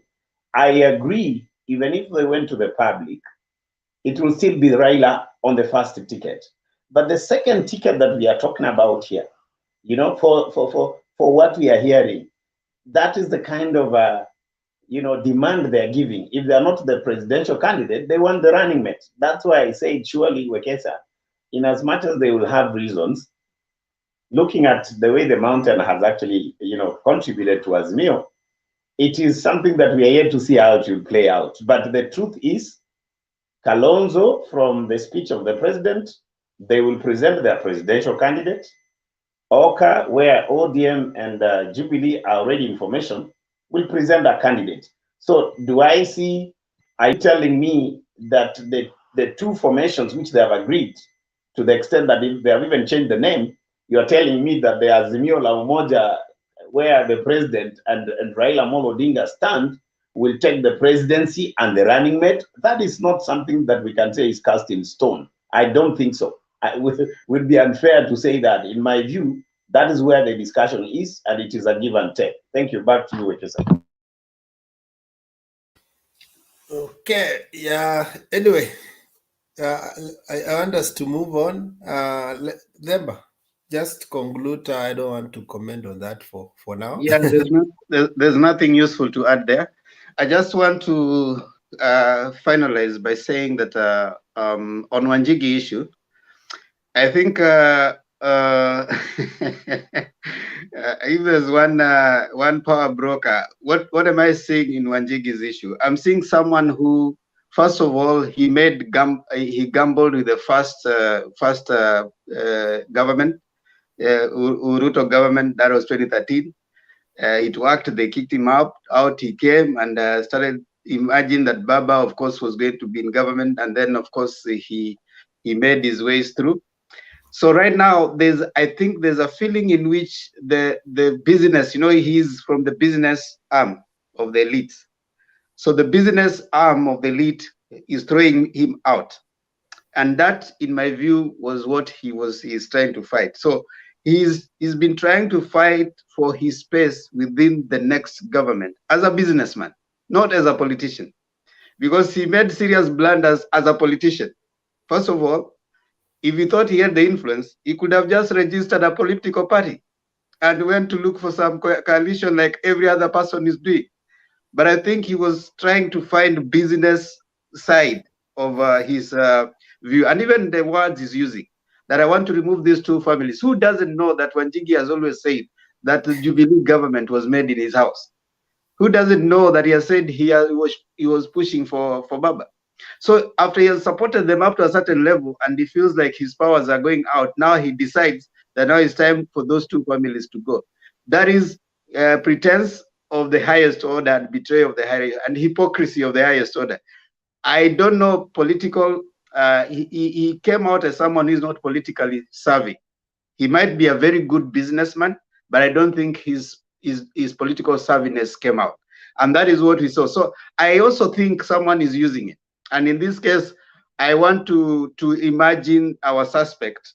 Maybe UDA is using him to crumble, Baba's presidency.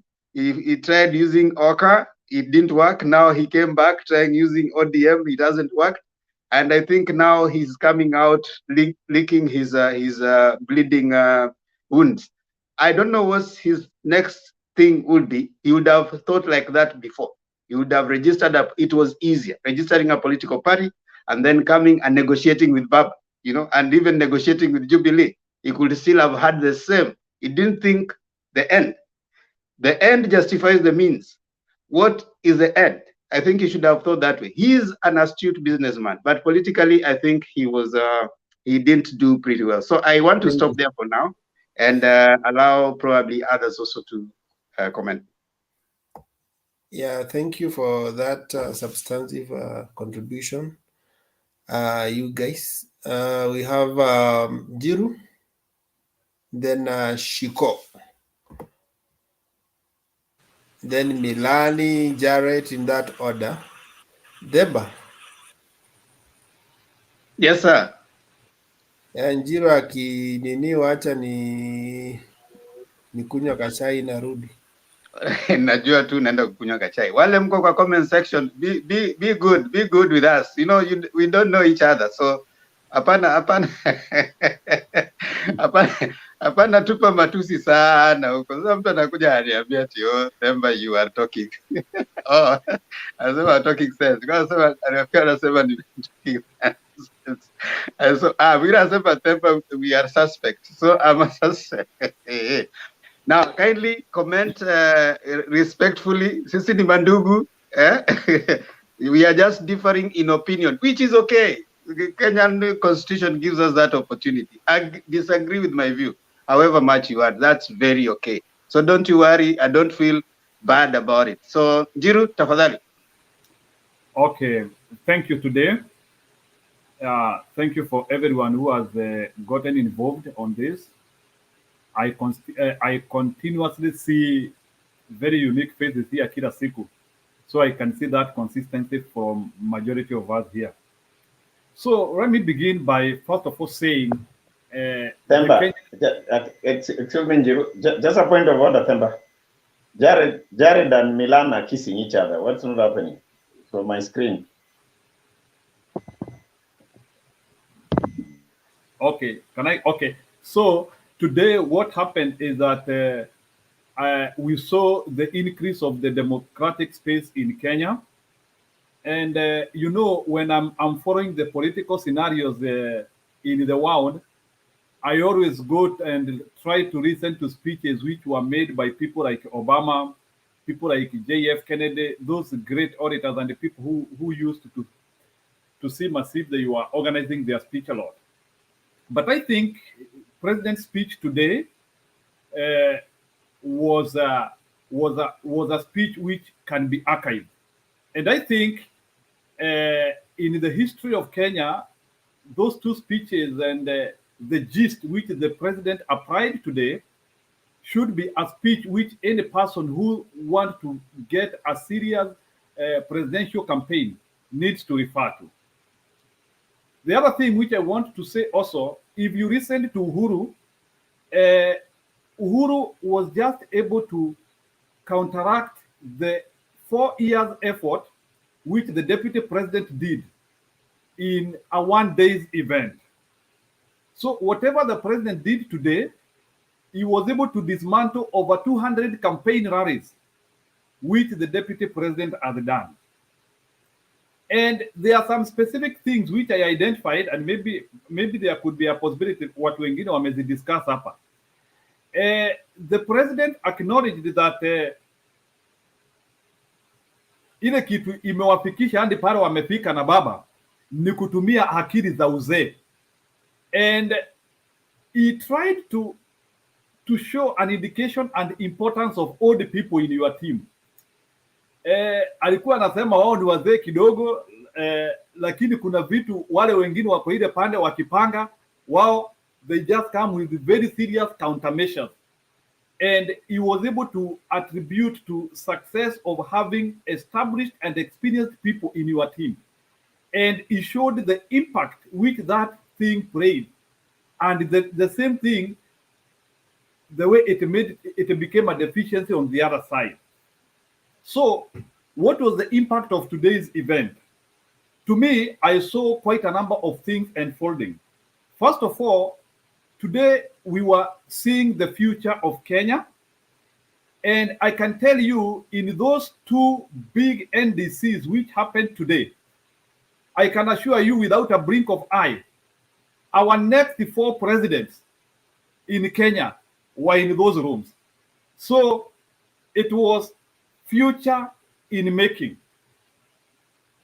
The people who gathered there, they are all people who have ambitions, and they are people who are portraying themselves and trying to, so it was a stage for people to display themselves. And I can say, because like, for example, if you even monitor like people like Uhuru and Raila Odinga, they have been in political space for quite a long time. And today was another event which was a display of people who might lead our country in the next couple of years.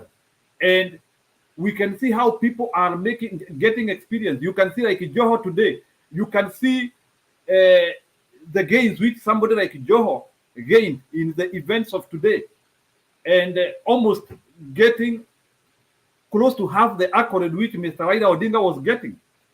So today, I saw a change of strategy. Today, what happened is Jubilee and the president were able to change the campaign methodology, which Raila Odinga has been applying for quite a long time. So today we can see power consolidation and the people consolidation, people coming together.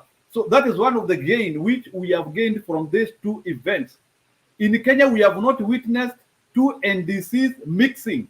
So it was a shift of the norm and a value to the people. At least they brought something new in the making. The other thing is, if you try to look at the campaign of Baba has been losing some allies here and there in every key campaign time. Like in 2007, we had the Pentagon members. In 2013, he lost some people. He got others. In 2017, he brought others. In 2022, there is another realignment. So what happened today was a consolidation of some of the people who Baba might have lost in some previous events, and now they will be in his cause because of what is happening now. So, and from what I saw, Baba is going to handle this thing on two things. First of all, he is riding on the people who have experience. The fact that he is with the Jubilee, or Jubilee is supporting him, he will be able to benefit that, because already there are people within the government who are of good character, who have benefited the government, and he can be able to pick one or two people from the government so he will benefit from that. With a surety of working with the Jubilee, he will not work very hard to look for good and committed people. At least he has a pool of choosing people.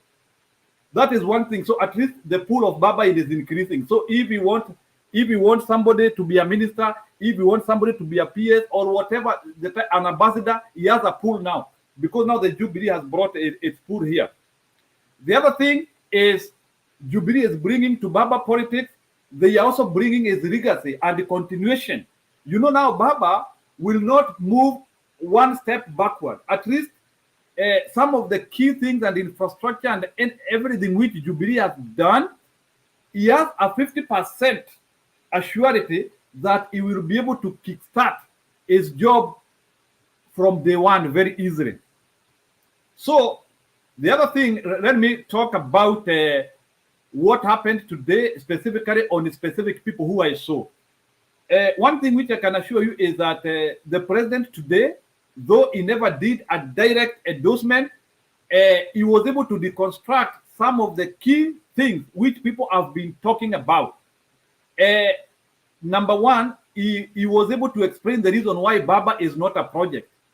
You realize I think, and that's why I said in this event, I don't want to be talking of UDA issues because they have not composed their narrative well.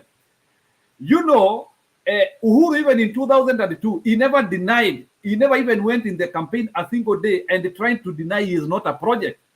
Because even a kid could be able to identify that that was a project in the making. So Uhuru never explained that. But today it was evident that Baba has been working on his own wheels, and Jubilee is just coming to work as partners. They are talking of partners. So when people are interacting in terms of partners, it shows you are bringing equal forces, or you are bringing some forces to try and push an agenda somewhere. So what the president did today is an inevitable move. Sometimes in politics, they might be unpopular, beneficial moves. And whatever Uhuru is doing now, people will be able to see the benefit of that in the next 5 or 10 years. Right now, people might criticize and maybe say it is not the right move today, but whatever is happening now, do an audit after 10 years. People will come, maybe in this platform, if we will still be there, we will say that was the best move a Kenyan president has ever made. Because number one, the president has given us choices. The president is telling us, you have, hata alisema kwa campaign, kwa NDC, alisema uamuzi ni wetu. He has told us there is one side ya wakora, ile pande, he said. And we have one side of people who are politicians and at the same time they are leaders. And the people are progressive and they have done. Na leo president alisema kitu ya kwanza, kitu mzuri sana. Alisema Raila sio mtu wa fujo. And I want to concentrate with that one in 1 minute. Let me tell you, in politics, chaos cannot just be characterized to one person. So when people come and start saying that Baba ni mtu wa fujo, they are not, it's not a clear messaging. Because in politics, fujo zikitokezea, you never campaign alone. Mtu kama Baba akona wale watu anapigania hiyo kiti nayo. Sasa kwa nini watu wasiseme Musalia Mudavadi ni mtu wa fujo? Kwa nini watu wasiseme Kalonzo ni mtu wa fujo? And they have been in this system together. In 2007, you know what happened in Kenya. Tulikuwa na fujo. Kwa nini watu wasikuje hapo waseme Uhuru ni mtu wa fujo? Kwa nini watu wasikuje hapo waseme Ruto ni mtu wa fujo? So this idea of painting one person as ni mtu wa fujo, it is something which cannot buy traction, because fujo cannot be individualized. Fujo, it is something which is done by very many people together. Like you cannot choose alone kuenda kwa fujo. It is something which is if it is there, it can going to be shared. Na leo Uhuru Kenyatta ameconfirm hiyo mzuri sana, and we know what has been happening in Kenya, and he was able to explain the progressiveness vile tumeweza kushift kutoka kwa serikali ya Kibaki na yeye, na akasema the instances of where Mr. Raila Odinga contributed to the progressive agenda of Kenya, na alioneshana mzuri sana. Okay, lastly, history ya Kalonzo. This is what Kalonzo is doing. And now maybe today I could even join Bwana Vemba on this now. Today was my last day which I gave Kalonzo to at least show some decorum. Today was my last day. But I was not expecting that behavior even after the senior most people have come on board and they are showing a clear direction, and he is still dragging people behind. On that, I agree with you. The other thing which I also want to talk about Kalonzo is that Kalonzo is destroying his own future. I can tell you, even as we say that Raila akona risasi moja, ya Kalonzo ni nusu sasa from this. And I can tell you, even in the future presidency, hata kama he is like 10 or 5 years shy of Raila Odinga, I do not see a way in which any serious political formation will ever trust Kalonzo on anything. So what I'm saying is that on this, Kalonzo has just erased his chapter of becoming a president in Kenya. The other thing which is also happening with Kalonzo is that Kalonzo is just trying to show a rift between him and Baba. He is like trying to do a revenge to Baba. But that revenge cannot get traction because Baba is having too many people on board. But if Baba was just with ODM, this thing could have brought serious repercussions, because he is trying to do, like, he is just trying to mount some revenge to Baba, because he thinks how magavana watatu, they were assembled by somebody. There is some power grab which was orchestrated against him, and he thinks now he can retaliate. So whatever he is doing, he is just trying to retaliate against the three governors. And what is happening to Kalonzo now, and all the side shows you are seeing, including even not turning back to the ODM NDC, is some form of dishonesty, and it can only be characterized as kicks of a dying horse. So whatever we are seeing, they are the last kicks of a dying horse. And sorry to say this, after 2022, Kalonzo will have to do a lot of effort if he has to resurrect in politics again. Right now, he could benefit by coming together with Jubilee and other people, but beyond there, I do not see in the future, because he is sitting on the fence too much. Then today you also saw that the president confirmed Azimio. Alisema hata mimi damu kila kitu yangu ni Azimio sasa. So what I would have accepted now Kalonzo to do was, now he was supposed to anchor himself onto what president was trying to do, because frankly speaking, the president has more approval rating and more popularity and more traction compared to him. And based on this, I can confirm without a blink of an eye that the deputy president will come from Mount.KENYA region.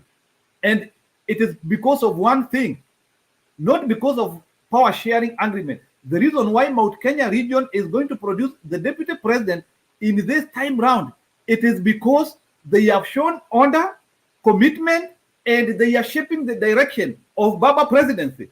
And there is no way in which somebody who is showing you direction na yule mtu anakuonesha ile pahali unaweza potea njia umweke kando. So we want people according to their actions.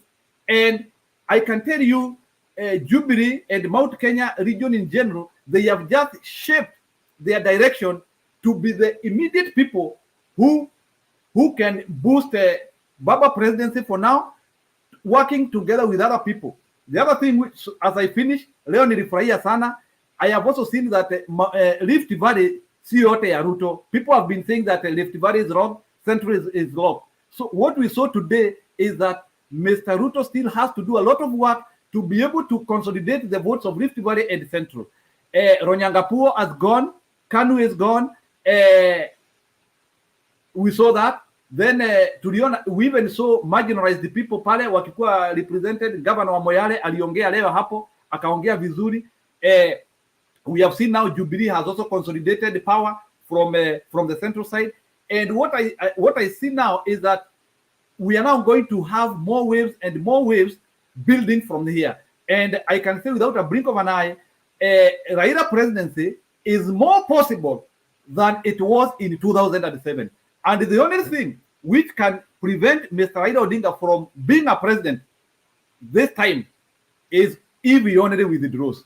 But as conditions are, as the situations remain the way they are, the presidency is sealed, and we just need to hope that Mr. RUTO will form a very serious opposition candidate. Thank you.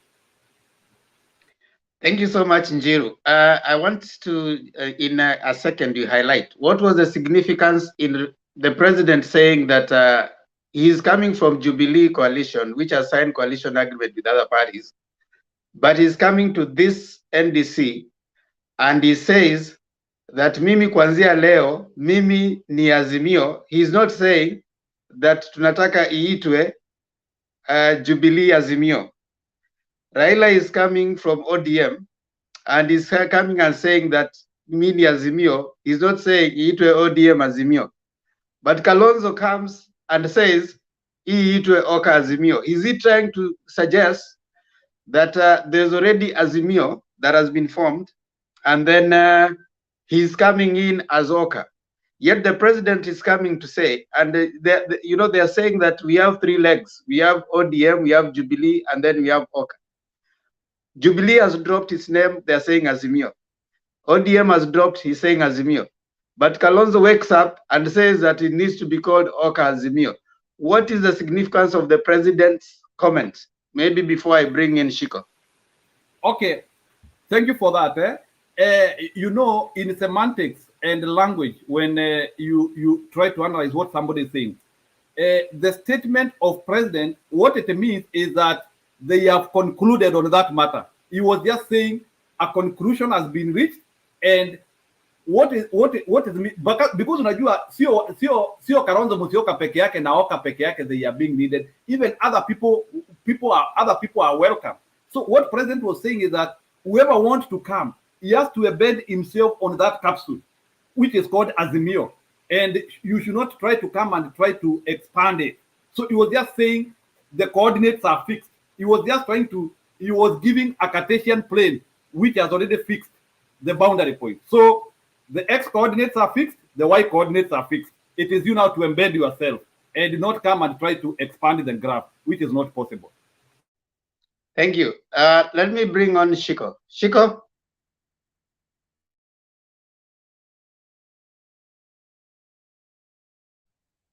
Shiko, are you there?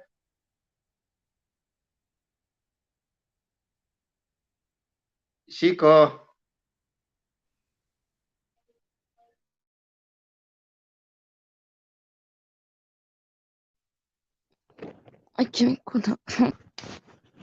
Ulikuwa umelala? We can. Do you want to submit or we let you someone else and then utakuja baadaye? Nitakuja baadaye na nitakuwa nishalala. Aya, basi ongea now that umeamka. Ongea basi alafu ulale. So mi ningetaka tu kuongea whatever happened. Nimesikia watu kila mtu akiongea for about Uhuru and Raila, but what happened today huko Nyeri, it's very unfortunate. Au watu wa Uhuru walikuwa kwetu Nyeri, and is this guy Kimani Ichung'wah, I think sasa sijui kama nini wenye sasa wamuelewi Kikuyu, aliita Raila umbwa, nisema kigui kiure kigui uguo kiragamba ri means ikio kiumbwa vile kinatoa sauti. Then it was like tugikugire maita matatu, tugikugire temba, tugikugire means tubweke mara tatu. Pia sasa Wakikuyu tugikugira maita matatu, sasa ati wabweke Raila mara tatu juu ni kiumbwa. Akasema ati hiyo umbwa wataipeleka nyumbani come August. You see, and Ruto was smiling, Gachagua was smiling, and when he wanted to finish his speech, but before he left, Gachagua akakuja kwa masikio, sijui akamwambia nini, then he said that he has forgotten.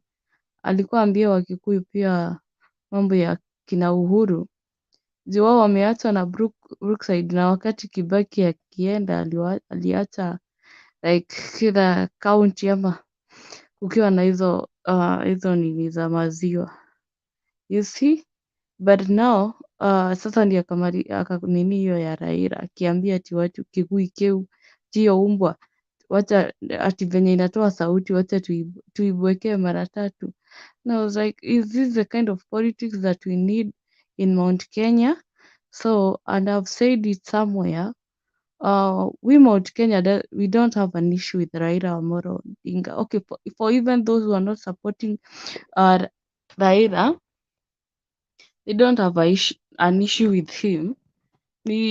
Those politicians who are doing politics in Mount Kenya. You see now when he comes and tells those people that, and then Uhuru is trying, on the other hand, Uhuru anajaribu kuondoa whatever he were calling like Kimodo Mogoroki and whatever.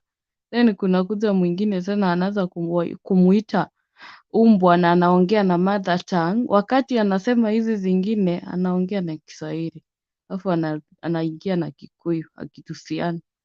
So si ati Wakikuyu wengi, they don't have an issue with Raila Amolo Odinga, but now the politicians, the ones who are coming to ask for support in Mount Kenya, wanakuja kupiganisha watu. So sasa ameanza kuitwa umbwa, kesho mtasikia nini ingine. So it's those politicians and I don't know what is supposed to be done. Sasa juu tena wakianza kusamoniwa utaanza kusikia wakiambiwa wanapigwa kisiasa na Uhuru, because we don't need such politics. Ile mnaanza kuita watu maumbwa. That's so bad of him. Then he was telling Uhuru Kenyatta to shame on you Uhuru Kenyatta juu aliambia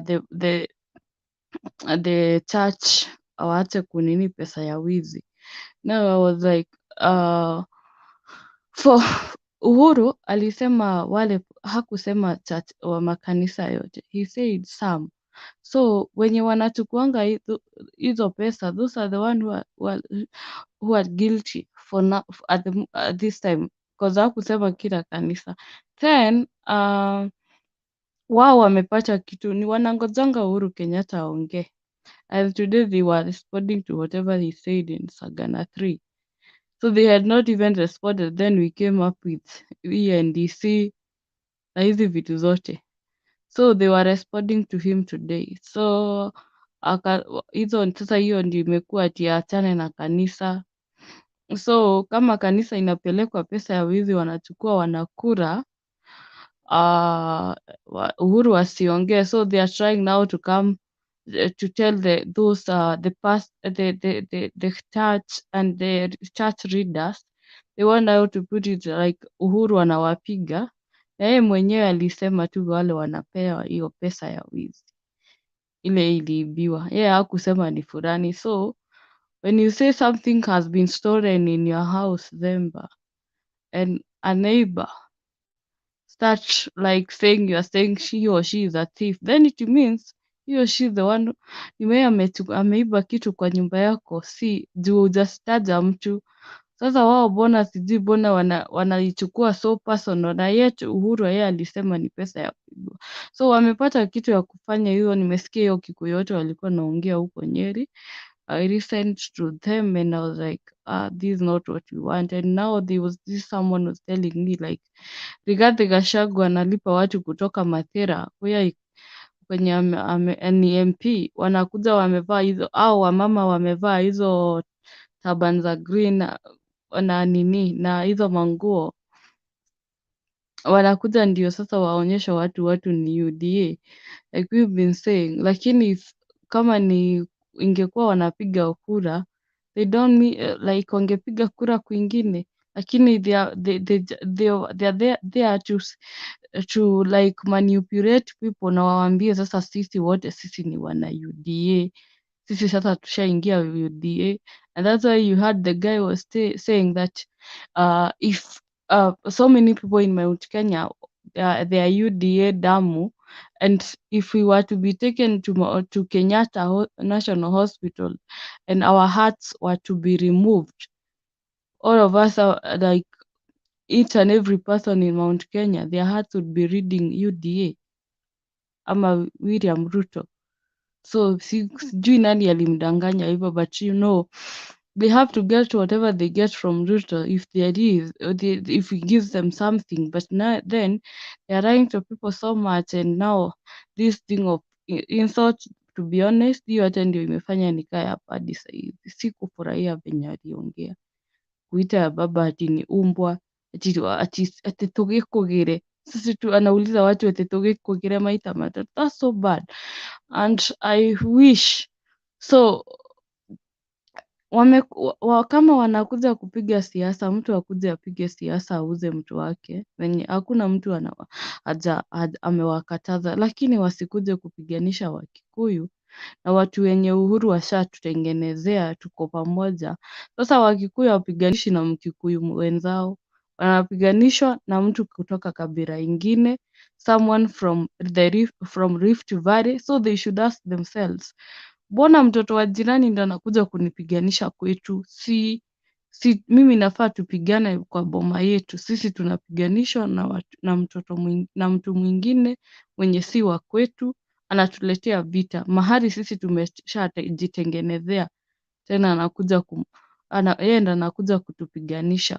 They should think, for those wenye wamesubscribe kwa Wilbar, they should think twice. But from where I stand, I've seen so many people like now, because they thought Jubilee is dead and they were told not to join Raila because he's a madman and he's a mchawi, kitendawiri and whatever. Now they are thinking like, hey, I think I should now join Jubilee.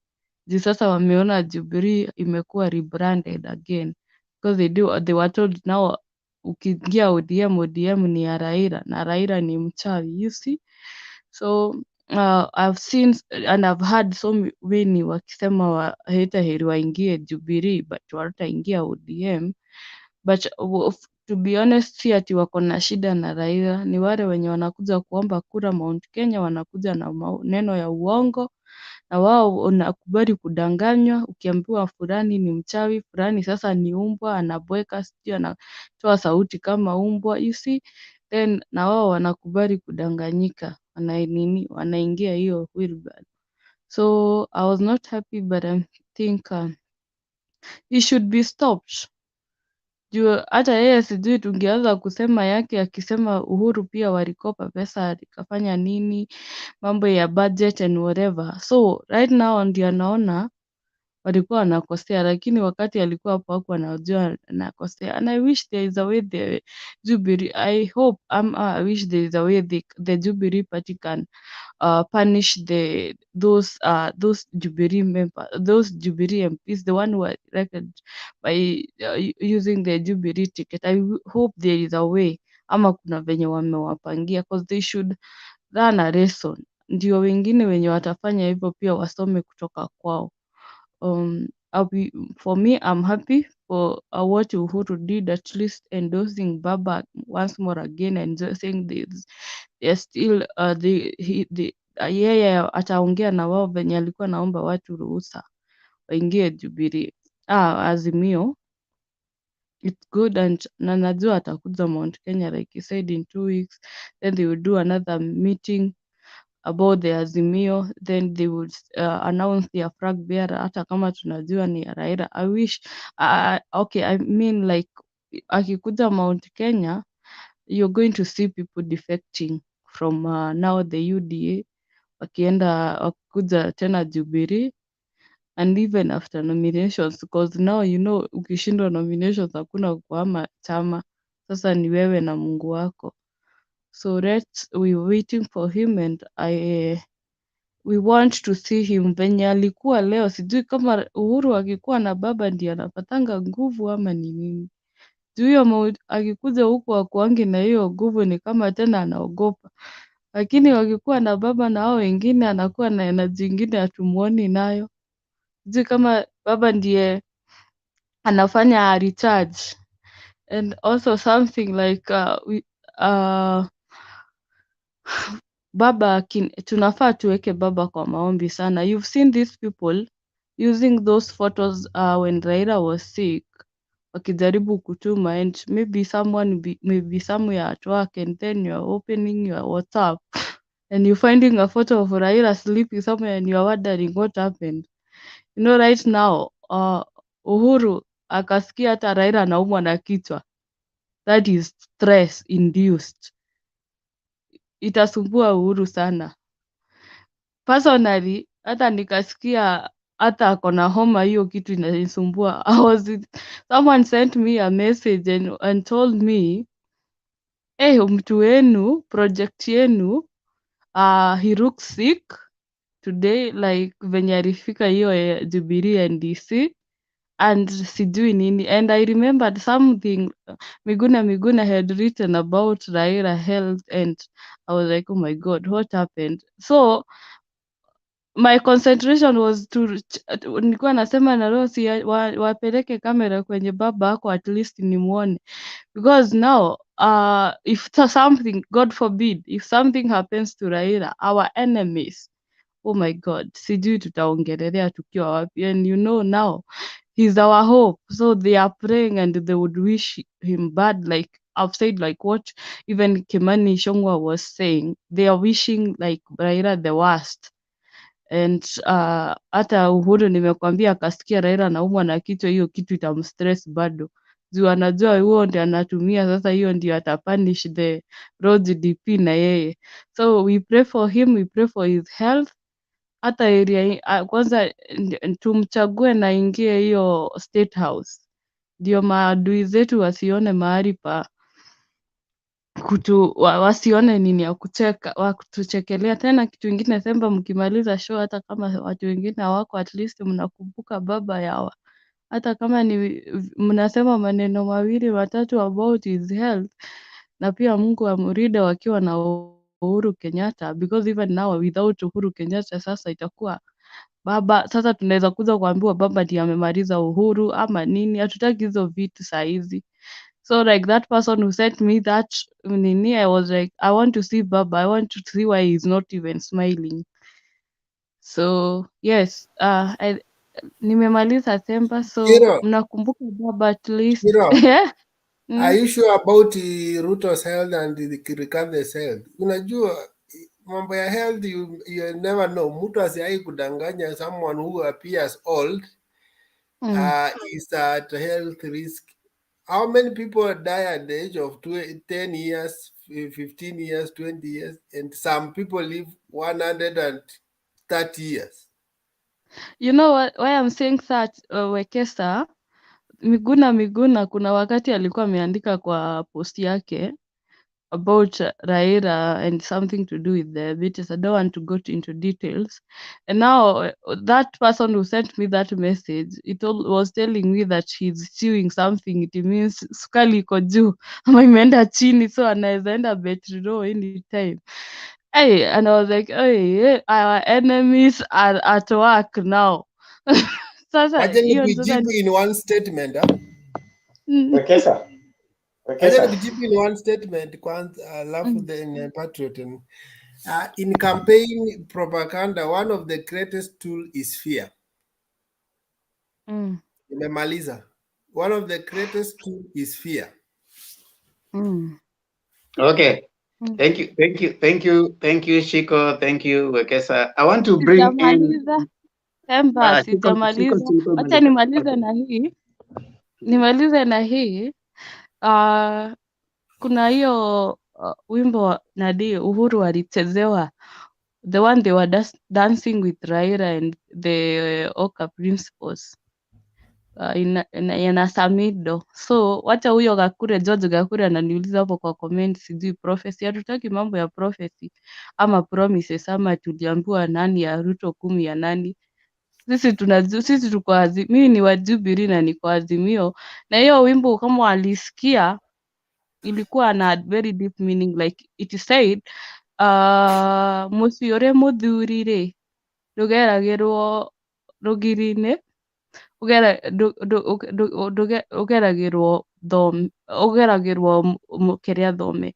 It means nyumba yenye iko na mzee haupitii kwa fence, unapitia kwa gate. That song had a deep meaning, and I know, and I think that song was written purposely for today. Juu ilikuwa inaongea a very deep meaning. Pia ikasema tushajua sisi wa Kikuyu, sisi tumeshajua tukiungana ndio tunaongea kimoja, lakini kuna watu wanataka kukuja kutusplit, so cause sisi na sisi umoja wetu ndio nguvu yetu. So it had a deep meaning, and I also leave him with another song from Karaoke Kiarotara inaitwa Warohiti. So Kakure, enda usikize hiyo ya Warohiti. Huyo Warohiti ni the chicken seller. Sisi hatu subscribe kwa hiyo mambo yake ya hwiru. Baru, sisi tuko Azimio. Chama ni Jubilee. We've eradicated the yellow fever from our party.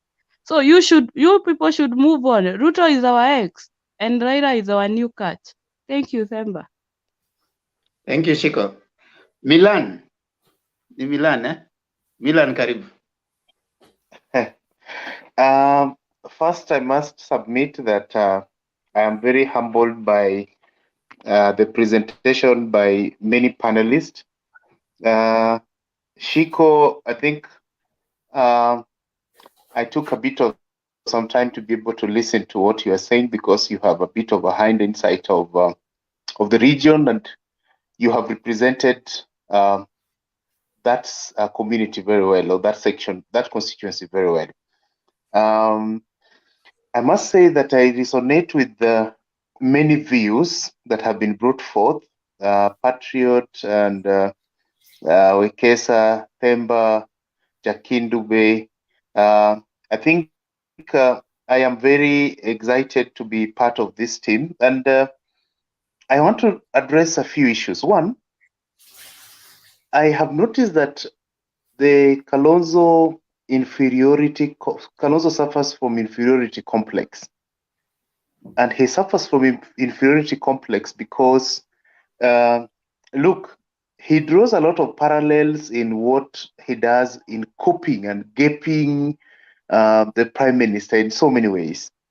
One, if you're looking at One Kenya Alliance, Raila starts Azimio la Umoja, he starts a translation of the same of One Kenya Alliance. You can see that there's a similarity in those two terms. The second item that there's similarity, Raila goes for the One Love reggae tune, the One People reggae tune. He goes for something similar, something called Buffalo Soldier. I don't know what that means, but he goes for something that looks like a parallel of the same. And even the tagline that you see they're using, inawezekana, he comes with something of hakika, tutafika, I don't know, that hakika tutaweza, something of that sort, some lame thing. So for me, we need his support because we need that +1. But I have a feeling strategy-wise that we can do without his constituency of votes because the 3 governors already bring us half that vote. By default, by whatever structure, we would already be having half of that vote. He insists on some 3-legged stool thing, which in some way, again, still inferiority complex, just trying to prop himself up to be able to lock out the 3 governors that have been at work right from the beginning. So for me, I think he's just being cheeky in a way. And even as he wants to change the name of the coalition, he just wants to profile himself and maybe also bite into a bit of that premium that has existed. What he does not know is that ODM and the rest of the parties that have been there to formulate Azimio has done some work to be able to make even people to exercise saying that, to practice saying Azimio la Umoja. It's a mouthful. It's a whole sentence, you know? And if you add Azimio la Umoja, One Kenya Alliance, is a paragraph. So in the chanting of political messaging, for us, again, we must be able to be careful that we don't redo what is already working for us. Because even for Azimio la Umoja, the original slugging of that particular term had to be changed to be able to fit what could be said in the public. Because the public just, the pusher just needs to say Azimio, and then they just respond inawezekana without saying Azimio la Umoja, which is a whole sentence. So in terms of political messaging, if it is working for us, we don't need to rock it. And for me, I would basically not advocate for him to become the running mate of the Right Honorable Raila Odinga. I would really propose that he can take Nairobi City Governor because he has been in the cold for far too long, 10 years. He can become the Nairobi Governor. I don't have a problem with that. But he should forget about If Raila goes with him third time running, that is going to run with him as his running mate, then we will be foolish to do the same thing, the same time, similar ways every now and then and expect different results. So for me, that's something that for me, I don't take very lightly. He missed a volcano moment. He was having an opportunity to be able to make an endorsement, a declaration that is earth moving. He had a double platform to talk about it at the Jubilee NDC, talk about it at the ODM NDC. It was a good platform to be able to say something that would help profile him and increase his, even in his bargaining power. I looked at his statement that he made on Friday. That was a useless statement because it was not telling exactly what he wanted, because it was all over the place. At some point, they are in a collision. At some point, they are in a structured negotiation or consultation. At some point, they must reflect on the previous agreements, yet we are chanting into new lands. So for me, I found that a bit confusing and is sending mixed signals. Something else I also noticed in terms of the Jubilee structure of power, the change of office. I noticed that the deputies that were put, or the leadership, some of the leadership that were put there, especially in the deputies, there were chances that were available to be able to pick much competent members who are stronger members, but for some reasons we ended up with weaker deputies. And this may be as a result of maybe once bitten, twice shy with the other deputy. But I have a feeling that some of the deputies were newcomers. An example is Gitobu Kinoti, who I think was just a one-term MP in some parts of Meru, contested for governorship in some way, and landed in presidential delivery unit. So for me, I think those are things that I think I noted, but whether it works for Jubilee, I think that is up to Jubilee to be able to see whether this works for them. I am a strong proponent, going back to issue of Kalonzo, of Baba picking a more youthful, more vibrant and energetic deputy who can be able to help address the fears that Shiko has and the people that propagate those fears. That the youthful candidate would easily complement the experience and wisdom of the older, and then basically have a way out to be able to do with this. The Azimio colors are very dull and they're not very good for campaigns. The reason why, blue is good color because blue is a representation. If you're looking at body language or color coding, blue represents strength and stability.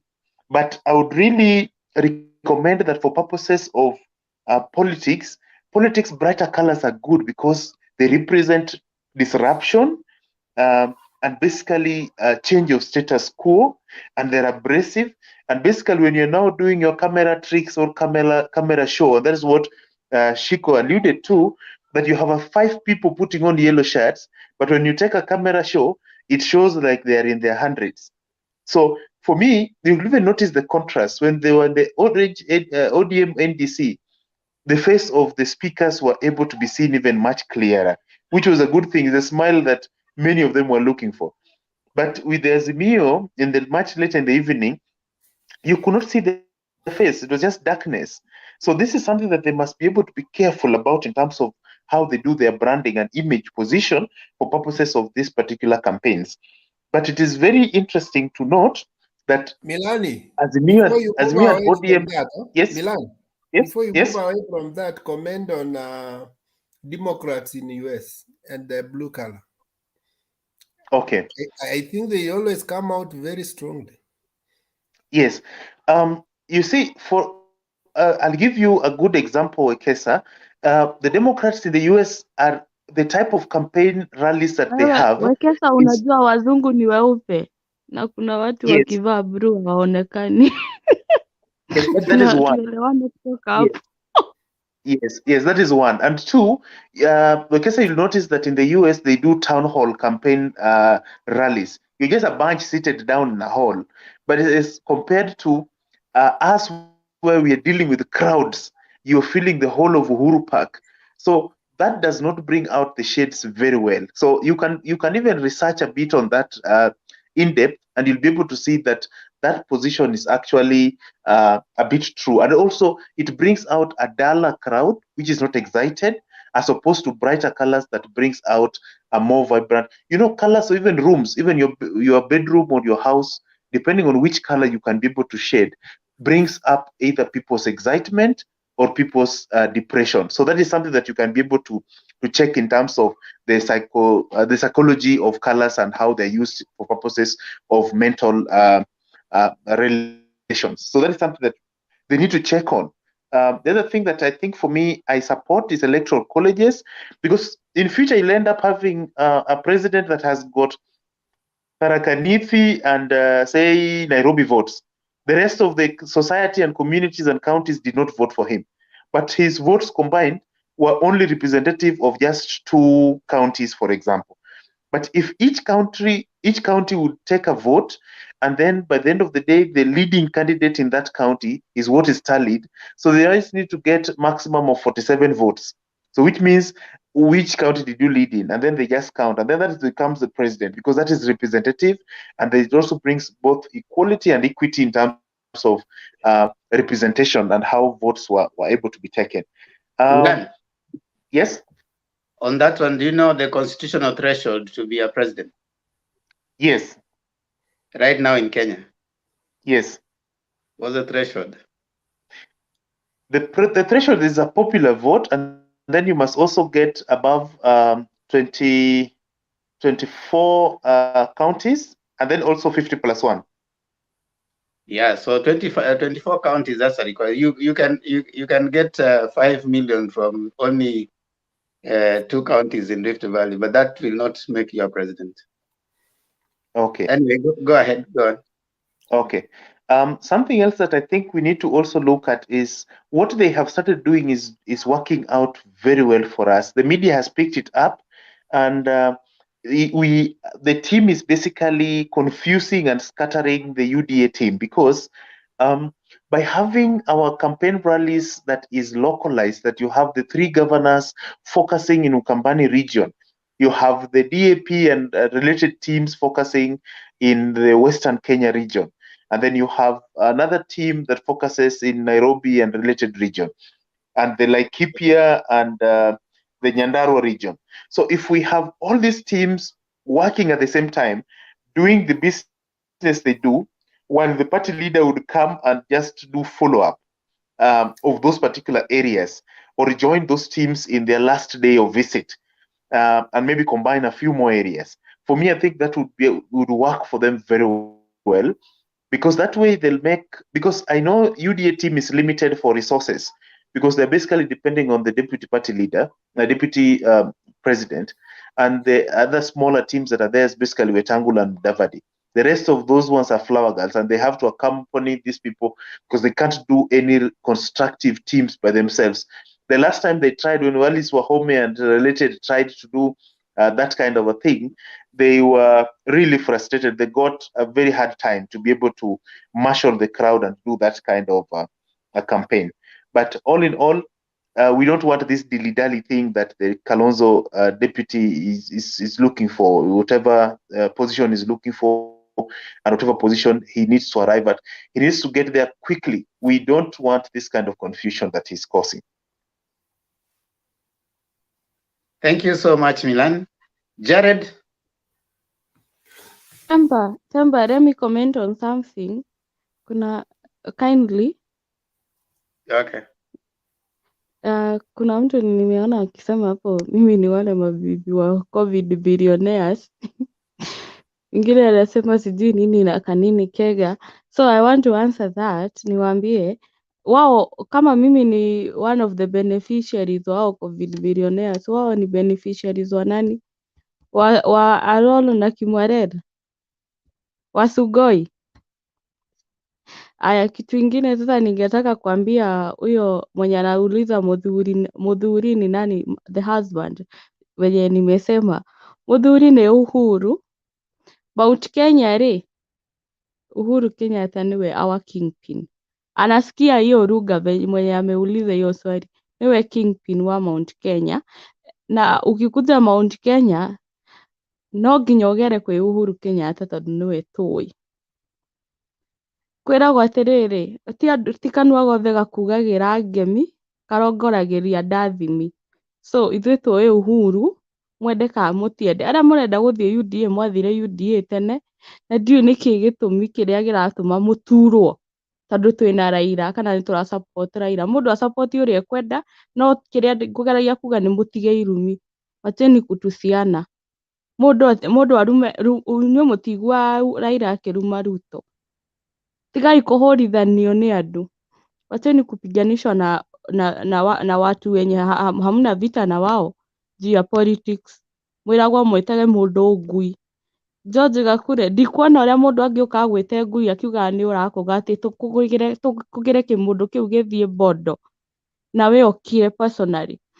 Ona no ũigue ũru. Koguo support Ruto, na ithuĩ rekei tu support ũrĩa tũrenda na mũtigane na Uhuru. Ena right ya gũsupport mũndũ ũrĩa arenda. Nimemaliza Temba. Okay, Jared. Haya, unanisikia? Yes, sir. Okay.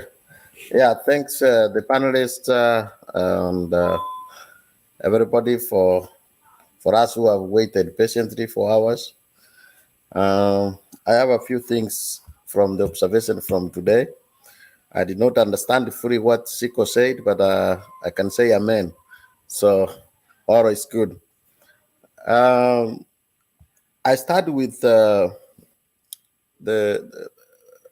NDC, which happened for both Jubilee and ODM on ODM. What I took from the changes which Jubilee made, I think they deliberately made those changes to show that this is now Jubilee is more of a Mount Kenya party.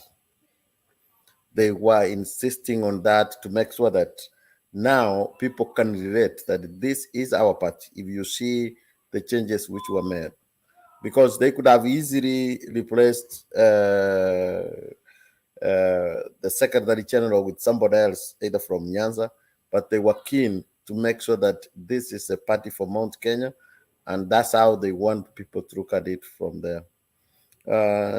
Also, it was important to see that the president has another mandate for the next 5 years to lead the Jubilee Party. So no matter what people say, he need to go out and campaign at least for his party to get votes and MPs. So even if he was not going to campaign for Raila or anybody, he would have to do that as a party leader. So as Atwoli said, he's not going anywhere. He will still be around, and there is somebody we will have to deal with. Also, I don't want to comment much on Kalonzo because Kalonzo was not addressing us in that NDC when he was given a chance. In fact, Kalonzo was addressing his Kamba Nation. As I said before, Kalonzo is trying to delay this so that he would have a chance to have members run for his party, Wiper, in Ukambani. Because once he's in Azimio, like anybody else, then all those Ukambani governors, they have their own parties. So they also want a stake. So he wants to show that, hey, Kangumu Kidogo, I still have a chance. He's just creating a hope that there is a chance for him to be picked, which everybody knows otherwise. When he said Azimio One Kenya Alliance, I didn't take it like he want to say the name to be Azimio One Kenya Alliance. I took it literally that he was saying Azimio would have talks with One Kenya Alliance. That's all I could take. If you want to know what is going to happen, I have said here before, when Baba is sitting in Capitol Hill, what he can see, somebody who is standing in KICC will not be able to see. So I will listen to what Baba says. Baba did not miss his words. He kept his Azimio Coalition Party. He is Azimio La Umoja. He did not put that one Kenya what he avoided that. That tells you something. And if you saw when Uhuru was in ODM NDC, in fact, most people were there. They endorsed Raila, but to massage the ego a little bit, for the sake of talks, they were missing just to say. If you add when he finished, what did he say? Okay, Azimio presidential candidate. I don't want to say what I mean. So he was telling them, who I have endorsed, but for the sake of it, let us wait for massaging somebody a little bit. But now, my question I ask myself, if you want to come as a principal, because this word principles is very important to many people, I don't know if they get paid for it. You have to keep up your house first. One, you were unable to keep Mudavadi. You were unable to keep with Tangura. Okay?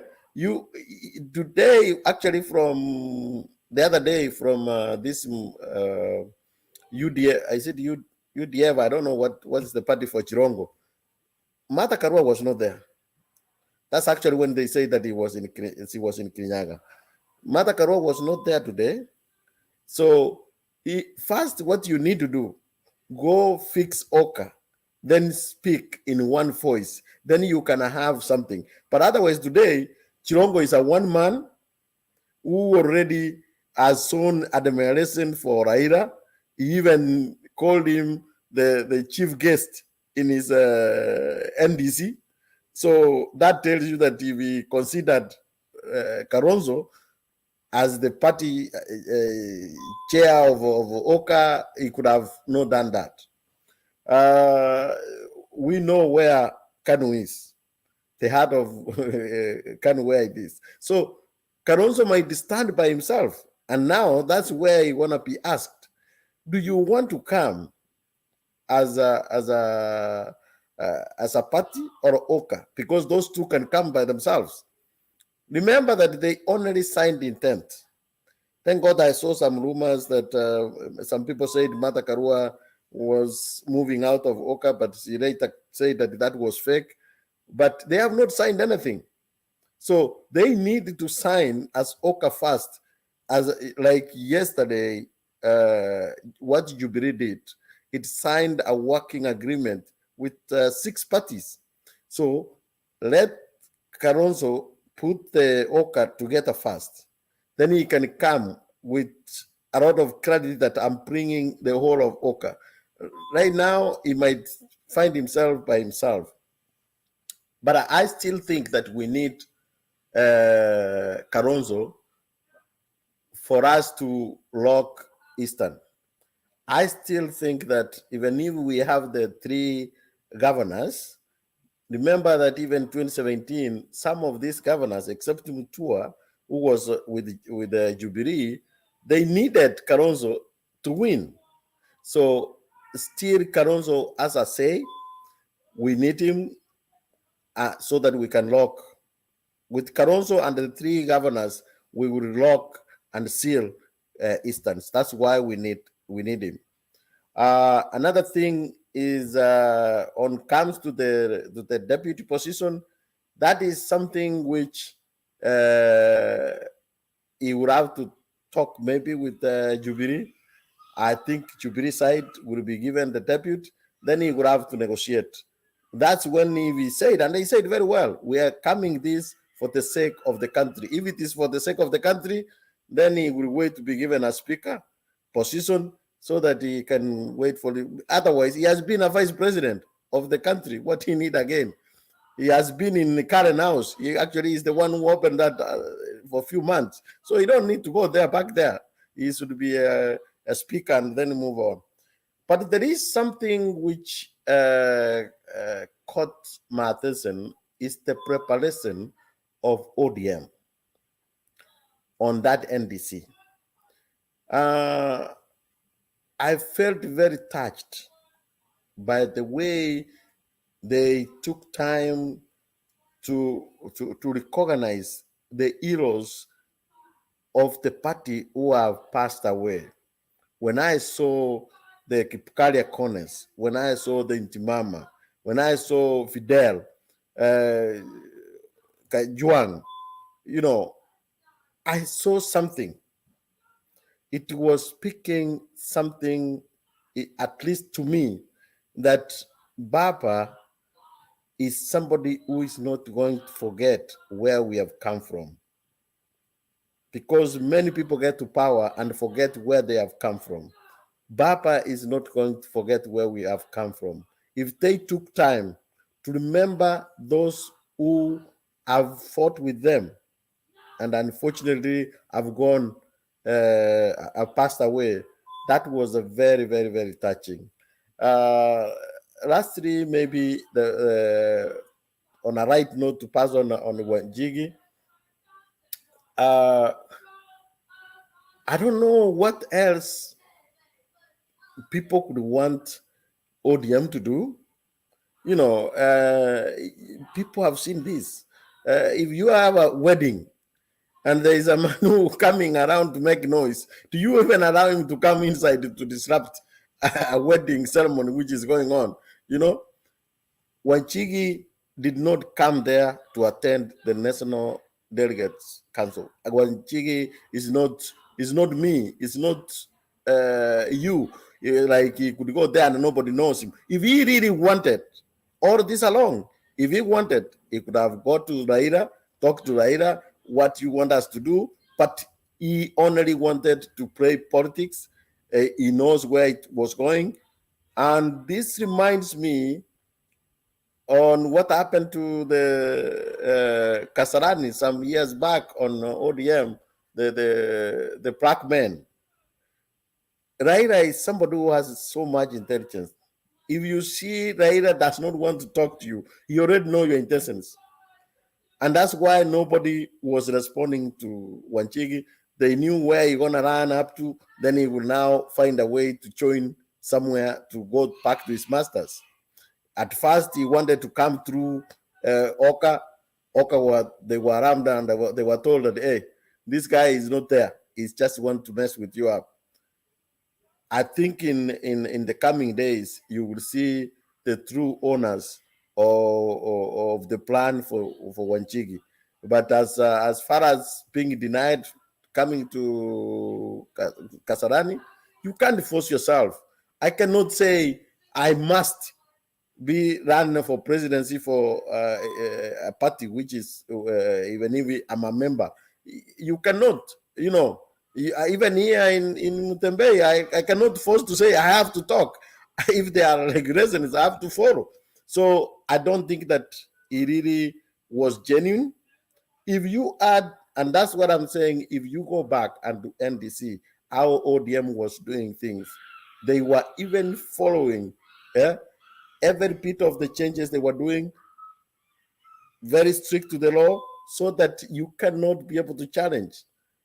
That is what they were stuck on. What did they say yesterday? It is that the only two people who applied to be presidential candidates, they dropped out. That means they did not have anybody. And the NGC governing council decided that the party leader will represent them. So there is no case there. So Wanjigi was not among the people who applied to be the presidential candidate when the time was given. This other party, I don't know how democratic a party can be. These other parties, you don't hear saying that we have opened for application to run for this party. They opened and nobody applied. The two applied and they have they withdrew. So when Wanjigi coming late, he knew what he wanted to do. And as I have said before, he's a man who can talk to anybody if he wanted. But I don't think that he was with a good faith. So it's good that he knew that he's not going to mess the wedding the wedding proceeded and it went well. And now we could have done a final funeral for UDA today, but Kalonzo decided that we postpone a little bit. So let's wait for the final to dismiss UDA. Thank you.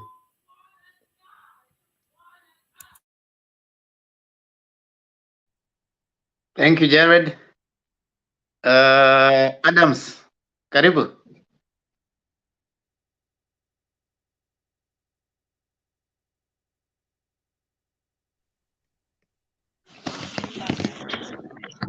Okay. Good evening, all of you. Let me check something.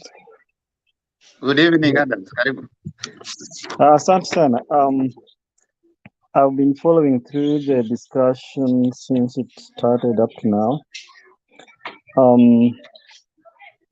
I just want to make some few comments. I'm not going to take a long time here.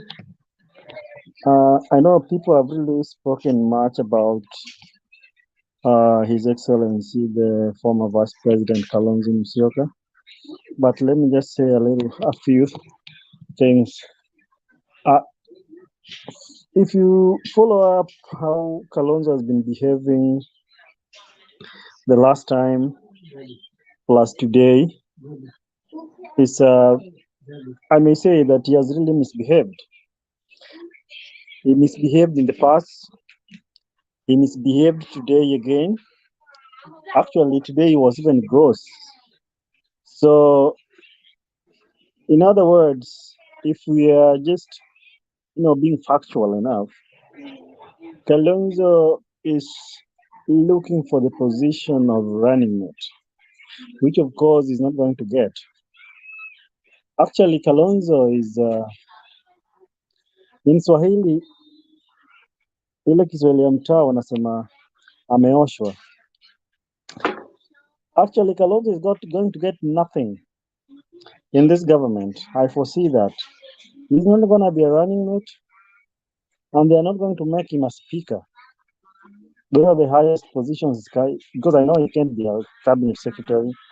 They're not going to make that guy a speaker or a running mate. He's just going to be like that. He will talk, but nothing will happen. Because the truth of the matter is, Azimio wing is already formed, and the name has been given. It is Azimio la Umoja. So you coming in like with some crazy and fishy demands, like you want to come in and make some few changes, you want to come with your own names, it's not gonna work like that. Hey, Sasa. Hey, Sasa. Who's this? Oh, okay. Just All go right. on, Achana na Alex. All right. Okay, now he wanted to be a running mate, but they're not going to make him. So when you see him making some crazy demands, he's just trying to seek for attention so that these people can say, "Hey, this guy's got almost 2 million votes." But the fact of the truth of the matter is, Azimio, the formation as it is right now, these guys are going to win with or without Kalonzo. But the difference, there's only one difference. Without Kalonzo, they're going to win with a slim margin. But with Kalonzo, it's a wrap. Like, it's a done deal. It's a wider margin. So Kalonzo is still walking around, but these people already calculated. They know this game is trying to play. So it's not going to be, it's impossible. It's not going to be running mate. It is just going to remain there. They're not going to give Kalonzo anything. That one I know for a fact. And then another thing I wanted to say is about Raila's bid for 2022. If you can look at the way things are going right now, you may remember Raila ran for presidency in 2013, 2007, 2013, and 2017. The last three, those are the most Those are the time he ran on a serious note. Forget about 1997. 1997, I think he was just trying to throw himself in the ring. So 2013, 2007, 2013, and 2017. If you look at the political demographics, the way things are running, Raila was still very, very far away from power. Even the other time when the elections were nullified, if you can just sit down on your three-legged stool and have a look at the way things are unfolding, this guy was far away from power. But now, both you and me can see power. The power is here. It's right there, out the door. So the one leg is already in. We are only waiting for August so that the other leg can come in. So that is how the thing is. I also saw something today that President Uhuru Kenyatta did. You know, they rebranded Jubilee and it became New Jubilee with the new slogan. It is now like Mbele Pamoja or something like that. And then the former Alex mute, Alex mute. The former Secretary General for Jubilee, the regional Jubilee, Mr. Raphael Tuju. I don't know whether you guys watched that. The president kind of campaigned for him, like he was trying to tell Raila, because he's from Siaya County, he was trying to tell Raila that this guy need to be given something because he's no longer gonna be the Secretary General for TNA because he's going for elective politics. So what I'm trying to say there is most likely you can go and pull a good strings here. You may end up being the governor, of which Jubilee may end up having a governor from the larger Nyanza in the name of Raphael Tuju, because this is system. Anything is possible. And he's a good guy. Those who are coming from those sides, I think I've interacted with a lot of them. They say he did a good job some time back. So that's said and done. Back to Kalonzo. Kalonzo did something which is very wrong. He was supposed to act with action, not arguments. But he's arguing a lot instead of showing the action. So I think he made a mistake. He has really misbehaved. The ship is already left the harbor. His sailing is going on. And Azimio is Azimio. You're not going to change it because of your crazy demands. And I also know for a fact that Kalonzo Musyoka is under pressure from the back, from his handlers, the likes of Mutula Kilonzo Jr. Mutula Kilonzo Jr. is a smart guy, but then he's very arrogant. If you followed him closely, he's a smart and a brilliant lawyer. He's a good politician, and I believe he's going to be the governor for MT.KENYA, but he's very arrogant. But Kalonzo Musyoka tend to listen to him so much. I think courtesy of his late dad, was so a smart guy. And Junior is very arrogant. I know for a fact that. So those are the people who are trying to disrupt Kalonzo. So Kalonzo he don't depend on his head. He depends on some other people's heads. So this one brings a lot of confusion for him. So all in all, this guy is still confused. But what I repeat here is going to stay in Azimio. He is not going anywhere. He will just be crying, being a crybaby. When the government is going to be formed, Kalonzo is not going to be the running mate because he's not even worth being a running mate.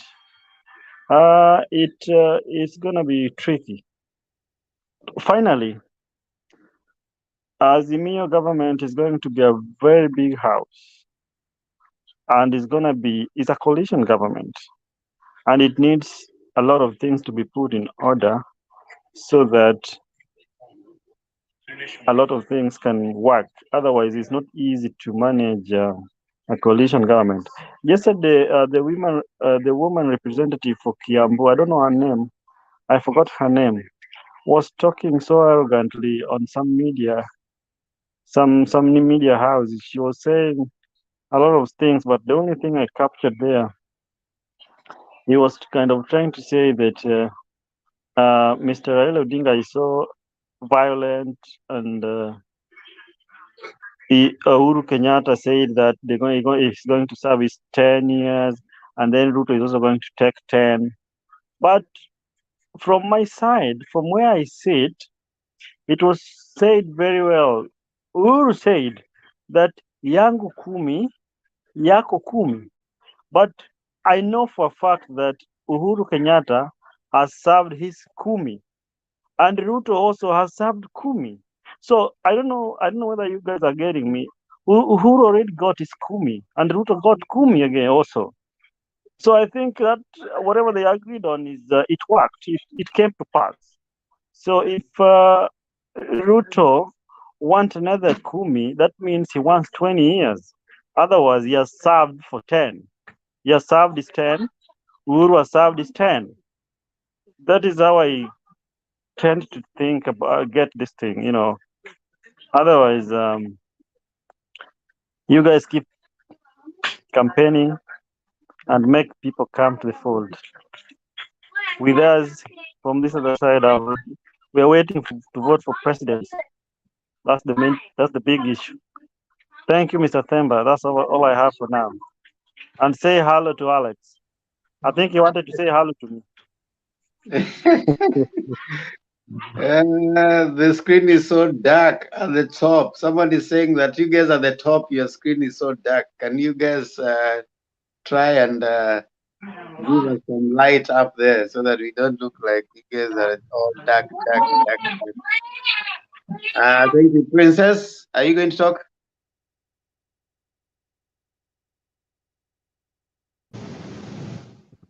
Yes, I'm going to talk. I'm just happy, Temba.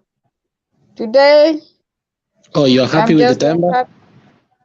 No, not with Temba. I'm just happy what's happening in Kenya. You, Alex, please, my young bro, don't bring it on. Well, you know, he had a live show today. Did you check it out? He was blushing on the show. Yeah, I did. I don't know if he's single. That's why he always like to do things of single men. Okay, I'm sorry for that. He was blushing on the show. Princess. Yeah.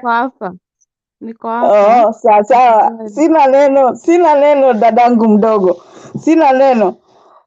Leo hii mimi nina furaha tele. Vile ninavyoona Kenya ikiendelea, isipokuwa mtu mmoja tu ndiye anisumbua akili. Bwana Kalonzo, sijui tutamfanyaje, kwa sababu Kalonzo bado anataka kuwa, sijui anakuwa nini, kwa nini anakuwa hivyo. Kila mahali mara yuko hivi, anataka aonekane, ila hali yeye mwenyewe amekuja amechelewa. Aliambiwa tayari kawia utapata mwanasi wako, lakini alikawia. Sasa anataka kurudisha mwana awe wake, ila hali yeye mwenyewe amechelewa. Mimi namwomba Bwana Kalonzo akae atulie. Alipata nyumba imeanza kujengwa, kwa hivyo yeye akae aone nyumba ikimalizwa. Kama kuna chumba cha kulala, ataambua pande hii ni chumba chako cha kulala, karibu tutengeneze Kenya. Kule makamu wa rais nilikuwa nashangaa, kwa sababu nasikiza hiyo lugha kidogo tu. Ni matusi. matusi tele, lakini matusi haisaidii. Sasa kama watakuwa wako na matusi kila wakati, sioni mahali watakuwa wanaenda, kwa sababu nyakati zijazo ni sera itakuwa inauzwa. Sasa hivi bado tukanana, lakini itakapofika wakati wa sera, sasa sijui watafanyaje. Mimi nina furaha kwa sababu kila mahali kumefungwa, kila mwanya kumefungwa, isipokuwa siku moja nilisikia hapa Temba akisema paka ukimzuia ujiadhari. Kwa hivyo naomba watu wa Azimio, kwa sababu mmeziba kila mwanya, ujiadhari na paka. Sijamuita mtu paka kama vile mwingine aliita, hiyo ni msemo. Kwa hivyo mimi nawaomba wa Kenya, sasa hivi tumeshaonyeshwa mwelekeo, kwa hivyo tufuate mwelekeo huo moja kwa moja, tupate rais ambaye atakayeongoza nchi ya Kenya bila shaka. Tukienda tupige kwa amani kura, tuwe na undugu vile tulivyo hapa, tuwe na undugu sisi wote. Adam, wewe nao usitudanganye ya kwamba una kura utampigia rais ila hali hauna kura. Siku moja nataka unionyeshe kura ndio hii. Si ati unakuja hapo unatuambia kura na kuna kura. Tafadhali onyesha kura sijue ya kwamba utapigia rais. Shukrani kwako Bwana Temba. Nitakuja baadaye, nimefurahi. Ngoja. Unaongea na mimi?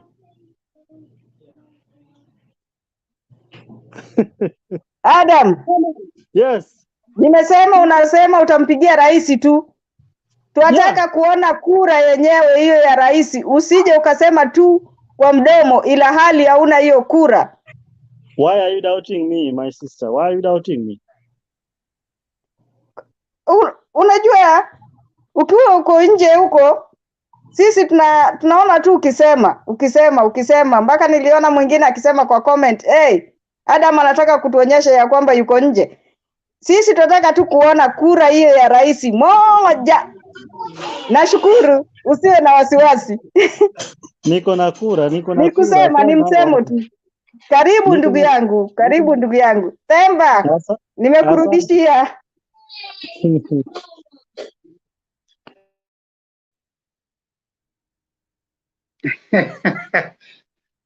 Adams, mbona hao watu wanashinda wamekuonea hivi? Sijui kama jamaa ana kura bwana.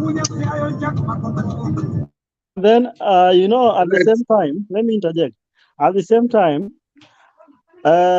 it is biometrics. We don't really have the actual vote. It's biometrics. You just go there and it's biometrics.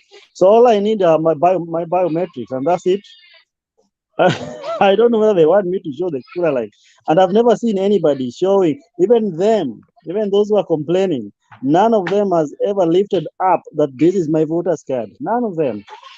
And I declared that I have a voter's card. I have one vote, just one. And I'm very, very specific that my one vote goes to the president. And they know that, they doubt it. I don't know why. And Alex here, I think it's either Alex is LX or Alex. He's like me, or you don't have it. He's talking too much. Okay, Alex, the song you're listening to doesn't sound like a religious song. Na ulikuwa umeenda kanisani?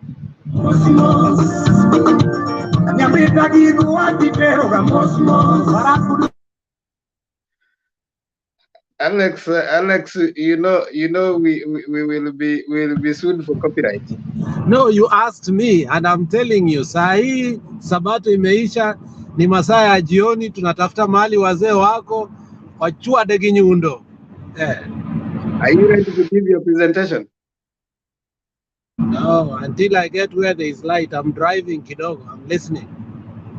Okay, let me bring in Harun. Harun, are you there?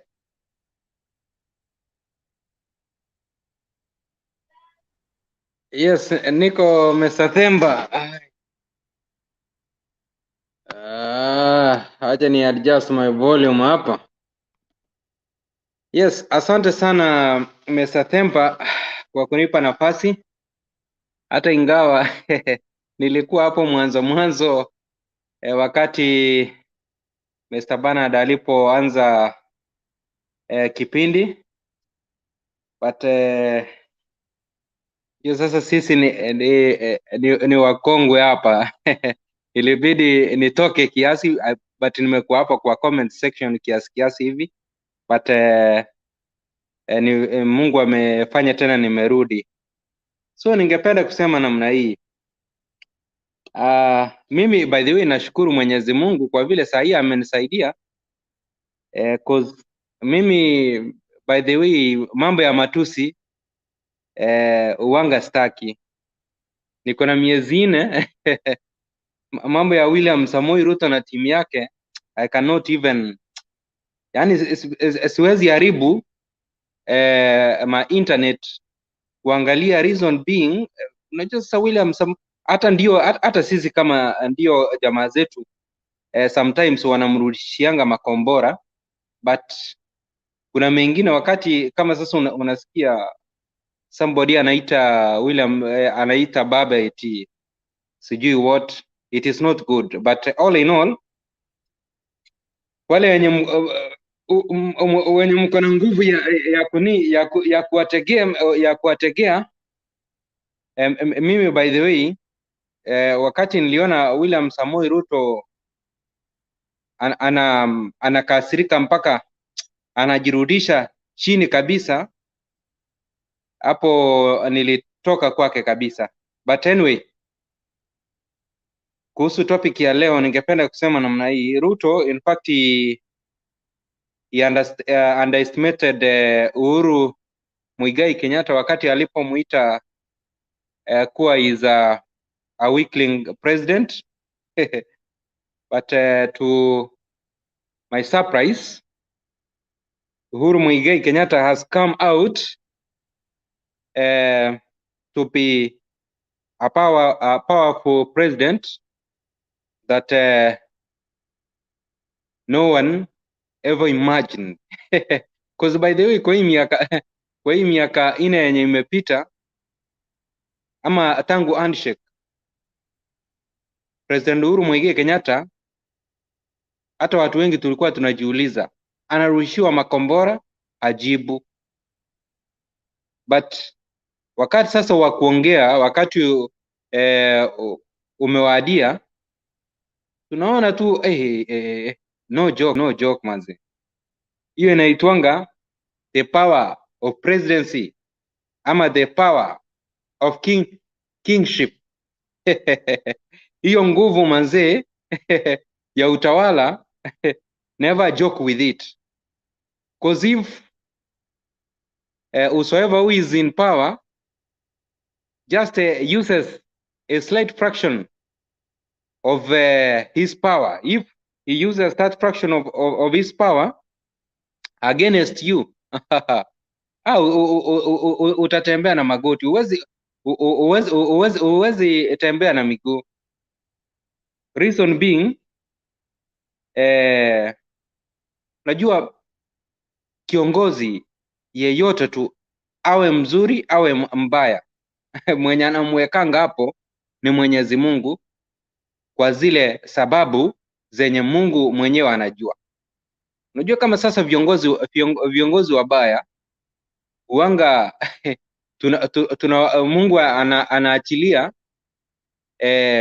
watuongoze, maybe wakati sisi tumefanya makosa to an extent, Mungu anaona nyinyi kweli mnahitaji dictator aja wakalie kabisa, then kutoka hapo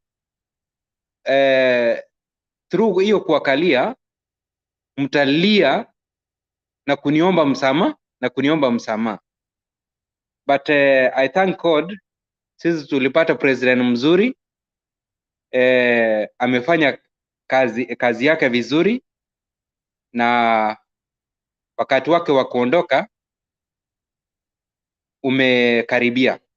But I thank God again, President Uhuru Muigai Kenyatta hataenda mbali, atakuwa around, na kwa njia moja baba sometimes hata yeye wakati atakuwa analemewa atakuwa ana chip in na anamuokolea. So William Samoei Ruto, I think amejua kuwa the power of presidency, you are not supposed to joke with it. Kwa sasa hebu niambie si eti Uhuru Muigai Kenyatta ame the president ama amepunish wale wenye wanamtusi? No, just only kuongea tu peke yake namna hii. Hakika umeona ile love yenye watu wako nayo kwenda kwa president, ambaye tulikuwa tunaambiwa kuwa this is a lame duck president, na hiyo wing nyingine, but tunapenda sana huyu president wetu sana. Wanjigi's mission ambayo iliflop wakati alipokuwa anataka kuenter ODM NDC. In fact, kitu cha kwanza inaangalia this man Wanjigi, what he wanted, alitaka cause drama so that awe beaten by men in black, then kutoka hapo aanze kupaint ama our opponent waanze kupaint ODM as a violent party. But I thank God, men in black hawakufanya nini, hawakumpatia makofi, hawakufanya chochote wakati alitaka kuleta drama. Only yeye mwenyewe ndio niliona unajua walifanya hivi, walifanya miguu tu chini namna hii, akaanza kutoroka peke yake akaanza kutoroka peke yake. Alafu kitu kingine nia yake ilikuwa ni kuincite Gama Nation, cause baada wakati alipoenda Githurai alianza kusema kuwa that mnaona sasa nimekuwa mistreated na ODM. Hiyo inamaanisha kuwa he wanted apate sympathy from Gama Nation, lakini kwa vile tumemjua unajua tumeangalia huyu bana vile amekuwa, mara anakimbia Oka, anaenda kuincite Kalonzo pale azijiunge na Azimio, but hayo yote yamefanya nini? Yamepitwa na wakati, na nashukuru Mungu cause Wanjigi he justified wakati alipo attend alitaka kuattend our ODM NDC kuwa hiyo NDC ilipatwa hiyo meeting iliitishwa kwa kiuhalali, contrary vile alikuwa ameanza kuleta shida.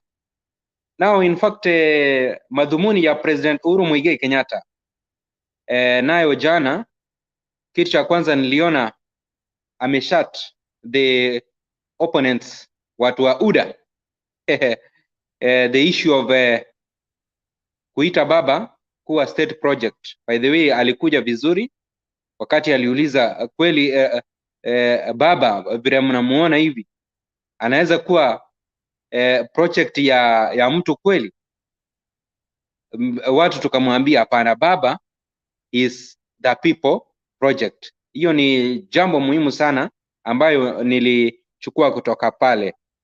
Alafu kitu kingine President Uhuru Muigai Kenyatta raised the Ponga points of Baba by saying that yeye sasa hivi yani yeye amejua Raila not as a politician but as a leader. So anybody who is a leader, this is a very person who is ready to serve the people. So hiyo ni jambo mzuri sana.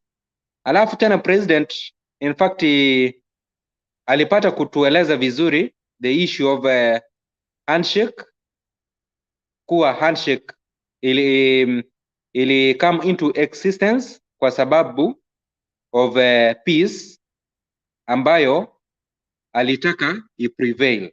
So na mimi ndio nasema kuwa President Uhuru Muigai Kenyatta hata kama anaondoka, kwangu mimi kwa ile kwa historia nitamweka kuwa is a president ambaye kitu cha kwanza in 2012 wakati alipoamua kujiunga yani kuita William Samoei Ruto, then kutoka hapo wakaanza kufanya kazi naye from 2013 up to now. So ile uhasama yenye ilikuwa ya 207 kati ya Kikuyu Nation na Kalenjin in fact ikapata kutulia. So the same president mmeona 2017 in fact akileta akifanya handshake na Baba, na ile uhasama ambayo ilikuwa kati ya the Gema Nation na Nyanza people ikapata kuisha. So this is the president ambaye ataingia kwa kumbukumbu kuwa is a peacemaker. Alafu lastly president also gave thanks to Baba by supporting him wakati wa msukosuko. You remember UDA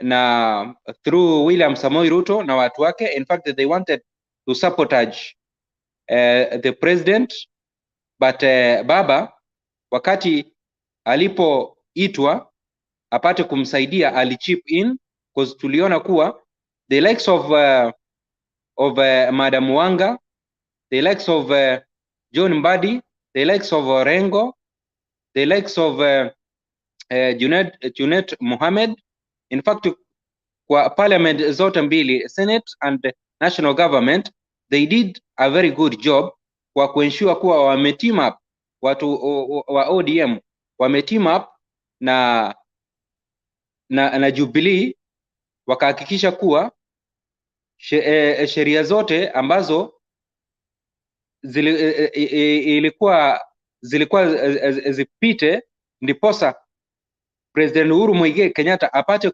kudeliver his agenda to the people of Kenya, ilipata kwenda smoothly. So that is why alisema kuwa Baba, thank you, because in that regard, in fact Baba did not ask for anything that maybe watu wangu kwa vile 2017 elections ilienda vile ilienda, but I'm calling upon you president uwapatie viti. But no, Baba unconditionally he supported our lovely president Uhuru Muigai Kenyatta.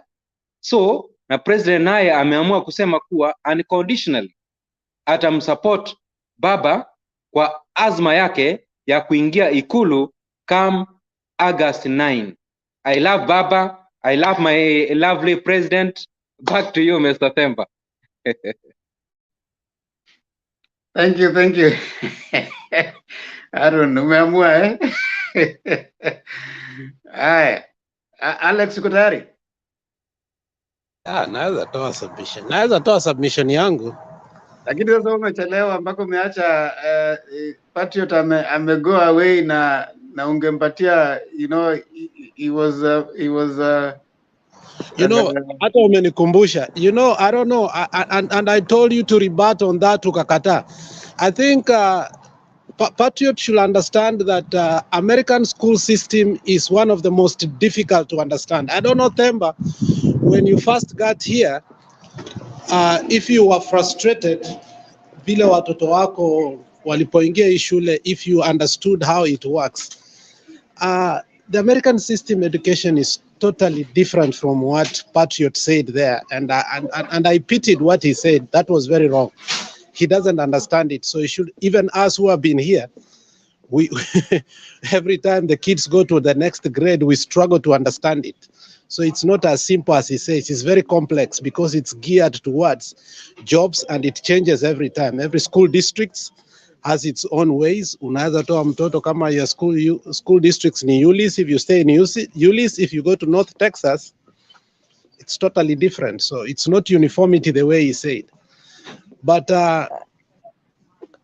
I'm afraid that Kalonzo, thinking of what we have said so far, mpaka mahali tumefika, I'm really thinking that Kalonzo is going to be a big problem. And then you've been very consistent about it.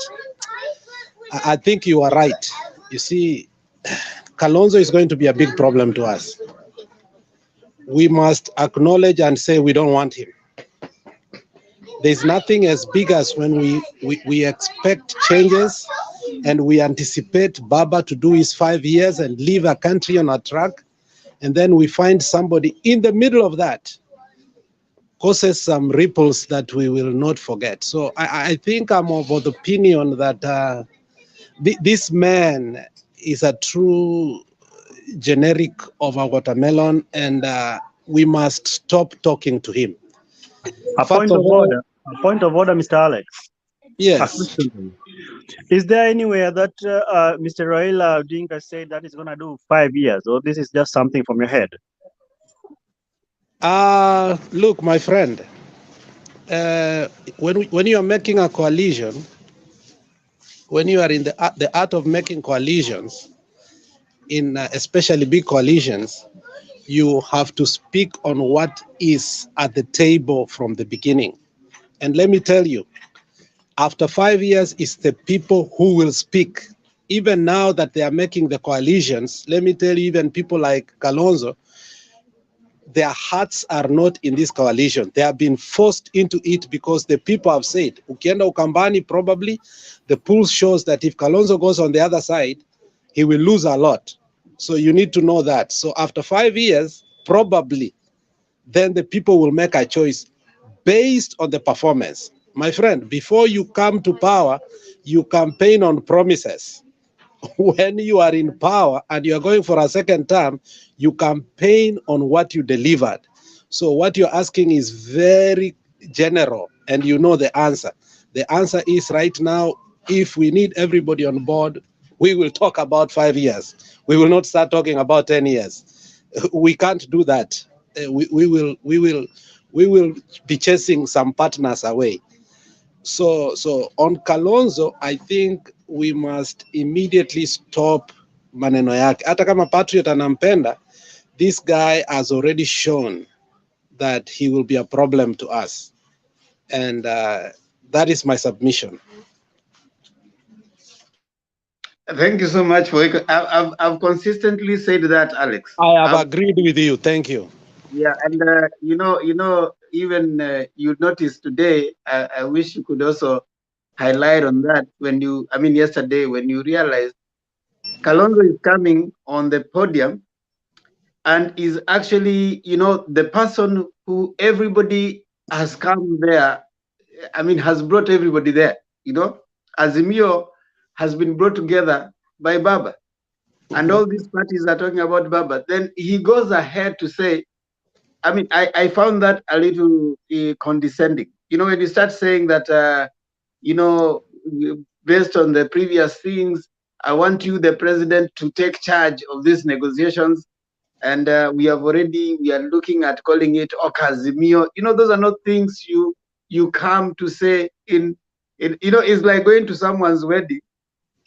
And then on that particular day, you start saying na pia ujue ya kwamba kuna pesa hizo za suti bado unajua hujanilipa, so tuonane. I found that a little, far off, and he missed leadership at that point. That for me, it was a disappointment. Yeah, especially, you know, the president was keen on answering him. And I think if Kalonzo is a wise person, which I think he's not, so far, until now, I thought Kalonzo was a good negotiator because I believed that all this time what Kalonzo was doing was negotiating. Honestly, from my part, I thought Kalonzo was negotiating. But I came to understand Kalonzo all this time has been having his ego before the people of Kenya. But what the president said, and I think Harun has said it very clearly, he said, when he came and we had a handshake, we did not have a coalition, which means we did not form a government. We did not have any condition. But the guy has been consistent. He has supported me. I am where I am because of his support, even without taking anything from me. And I offer myself to him. I'm not going to ask anything. I think that was well answered. I hope it was not a political expediency rhetoric. And I repeat, I hope it doesn't turn out to be a political expediency rhetoric, because if that is the way, Baba must be given full authority to make a government that can deliver, because we Kenyans have been waiting for this. It's like we are having our independence in 2022 August. Trust me, that is how it feels for me personally. I don't know for others, but I feel like we have not been breathing. It's like George Floyd said, I'm not breathing, you know. So finally we are going to start breathing, you know. So I hope he will choose a cabinet so that he will take responsibility. If he doesn't perform, he will take personal responsibility. But if people like Kalonzo come, then we will not be able to give Baba the personal responsibility, and therefore he might not be able to perform the way he's supposed to. He said, I can't breathe. We are not under this government, you know very well. Karibu, David. And David, I want you to comment on your person of interest signing a memorandum of understanding with the Jubilee. So can you start from there as you give your presentation? No, please give me time. I listen. I've just come. It will be too unfair, Temba. let me breathe first. Okay, as you breathe, Mama Selina, karibu. Asante Temba, nilikuwa nafikiria umenisahau. I was just watching and listening. Okay, kulingana na leo ni furaha, ile tulifurahi. Nafikiri watu watalala usito, wengine wameamka na furaha. Kulingana na vile president aliongea na mambo ya Kalonzo, hata ingawa watu wanasema hakuendorse Baba, alisema Baba, this time round nataka uapishwe na Chief Justice Martha Koome, si ile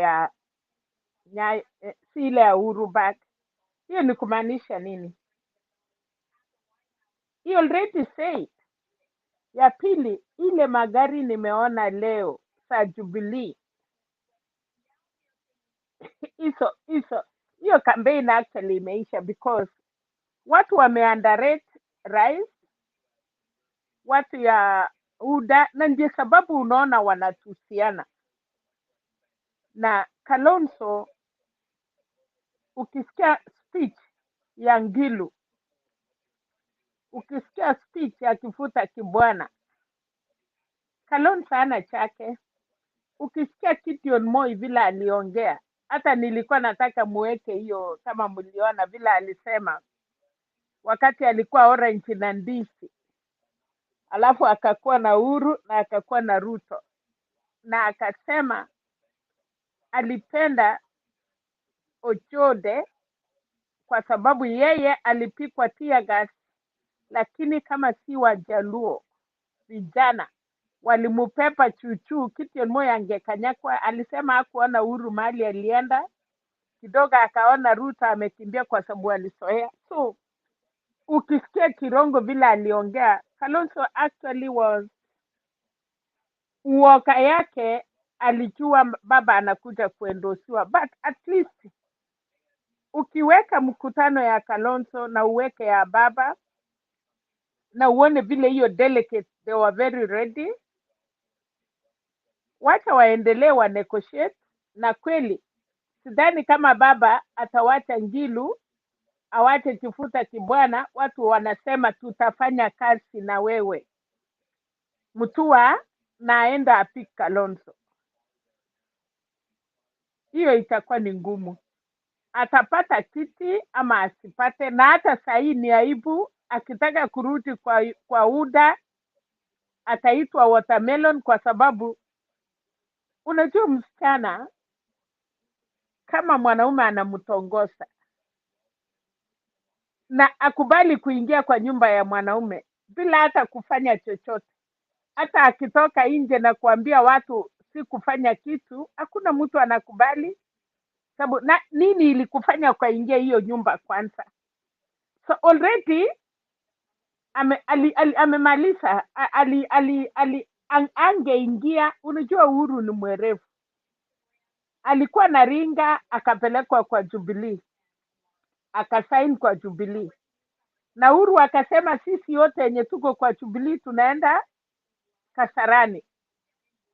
Sasa yeye Martha Karua mwenye akukua yote na alisema ako pamoja na hawa, lakini uingie nini ya Mudavadi, ungoje saa ile Ruto anaingia unatoroka, uingie ya Uhuru saa ile wanaenda Kasarani unapotea. He's a frustrated man, lakini amefanya kazi na baba, na kwa sababu tunaongea Azimio ya umoja, hatutaki kufungia mtu nje. But I think Kalonzo today mahali analala angekuja tu hapo. Kuna wanaume tayari na ni Uhuru ndio anataka Uhuru wa negotiate. Na shukuru hili hata kuja kulaumu baba, wacha iwe ni Uhuru atanegotiate nani anakuwa running mate, nani anakuwa nini, ili siku hiyo ingine, kwa sababu tunajua baba anaweza endelea, ataenda uliza Uhuru. Sidhani kama Uhuru na hiyo vita ako naye Central atakubali pia apeane kiti iende mali ingine. Watu ya Central watamuuliza swali. So baba tunasema ni asante, wakati wake imefika. Na Kalonzo imeisha. Kirongo na shukuru, Kition Moi hawezi rudi nyuma. Martha Karua akicheza hiyo kiti hata ya Kirinyaga, ni rafiki yangu sana, lakini akikataa kukaa na Uhuru, mambo ya Kirinyaga imeleta itakuwa ngumu. Ule mama ingine ni Mama Selina, yes. kabla hujatoka kwa Kalonzo, Mama Selina, wacha kuwa mzuri kwa Kalonzo. Mimi tumekuwa mzuri kwa Kalonzo. Mzuri. No, dakika moja nikuulize swali. Huyu Kalonzo alikuja akachukua akaambush baba akaenda kwa DMC yake, akaenda huko na akaongea vizuri sana. Uliona leo alikataa kuja ya ODM, kiti yake ilikuwa huko, and kiti yake ilikuwa inakuwa focused all the time. Baadaye anatutumia makwere huko. Hiyo sio ni madharau? Who is makwere? Ndio sababu Alex,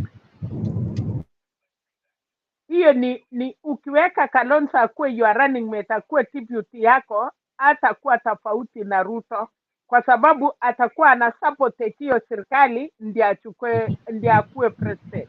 That is what we are saying. We don't need him. Yeah, Wacha Kalonzo aende. He has shown us he is going to sabotage. You have used the word that I said before. Kalonzo is going to sabotage us. Yes. Na kwa sababu Central, unajua hapa kama kura za Ukambani ni 1 million. Saa hii Kifuta Kibwana, Mutua na Kalonzo na Ngilu watakawanya, wacha tuwapatie 50-50. Na Uhuru atupatie 40% kutoka Central. Hata Kalonzo akipaki na hiyo, Kalonzo amezoea ile ya kupita katikati, na alikuwa anasema atapita katikati. Kwa nao hawezi pita katikati Jubilee na Azimio. Ya pili, Alex, najua walisema China Azimio imekuwa registered kwa Political Party Act, na uliona Jubilee wametoa officials yao, ODM wametengeneza yao. Sasa next ama mkutano ingine ya kulete ya Kalonzo na kukuja kuwekwa ndani ni wakati gani? Gideon atawakilisha Rift Valley, Kirongo anajipatia kiti yake pale. So Kalonzo ako na shida, lakini hata mimi nasema hivi, nafikiri kama ako na mchezo hii tamaa ya pesa ama uongozi ikislip kwako ni ngumu sana. Saa hii Mudavadi angetaka kuona mtu ya kuanguka na yeye pamoja.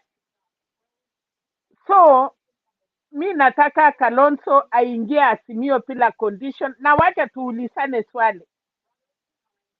Baba already Uhuru ameendorse, amesema wanaenda kazi. Nataka tuulizane sisi wote, running mate ya baba tutakuta imetangazwa na wanaendelea. So sidhani kama kutakuwa na next ama mkutano ingine delegate ya kuita hii watu ingine yote, kwa sababu kila mtu alikuwa nasimama wanasema sisi tayari tumeendorse baba. Hata Uhuru mwenyewe alisema Jubilee tulishamaliza kazi yetu. Chama ya TAP wanasema already tulikuwa na mkutano tumeendorse baba. Ngilu namna hiyo. So ile machama kidogo wameshikana na Uhuru, hawana maneno, walikubaliana na wanaenda. So Kalonzo anataka kukuja na Okoa Kenya, Azimio na Jubilee. Anataka kutuambia kuna 3 big political parties, of which kwa ukweli hakuna kitu ni mtu ya Moi. Kirongo ni mtu ya Raila. So Kalonzo mahali ameenda kulala leo, na hata body language wacheni unajua watu wamenona, baba amefurahi, Ngilu ako smart, ukiona Mutua ako sawa, ukiona Kivuta Kibwana, na hii watu wengine unaona frustration ya Kalonzo. Shika na hiyo frustration ninaona kwa Musalia, hiyo frustration naona kwa Watangula, hiyo frustration ninaona kwa kina Kirato, naitwa nani, Kashakwa. Hizo frustration ilikuwa imejaa kwa mwili ya Kalonzo. Baka by the way, Kalonzo alikuwa mtu wako smart, baby face. Hiyo baby face sasa imeisha, sijui imeenda wapi. Baka ukweli ni kwamba ako na shida, kuna kitu inamuuma. Anajua Kalonzo akiwachwa peke yake hawezi simama na aombe kura ya Kenya. Alikuwa nataka baba aseme Kalonzo tosha. For real, kama unataka kuwa kiongozi ya Kenya, tafuta kwanza, alafu uambie wenzako this is what I have. Lakini sasa yeye anataka aletewe pipi mpaka kwa kitanda, hata si kwa sitting room, hata si compound. Anataka ile ametandikiwa kitanda, anaambiwa ni ready. Haiwezekani. Msichana hata we tafuta, ukituma Temba ama utume Alex ndio waongee, lakini we uongee more. Hivyo ndiye Kalonzo mimi mwenyewe nimeona vile yako. Mambo ya Wanjigi alijaribu kwenda kuambia watu nimefukuzwa huyu ODM, lakini hakuna mtu alikuwa anashughulika na ile. Watu pia walimfuata, ni pesa. Unajua kama ukifuatwa na delegate iko shida, lakini sasa watu wenye wangeenda biashara yao na waende waimbe tu na wamepata 5,500, sio watu nyumba zao. Mi nashukuru kwa sababu hizo manyumba wamepata vitu ya kukula leo. So hiyo ndiye kwangu mi naona nikimalizia, lakini hiyo mkutano mbili that was historic, na ndiye imekuwa ikisumbua Ruto na ikakuwa imesumbua kila mtu mwenye ako na akili. You cannot challenge the president hata kama ako weak. Ametoka ile makari nimeona mimi ya Jubilee, hizo makari kama inafanya siasa ya baba, hata sijui makari karibu ngapi silikuwa hapo. Pachero ama inaitwa nini hiyo magari msuri hivyo. Hata hiyo peke yake inausa. So Kenya mambo imeisha. Tupange ya 2027 na tuseme baba aweke watu wazuri, wasimwangusie serikali. Kitu ya kwanza atengeneze mambo ya corruption. Kitu inafuata, akichukua serikali, kabla hajaenda ofisi, kila mtu alikuwa anafanya kazi serikali, hatutaki wafutwe, lakini tunataka wapelekwe kama Amerika. Hapa mahali tuko, daktari after 2 years unaenda course. Tunataka kitu kama hiyo Kenya, ile watu wote wako kwa position. Baba kabla hajaanza kazi arutishe watu wote, wafunzwe, wale wako na disciplinary action watolewe, wale tunaona wako hivi wareplaciwe, hili Kenya isimame. Hiyo ndio kitu Kenya inahitaji saa hii, ya kwamba asikuje kuingia serikali na kuendelea, akae chini ajue kabisa nani ni nani, ndio Kenya yetu isimame. Kwa kura sasa, tuende mashinani, tuongeleshe familia zetu, na hata jamii wengi wameona KICC vile imekuwa na wakaona Kasarani. Hakuna shida. Nafikiria hiyo nataka kumalizia hapo. Asanteni sana.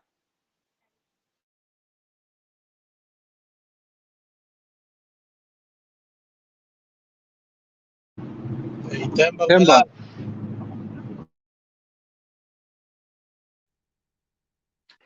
Oh, kuna Harun, uko na swali hapa? Ni comment? Ni comment kuhusu Kalonzo kidogo tu. Aya, toa comment alafu ndio nilete Penya Gaka alafu nilete Fidel. Yeah, asante sana baba. By the way, ndio nimekuja kugundua the reason to why Professor Kivuta Kibwana, the Makueni governor, ambaye ni party leader of muungano of muungano, wakati aliposema kuwa Kalonzo ukija Azimio ujue tushachukua viti, walikuwa wameona huyu mzee. Hata nataka kuagree with Madam Selina kuwa Kalonzo, by the way, sasa kuna kitu inamsumbua, hata weight yake manze amekata mbaya sana. I don't know ni stress gani ako nayo na mali ako nayo, I don't know, but ile kitu mimi nasema kuwa Ukambani, in fact Ukambani politics, Kalonzo astahili ailete kwa Azimio. Unajua sasa yeye anaona maybe he is being threatened by these three governors, that is Mtua, Ngilu na Kivuta Kibwana. So wakati anapoanza kuleta mambo eti Azimio ianze kuwekwa sijui Azimio One Kenya Alliance, sasa mpaka unashindwa kuwa yakina Jubilee wataenda wapi, yakina DAP, yakina what? Because those are a party of their own. So mimi kama Haron the ancestor ninasema namna hii, Kalonzo lazima ajue kuwa hatma zimefanya mpango na kumpa baba urais ya August 9, 2022. I mean, fate has conspired to give baba August 9 presidency. So mimi sasa hivi manze ninangoja baba achukue Biblia kutoka kwa Martha Koome, then kutoka hapo niambie Mungu, mtoto wako Harun, hata ukimchukua sasa hivi at least atakuwa chenye alikuwa anangoja kuona baba akichukua Biblia ishatimia.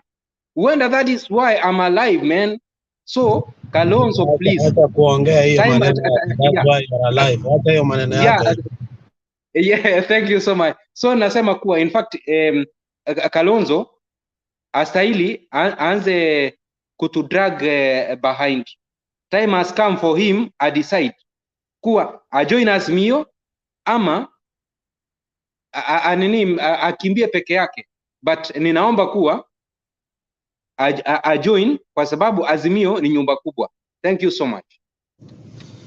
Temba Odinga, 20 wewe seconds. huwezi kata miti unajua saa hii tumeona ile ilisemekana miti ikatwe kwa familia, inaonekana itakatwa kwa watu wengi sana, lakini kwa wewe, kwa sababu baba anachukua, ndio umepona.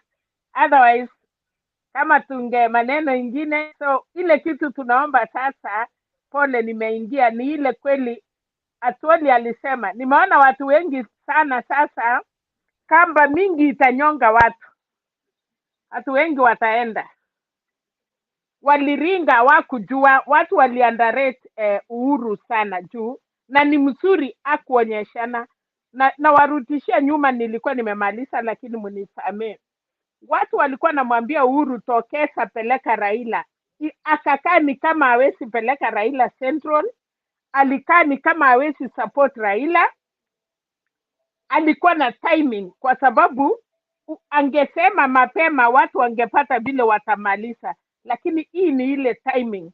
Huwezi ruti mbele, huwezi enda nyuma, imefika tu unaenda. So the timing of Uhuru kusema sasa in 4 months na atoke, na amesema anaenda kusunguka, hiyo kitu imeisha. Asante, singetaka kurudia, lakini ni vile Aaron alisema ati kama amini uwezi, utakaa kuona baba mpaka anata 10 years.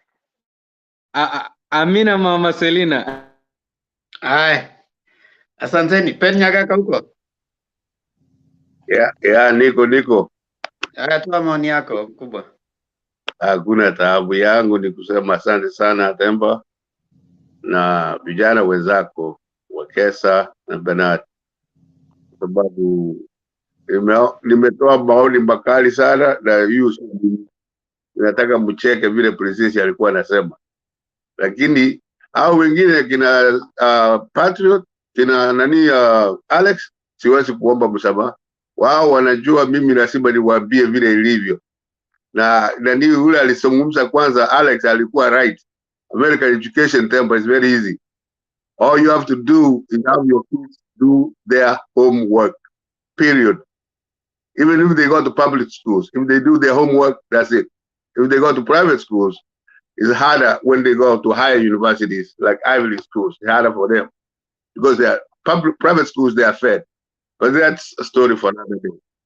The politics in Kenya, we should be happy. Like Princess say, we all should be happy. But say, lazima mcheke, msiwe serious all the time. Mnagombana, mnasema ule imewafanyia hii, imefanya hivi, ati tutaenda kujinyonga. Akiambuku sitajinyonga.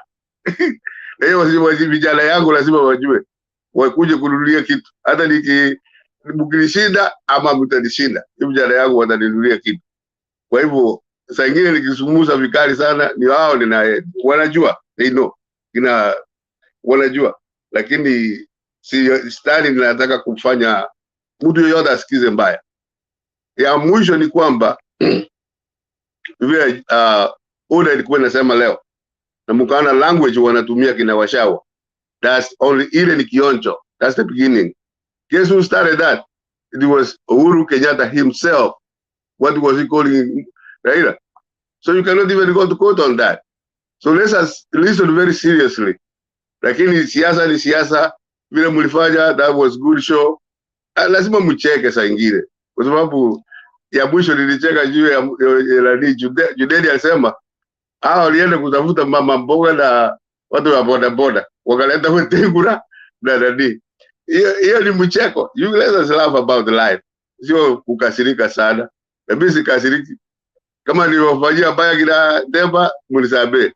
Lakini mimi ni mzee wa Kisii, Kisii wote wakiwa wasichana wakiwa nani, mimi nitasema hilo wanajua. Thank you. Asante. David ameingia. Sasa hiyo ndio kazi yake.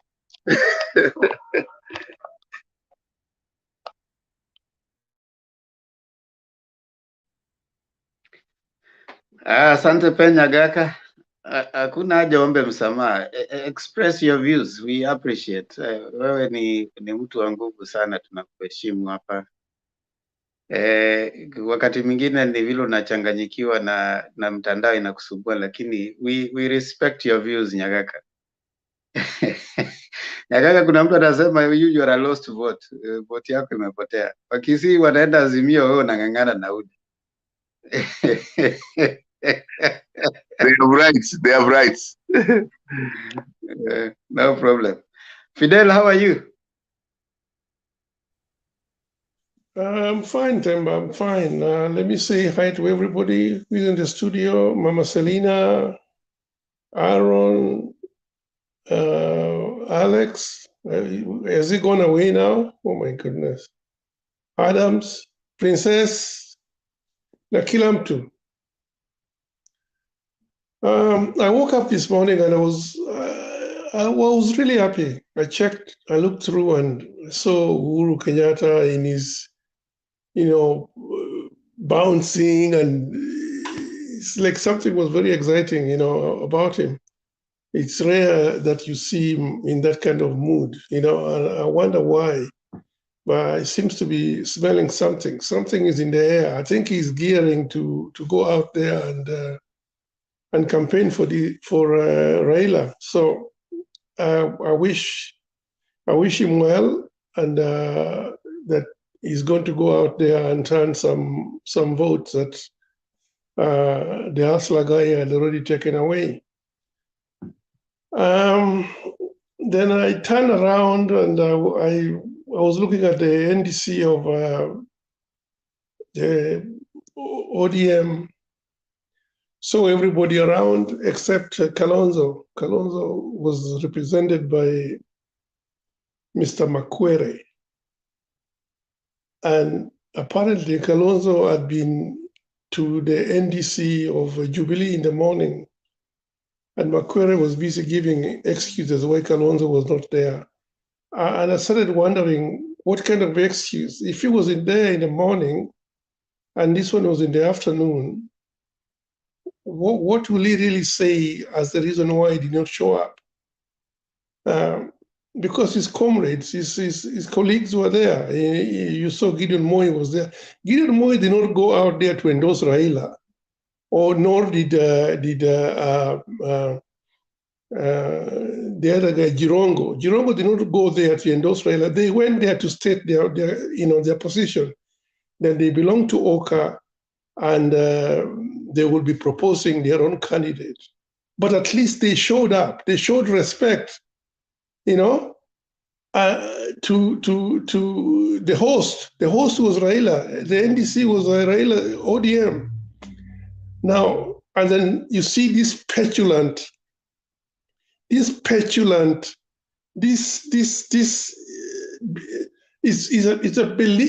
belligerent, petulant, petty individual called Kalonzo Musyoka. And you're wondering, sometimes I look at this guy, I say, when somebody has been breastfeeding milk from Mulu Mutisia, or Barangetun, or Sharif Nasir, or Kariki Chotara, they then never seem to understand politics, because that is where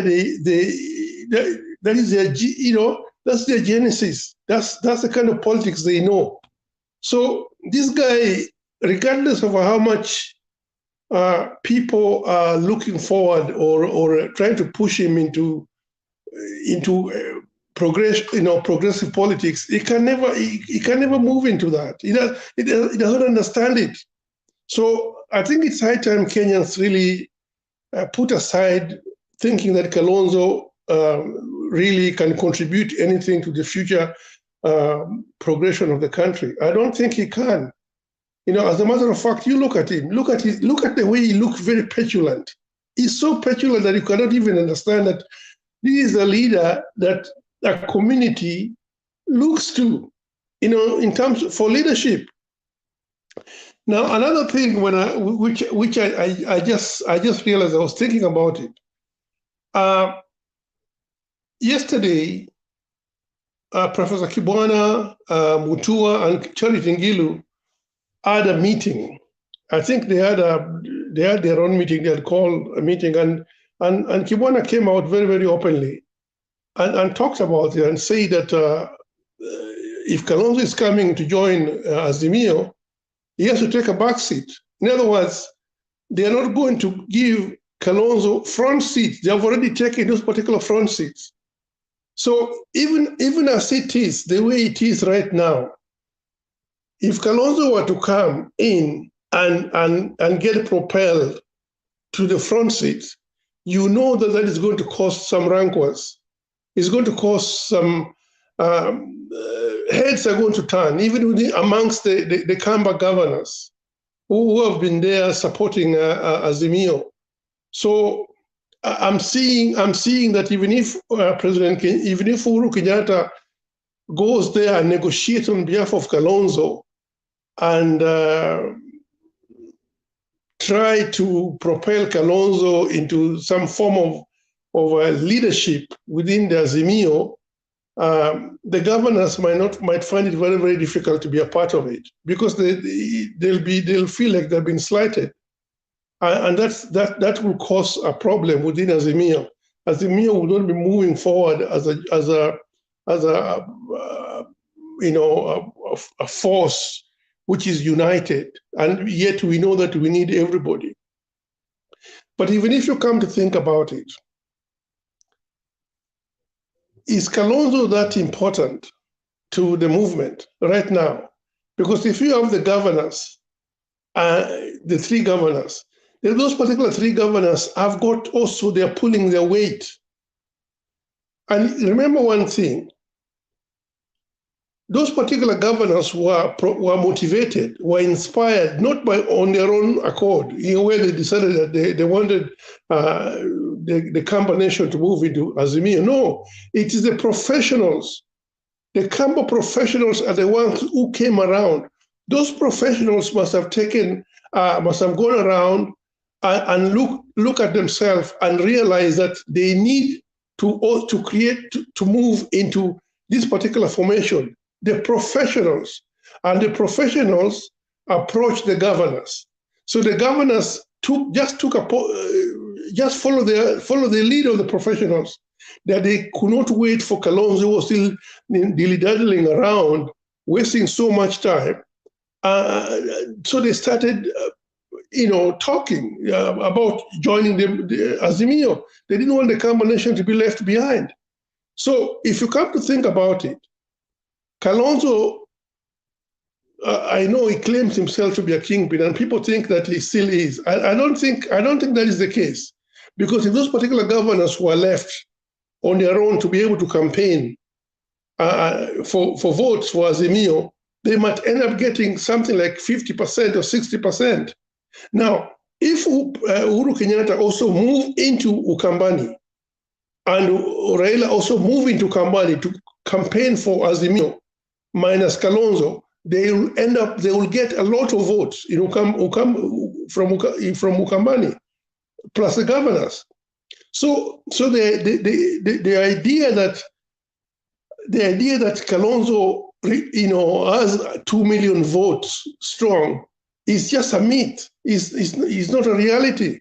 He's got a very, very small amount, proportion of votes that he commands right now as we speak. But the community needs a representation at the national table. That's why it's being propelled there.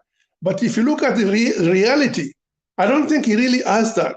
And two, this man, the way he sees, as petulant as he seems to be, how is he going to work with the president, with Raila Odinga? How is he going to work? Because that's the same thing Ruto will be doing. Ruto has done the same thing to Uhuru Kenyatta. Now here comes a person who will be thinking, given the situation, he will think like, oh no, I deserve this particular post. So I'm going to make sure that this particular individual does not succeed. So it'll be someone that already used Selena used the same, call it out, said he's going to sabotage Raila Odinga. And that's actually the truth, given the way he appears. He's doing it even before he's affirmed or even confirmed to have any position. He's already doing it. You can see from his body language.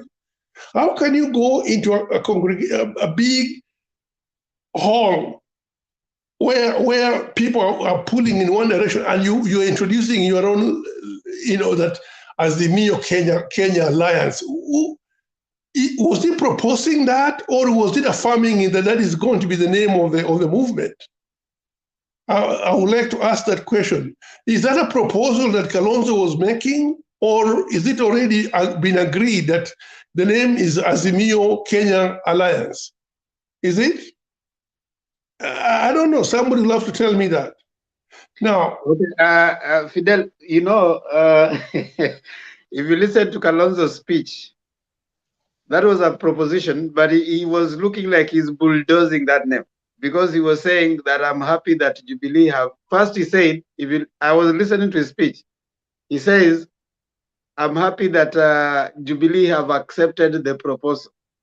And then later he says that I hope that Jubilee will come up with a strong resolution.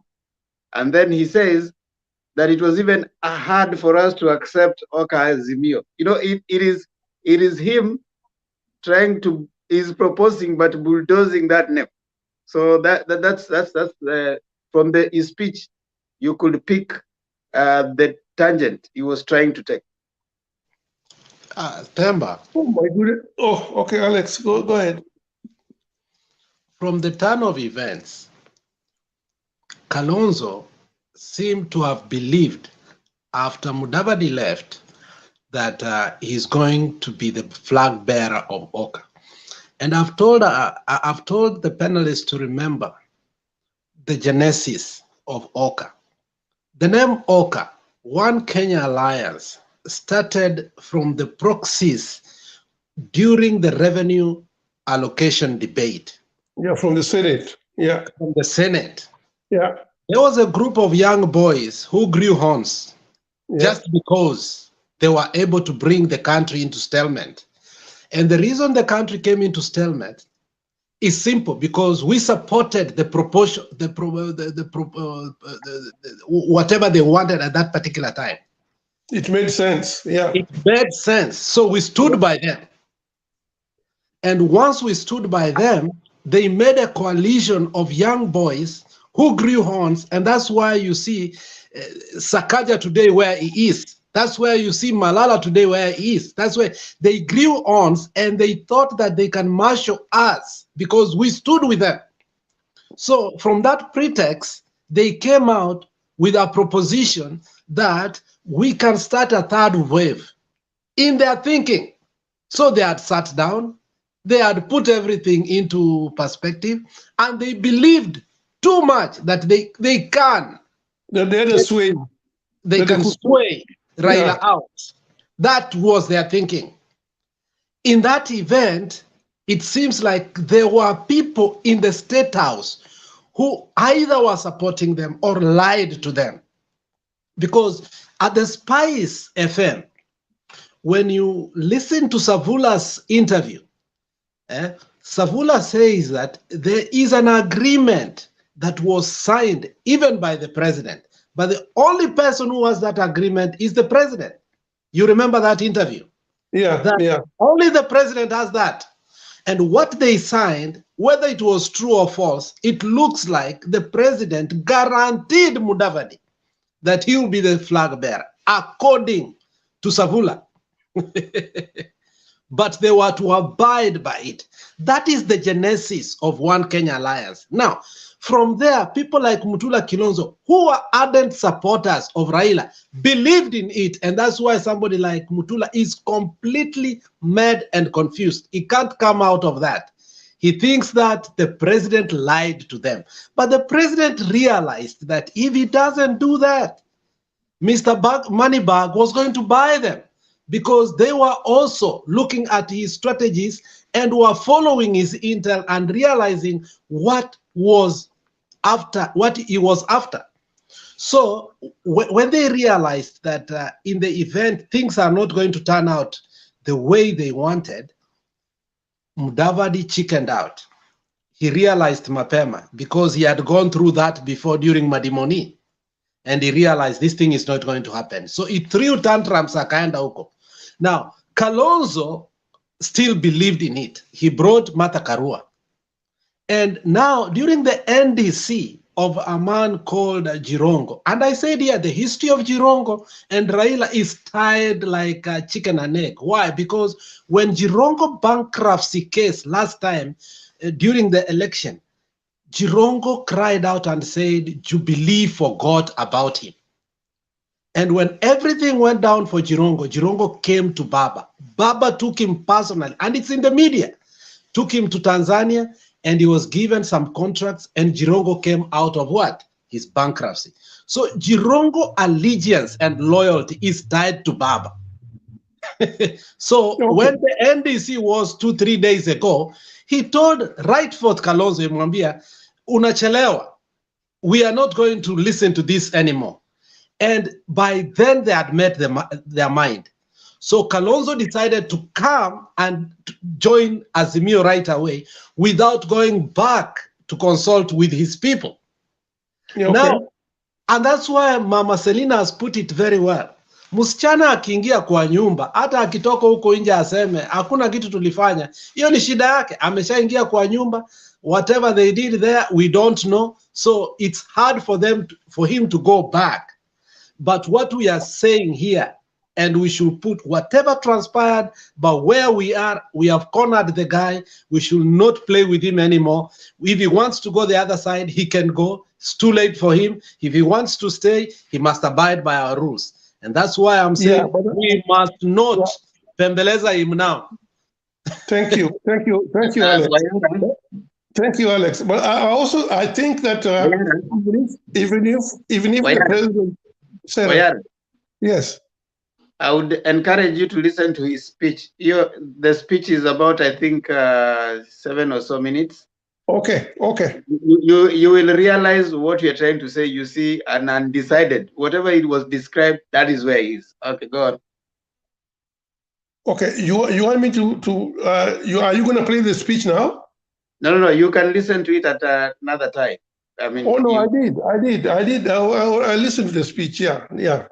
But what I was reiterating is that I think he's putting Uhuru at on a crossroad right now at a very difficult position, because if you look at the resolution that came from Jubilee have already endorsed their presidential candidate. They have already proposed their presidential candidate. So if Jubilee has already proposed their presidential candidate, and Kalonzo is now appealing to the president to take up, to take the matters in his hand, what does he expect? He is Uhuru Kenyatta. He even went after hearing what Kalonzo had already said during the Jubilee NDC.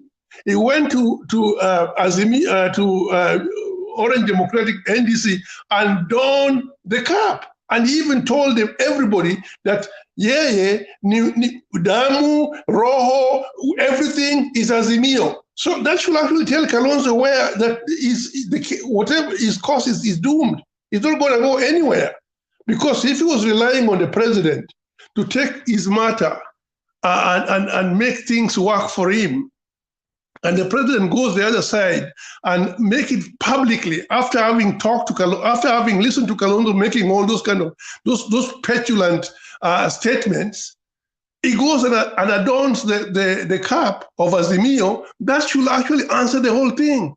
So I find it so difficult to really look at him, maybe because of the past, So I find it so difficult to actually to even look at Kalonzo, even all those time when he was running as Raila's deputy, whatever that they were running, I never liked him because I know his background. His background, when I think about it, it's all pain. For me, it's actually pain. Now, coming to Jimmy Wanjigi, according, some people have been wondering who is the master of Jimmy Wanjigi. No, Jimmy Wanjigi, according to the facts on the ground, I mean, if you dare to find out, Jimmy Wanjigi is being sponsored by not people in the country, but outsiders. He's being sponsored by his international intelligence services. They're the ones who are actually funding who have been emboldening him. Because there are some of them who are very uncomfortable with Raila Odinga's presidency coming over. It will deny them a lot of contracts, the way they have been doing business, the way Jimmy's cuts his business, those briefcase things. And because Jimmy's thing works across, goes international, and it deals with different dark forces. That's where he gets his contract. So those are the people who have been funding this particular campaign to make sure that he dismantles ODM and stop Raila Odinga from becoming the president. He knows that if Raila Odinga takes over, all those deals that these people have been having in Kenya are done with. So, after I saw that, I just know, okay, this is a done case. It's a done deal. He's already a goner. So there's no point of even talking about Jimmy Wanjigi. He's a gone case. But I wonder why he waited so long to be able to look so stupid and so silly in front of Kenyans. He should have done these things, behind the curtain, so that people will not actually know, find out how shallow he is. He's been exposed to be a person who has got no mantle. He's got no backbone to stand on. So I will just sit here, listen to you guys, and if anybody has got a question, yeah. Yeah, Mr. Fidel, good evening. Good evening. Yeah, I just want to reiterate about you just mentioned Jimmy Wanjigi, and this is just a friendly. I'm just disagreeing with you, friendly. You're saying that Jimmy Wanjigi is being sponsored by foreigners, and from where I sit, I doubt that, because Jimmy Wanjigi is a business elite. Jimmy Wanjigi is a tycoon. Jimmy Wanjigi is a billionaire. Jimmy Wanjigi's dad is very filthy rich. So he inherited this. This guy has been into business. You see, even the SGR thing, that is his brainchild. He was supposed to get the entire business. Jimmy Wanjigi is a power broker. He's been doing business with government. He's a broker. So okay, I'll ask you. Just a minute. So he got a lot of wealth. So when you look at him, he's a one-man show. So it is his money that he's using. He normally power broke. That's how he's been doing that for ages. And his father introduced him into this. So I don't really think, you're just right, but I don't really think that he's got foreign supporters or foreign something behind him. He's just a one-man show. It's because of money. He's rich. That's my take. Okay, yeah. I don't want to divulge what I know. To you it might seem like because he's already made money, he's all this billionaire and all kind of stuff. But how do you think he made that particular money? He's a corrupt guy. That's exactly my point. Where was he making it? He wasn't just making it in Kenya. He was making it across the ocean. We are talking about international connection, arms deal, contracts, whatever that was coming from. Kenya does not produce arms, but he's the one who was the middleman between these particular people who are supplying arms to the country. Where does it come from? So what I'm trying to tell you here is not just SG. This is small business. This is the ones that you are seeing in the country. We're talking about international connection. People, where the dark money resides, the dark money. That's where dark money comes from. So he cuts across as a broker, entrepreneur. He goes to Washington, he goes to New York, he makes those particular deal. He becomes a one-man show. He's the middle person. Okay, yeah. That's how he's been able to get all that particular money you're talking about. You're talking about the resultant of his deals. But the people whom he has been dealing with are the ones that I'm telling you. These people are uncomfortable with Raila's presidency because he will not allow it. You see, he will not allow that. They know that. So they want to, his role was to be able to stop him from actually ascending that particular office and blocking all these particular dark channels of where the money, this dark money comes from, you know, how it becomes. But why do you think he was supporting him wholeheartedly? Okay, you see, initially he was doing that because he thought he will gain, because of the influence. You see, and at the time when he was actually doing it, you know for sure, you have to understand that in 2013 and 2017, Raila could not fund his campaign properly, because his money was you know, the source of his money that was coming from the fund, you know, his friends from outside was blocked. He could not access it. So Jimmy Wanjigi put himself in a situation where he was the one who was more or less like a Mr. Moneybag. So in other words, ODM itself depended on Jimmy Wanjigi's you know, the goodwill. Yes. Jimmy Wanjigi never sponsored the code. Was it called on NASA? What happened was when that money was blocked, he received the money on behalf. The guy never gave money. He was a conduit. He received on behalf because he was on good books with the government. So saying that he sponsored, what happened to Jimmy? He received money on behalf. He acted as a the business we had with him. He was a middleman, yeah. He's a middleman, so he's a broker. Yeah. So and that's why he's bitter. No, Alex, you're not understanding what I'm saying. I'm talking about during the campaigns, because the government was not funding the NASA campaign. There was no money. The money that Jimmy used was channeled to Jimmy through foreigners because we couldn't get it directly. So he did not use his penny. He, as a broker, because he was doing money internationally. Okay. So now he put himself in a situation where he became an influencer. You see, that's exactly what he did. He was a conduit to the money that was coming from outside. So in other words, the Raila Odinga was in between a rock and a stone. He had to deal with it. Yes, you're right on that. But he never used his money on us. The money came from outside, but the only way to get the money was through him. So he's a conduit, not even an influencer. So you see, so Adams, there you are. Alex has already given you. You see exactly why this particular 2022 became an issue for them. You know, so they know, because right now, Raila does not need him. Raila's got his money. He's got the financiers who are backing him up. So Jimmy Wanjigi does not even have any place. So he's seeing there's a potential that he's going to lose all that, you know, his space as a business person to influence events. So this is the problem.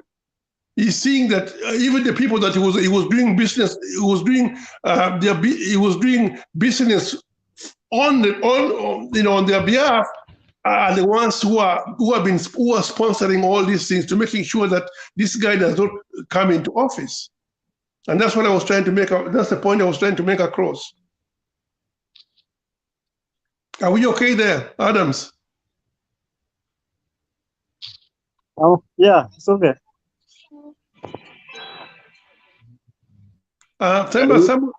Somebody can take over now. Yeah, I'll just be listening to, unless somebody's got a question.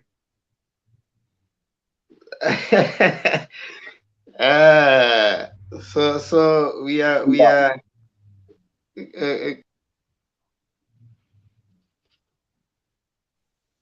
Temba is gone. No, hiyo wifi yako hiyo. Ni wewe umeniangalia vibaya. Ni Alex ananiangalia vibaya. Ulikuwa unasema nini? Alex, wacha kuzimia Temba wifi. Nilikuwa nasema unajua niko hapa kwa Alex, nimekuja kumtembelea sasa, nanizimia wifi, niko the other side. Alex, why are you treating me like that? That because nimekutembelea sasa unanitreat vibaya, unaninyima wifi. Ziana, let me be honest to you. Huyu jamaa alikuwa na love show, ameenda kwa mpango wa kando, anadanganya ako kwangu. Mazee wewe sema mahali huko.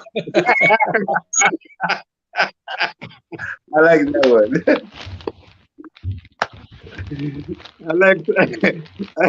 Alex, that is hitting below the bells. Temba, waje nikusaidie. Oh my goodness. Ashakupiga kumi bila. Ameniacha hiyo maneno, hata sisemi tena. Haya, Yomi, how are you?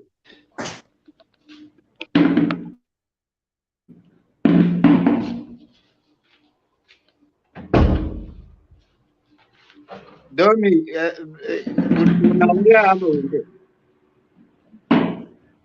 Domi anaweka kiti bado, akae chini aongee. Wacha tuanze kuchukua our closing remarks kwa sababu hata time ndio hizo.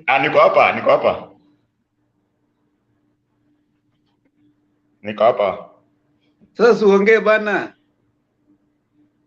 Okay, amjambo sana. Amjambo. Jambo. Tuko sawa, ongea. Usisalimie watu kama watu wako ndio salamu inachukua muda mrefu. Tuko tumesalimika, endelea.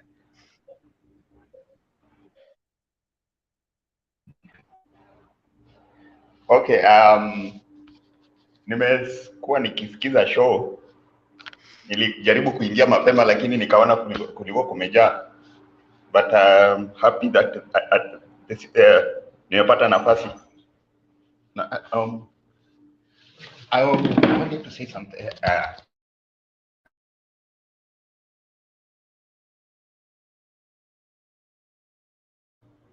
Kwa nini? That Kalonzo has people for a ride. That is not something to be attained. I think it's just better. In fact, from the word go, in as much as he has been having a lot of influence in Ukambani, that one should not give him a leeway to take the whole nation like his back. Kalonzo should just come down and reason with others as kama mwana Kenya.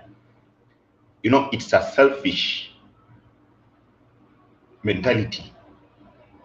Kuja kwanza kutuambia ati yeye ndiye anatakikana awe supported. You know, that's being selfish. When it's like if the wave is going direction and now Kalonzo starts going another direction, it's not.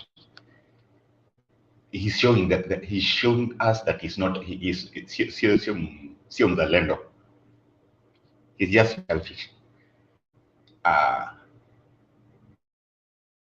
About what is going on now, I think I was discussing with one of my friends. You know, to me, what I'm seeing is just an act of God. Ni Mungu ameamua kusimama na Raila. Wakati walikuwa wanasema ati he cannot go to the mountain, then it's like God decides, mnasema hawezi enda kwa mlima. He goes to the mountain and things are turning around. You see, he goes baadaye wanasema ni mzee sana, hawezi tembea, he cannot match the campaign. Then it's like God says, Raila, sit down, I'll make people campaign for you. Just imagine how many parties people offer themselves to support Raila. It's like God sees that umehangaishwa sana hii muda yote una campaign mambo inakuharibikia. But this time I'm handing power to you when you are seated, and you can see the campaign of Raila is not a struggle. It's just things are working out. It shows, to me it shows that God is on his side. Hata wakijaribu kumpaka matope, wanajaribu kumpaka matope, and it's like it's not working. To me, I see that is kila kitu inaendelea, and God is part of it. And as I said before, Raila is an idea whose time has come, and whatever force that could try to fight will not stand. Okay, my thought.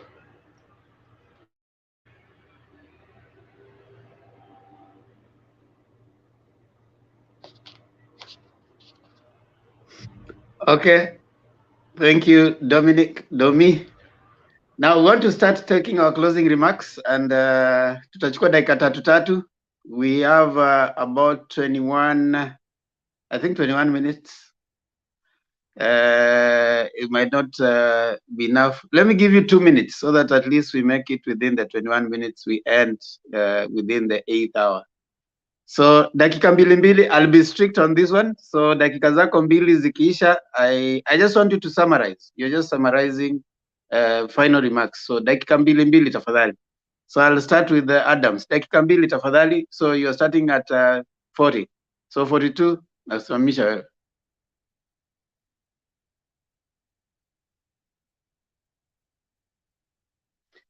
Okay, so kama huyo ameenda, tunamtoa. Tukikuita na you don't respond, tunakutoa. Okay, Harun, dakika mbili.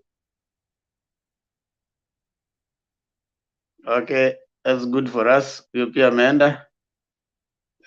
Penya Gaka, dakika mbili. Hello, unitime na uniambie nisitaki nipite. Asante sana. Moja imeenda. Sasa imeenda dakika tatu. That's unfair. I like that. Comedy, lazima tucheke. Kama hiyo ni kuchekesha sana. No, seriously speaking, mnafanya kazi mzuri na muendelee hivyo hivyo. Na you young people are, your mind are sharp, and we don't want to depress you or make you feel bad. We want to make you feel good. Sasa mimi nakuja hapa na nasikiza kama Miss Yego ama my girlfriend Princess, nikimusikia hata mimi nikiwa background inakusikia mzuri, ina haja. Lakini yasa ni kitu mzuri, lazima tukule with help. Yani uone kama hiyo watoto, yani your movie you are making, vitu unafanya nini, endelea na hiyo, na siasa iwe next door. Lakini watu wengine hasa watu wengi wa ODM wanakasirika kama hii show yenu mnani hate, lakini kuna wengine wananiambia si mimi ni kuku Shogoi, siwezi kwenda Shogoi kupika chakula, lakini hiyo ni part of life. As part of life yangu ni opposite, na when kula sikikwisha kama May, 5 months from now, kula sikikwisha we will be the same place. Mukishinda mimi nitakuja kwa nyumba yenu, mimi sijali. So let us move forward. Kalonzo, muone huruma. Time imeisha. Time imeisha. Okay, 1 minute about Kalonzo ni kuacha. Yani seconds. Kalonzo alidanganywa about BBI na handshake, akakubali. Sasa amepata hii mahali nyingine hawezi kupata. Mahali nyingine hawezi kupata. Kwa nini asikufe kama muone huruma, take him slow. Asante. Fidel, dakika mbili, it's 7:42. 44, I stop you. Okay. I wanted to say that it will be a travesty if Mount Kenya is not considered for deputy presidency, given the investment, the time, the support that they've given into Azimio. I think people should be able to understand that because also of their votes, they need to be appeased. This is the first time that Mount Kenya is coming out to give Raila Odinga their support. So there has to be it has to be reciprocated for that particular support. So I think some people had mentioned about that Kalonzo maybe might be coming or wanting, or the DP thing. I think that should be thrown out. Now let's see how Uhuru Kenyatta goes out starting next week. We want to see how much impact he's going to create, how much wave he's going to create on behalf of his partner, his older brother, and hopefully that he might start turning those zombie people who have been zombified in the Mount Kenya to come to their senses rather than thinking with their stomach. I'll donate my few seconds remaining to Alex. Thank you. Alex, dakika 3 now that umedonetiwa moja. Nashukuru mzee, unajua donations ni mzuri, especially mzee anapo donate kuja kwako, hiyo ni mibaraka. Those are the blessings tunaendelea kupata hapa, ambayo Temba anakasirikanga akisikia anabarikiwa nakasirika kidogo. But Temba, this has been a good week for Raila, very good week. You sit down and you see how the week has gone. From Monday to Saturday, I think Mzee is sleeping good. It's been a hard week for Ruto. I don't think even the guy is sleeping in his bed. I think he's constantly on phones and is trying to remedy some of the mistakes he did. I listen to Aman Manyora all the time, because I respect him. Sometimes he annoys me, but I respect him. And one thing he said was, Ruto's greatest mistake, and he has been consistent for 4 years, is to put all his hopes in Central. and he never put his hopes anywhere. It's too late to go out there and start putting a good strategy again. However, I still believe that the guy can take advantage politically. If I was his strategist, I will tell him 2 things. I watch the way anaongea, and to acknowledge now he has lost and start rebuilding. But if he campaigns like he's going to win, he's going to hurt more. And lastly, Kalonzo should not be allowed next to Baba. I have defended that guy here for so long, but today he showed disrespect. He showed the highest form of selfishness, which is egoism and entitlement. There's nothing bad when you have only one child and they are entitled. Watoto wakikuja kwako unapata like mtoto wako, you have to take care of her or him because, they think they own everything. In America, mtoto akwambiangi come to our house, wanasemanga come to my house. That sort of entitlement ndio Kalonzo ako nayo. We should not allow that guy to even come close to Baba's administration, because we have already seen the sabotage he can cause. So to my people who are in UDA, this is politics. Relax. We've been there in 2007, 2013, 2017. And the fact is that we survived. You will survive. Take it easy. Thank you. Aya, Ziana, dakika zako 2 za mwisho.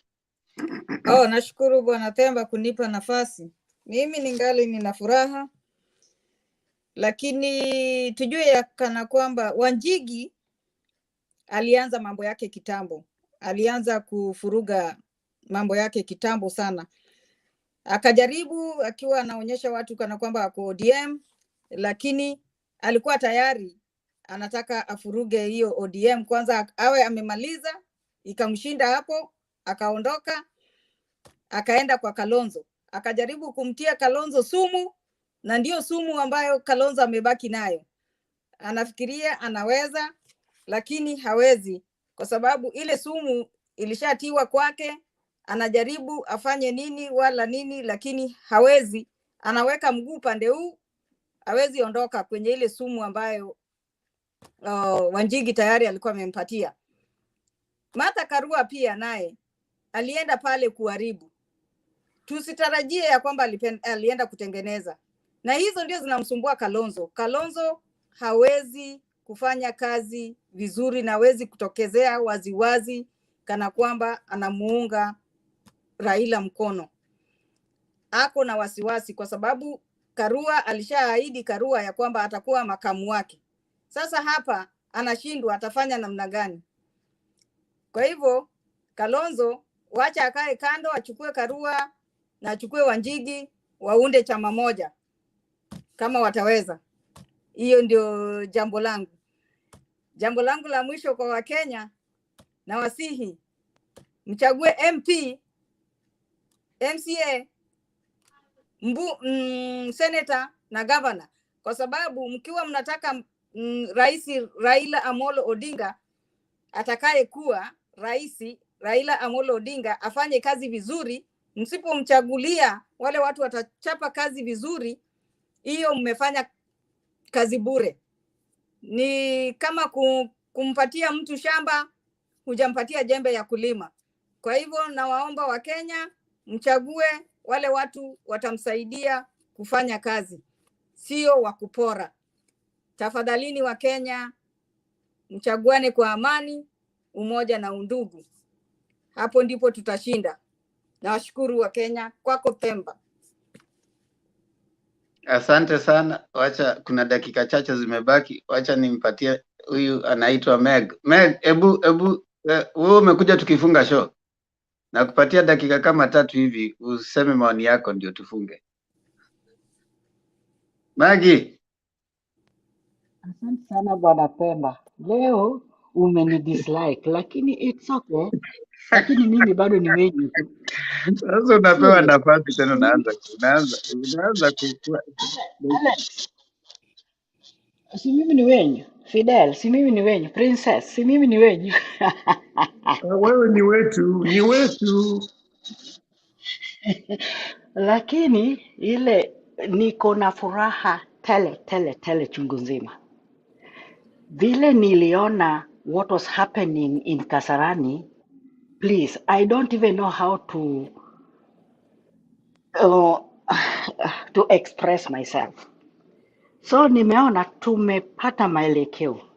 Kila mtu alikuwa na furaha, kila mtu ni baba na nini. Wanjigi alipokuwa anajaribu kuleta ukikuyu kidogo, lakini akaambiwa this is not your time, wait for your time, it will come one day. Amejaribu sasa aende huku na aribie baba majina na nini, lakini aliambiwa wait for your turn. Ile kitu niliona nimepata, watu wanaitwa UDA Mudavadi one time waliwaita Yuda unajua ni mtu alikuwa msaliti. Wasaliti wameshikwa na butwaha. Sasa hiyo butwaha zao walikuwa tukanana. I know this time hata hiyo matusi haitakuwa inatoka, kwa sababu where are we going with matusi? It's too late. So ninashukuru sana what the Lord is really doing for us Kenyans. I thank God and I thank you Themba plus your group for bringing this. Imefanya nimefundishwa so many things which I really did not know. I listened to each and everything, but nimepata mafunzo mingi sana mpaka hata ninajua politics ni nini, what politics means for Kenyans who really wants to Kenya to go the right direction, which I was really admiring. Will we be there one time? Na nimeona leo we are going to be there. Thank you very much Bwana Themba for giving me this chance.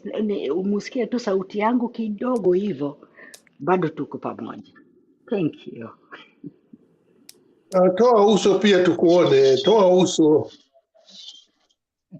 Come on, Bella. Nani huyo anataka? Magi toa Mimi nataka kukuona. Nyama nzuri bwana. Si sasa mlishaongea, mmesikia Magi, sasa mnataka Sasa wewe unaharibu sauti mzuri imesema. Wewe sema nyamaza. Mama umekutusi Naona mazee. hata Beni kaka amerudi. Ule sio wazimu. Ati nani? unajua mkiongea kama Megi Kwani niko mtu anijui hapa na uso yangu? utatoka kwa curtain wakuone akina Fidel. toa uso tukuone. Amunijui uso? Tafadhali, Wa? Magi yuko kazini, Magi yuko kazini. Si uambie tu uko kazini. Huko ni US. Waambie uko kazini. Lakini sasa nimekuwa hao ndio wamenificha because mimi nimeweka kamera yangu on. No, uko kwa ndio giza. wamenificha. Uko kwa giza Megi. No, siko kwa giza, niko kwa nini kabisa. Yes. Haya, tutamuona kesho. Umesema tu wazimu. Watu wa muda. We differ from her. We just differ from her. We are not crazy. Mbona leo Pen Nyagaka umeamua Megi akiwa hapa ujionyeshe kwa kamera? Hata wewe ni Kwanza ameita Ziana girlfriend yake. Hata hiyo maneno sijui ametoa wapi. No, can you meet? We are closing the show. Good people. Thank you so much, gentlemen. Gentlemen. We are closing the show. Thank you, Fidel. Thank you, Pen Nyagaka. Thank you, Alex. Thank you, ladies. Princess Diana, Maggie, Odengo, asante sana. Wekesa yuko hapa amelala najua. Wekesa si umelala? Amelala, huwezi sikia hata akiongea. Thank you so much everyone for making this day a good day for us, and especially for Mtembe TV, and much more for this particular program, the Open Forum, where we talk about politics and matters Kenya. What is happening, what is making headlines, and how it is panning out for the political season in Kenya. Today, lots of things have happened, especially for Kenya Kwanza Alliance. They were in Nyeri. They were pursuing their dreams, and we hope that they get there where they want to go. And of course, there was Raila's Azimio making more collaborations and getting more partners, and of course NDCs that took place today. So that's how it is in Kenyan politics, political terrain. It's getting better, it's getting hotter, and if the kitchen gets hot for you, don't you worry, get out of the kitchen. Let those who can cook. Now today we hope that we'll have another new topic to discuss come today in the evening, because we know that things are just getting started. Thank you so much, everyone. For those who have commented on the comment section, we have Alex jamani, ukitoka kwa ground umepandishwa cheo, toka kwa ground, wacha kuwa mtu wa ground na mtu wa juu. Julia, thank you so much. Thank you so much, Paul Onyango. Thank you so much, Babu na wajukuu. David Olo, kama kawaida, asante sana. Pen Nyagaka alikuwa uko chini kweli. Sahara Lady One, asante sana. Julia Kanyoro, tumekumiss leo huko juu. Tafadhali endeni pale Kemba Ondiege TV, piga subscribe button, man. I'm only remaining with 30 people to get to 500. Simwende tu hapo ati 30 mnipatie mnipeleke Kemba Ondiege TV. Tafadhali like, subscribe. On our way to 1,000. I really appreciate for those who have subscribed. Thank you, Ayara, and the rest. I really appreciate. Stephen Mutumbu, asante. David Olotena, Sajio, asante sana. Now, in this place, we don't have any particular view. You just come with your views and share with us. We exchange our views. We learn from each other. As I always say, we need only 4 things. The first one is a gadget that is working. Phone or a computer, connection, Wi-Fi or bundles. 3, something to share, ideas that you have, you think we need to know. And finally, readiness to learn. If you are ready to learn, because we say you learn until you get off this world. So that means that every day is a learning day. And I know Alex doesn't like this quote, but I'll quote it again.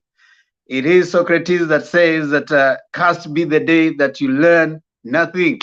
So let each day be a learning day. something new that you learn every day. So when you come here, be ready to learn. Asanteni sana. Let's keep talking as Kenyans, because as I say always, when we stop talking, we start fighting. We don't want to fight, therefore we need to keep talking. This place comes very many people. We provide you incisive, interactive, and of course, insightful discussions about politics in Kenya. You can learn something. I mean, I like what Maggie is saying. She's saying that every day when she comes here, she learns a lot about politics in Kenya. And we are able to learn even global politics. And of course, I think it's important for you and even for the next generation. Thank you so much. Be part of the solution, not the problem. Now, like always, we finish with our prayer. And the prayer is embedded in our national anthem. The first answer of our national anthem in Kiswahili. And I want to ask Pen Nyagaka to do it for us today. Pen Nyagaka, kazi kwako. First answer in Kiswahili, national anthem. Hii mnakuwa mnaharibu sana all the time. Mungu yetu,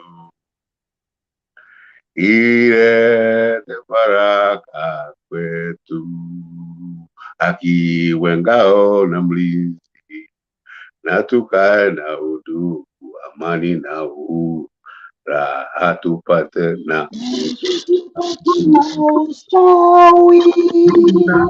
Amina, Amina, thank you. Thank you very much. Temba, let's pray for Ukrainians too. People in Ukraine. Yeah. There's a war in Ukraine. Those people have a shared history. Ukraine wants to join the European Union. Putin doesn't want them to join European Union. They want to hive off. It is a war between expansionism and, of course, the other things that are happening. It's a complicated thing, and of course, it's crazy. Now, one thing happens during war: children and women are the ones who sacrifice a lot. So let's pray for them. Let's hope that it doesn't escalate to other places and even affect the world economy. And when America coughs, Africa catches the cold. So if something happens and it's likely to spill over to our motherland, and we are going to also be part of those who are suffering because of that. So let's keep praying for war. They say old men start the war, young men die in wars. So that's the most unfortunate thing, so let's pray for them. Now, ladies and gentlemen, thank you so much. See you tomorrow. No, today at 9 p.m. we'll have the next show right here with Alex. Alex doesn't miss here. He's always the first one to log in. And Selena, and of course Princess Diana. I know Maggie Odengo comes in late. She comes in when people are full so that she can start self-pity that you don't like me. Fidel Wayara comes in and the studio is full so that he starts complaining how people are not getting out. Now, when you get in, after you have shared your views, kindly get out so that other people can come in. Thank you so much. See you. Bye-bye. Fidel. You take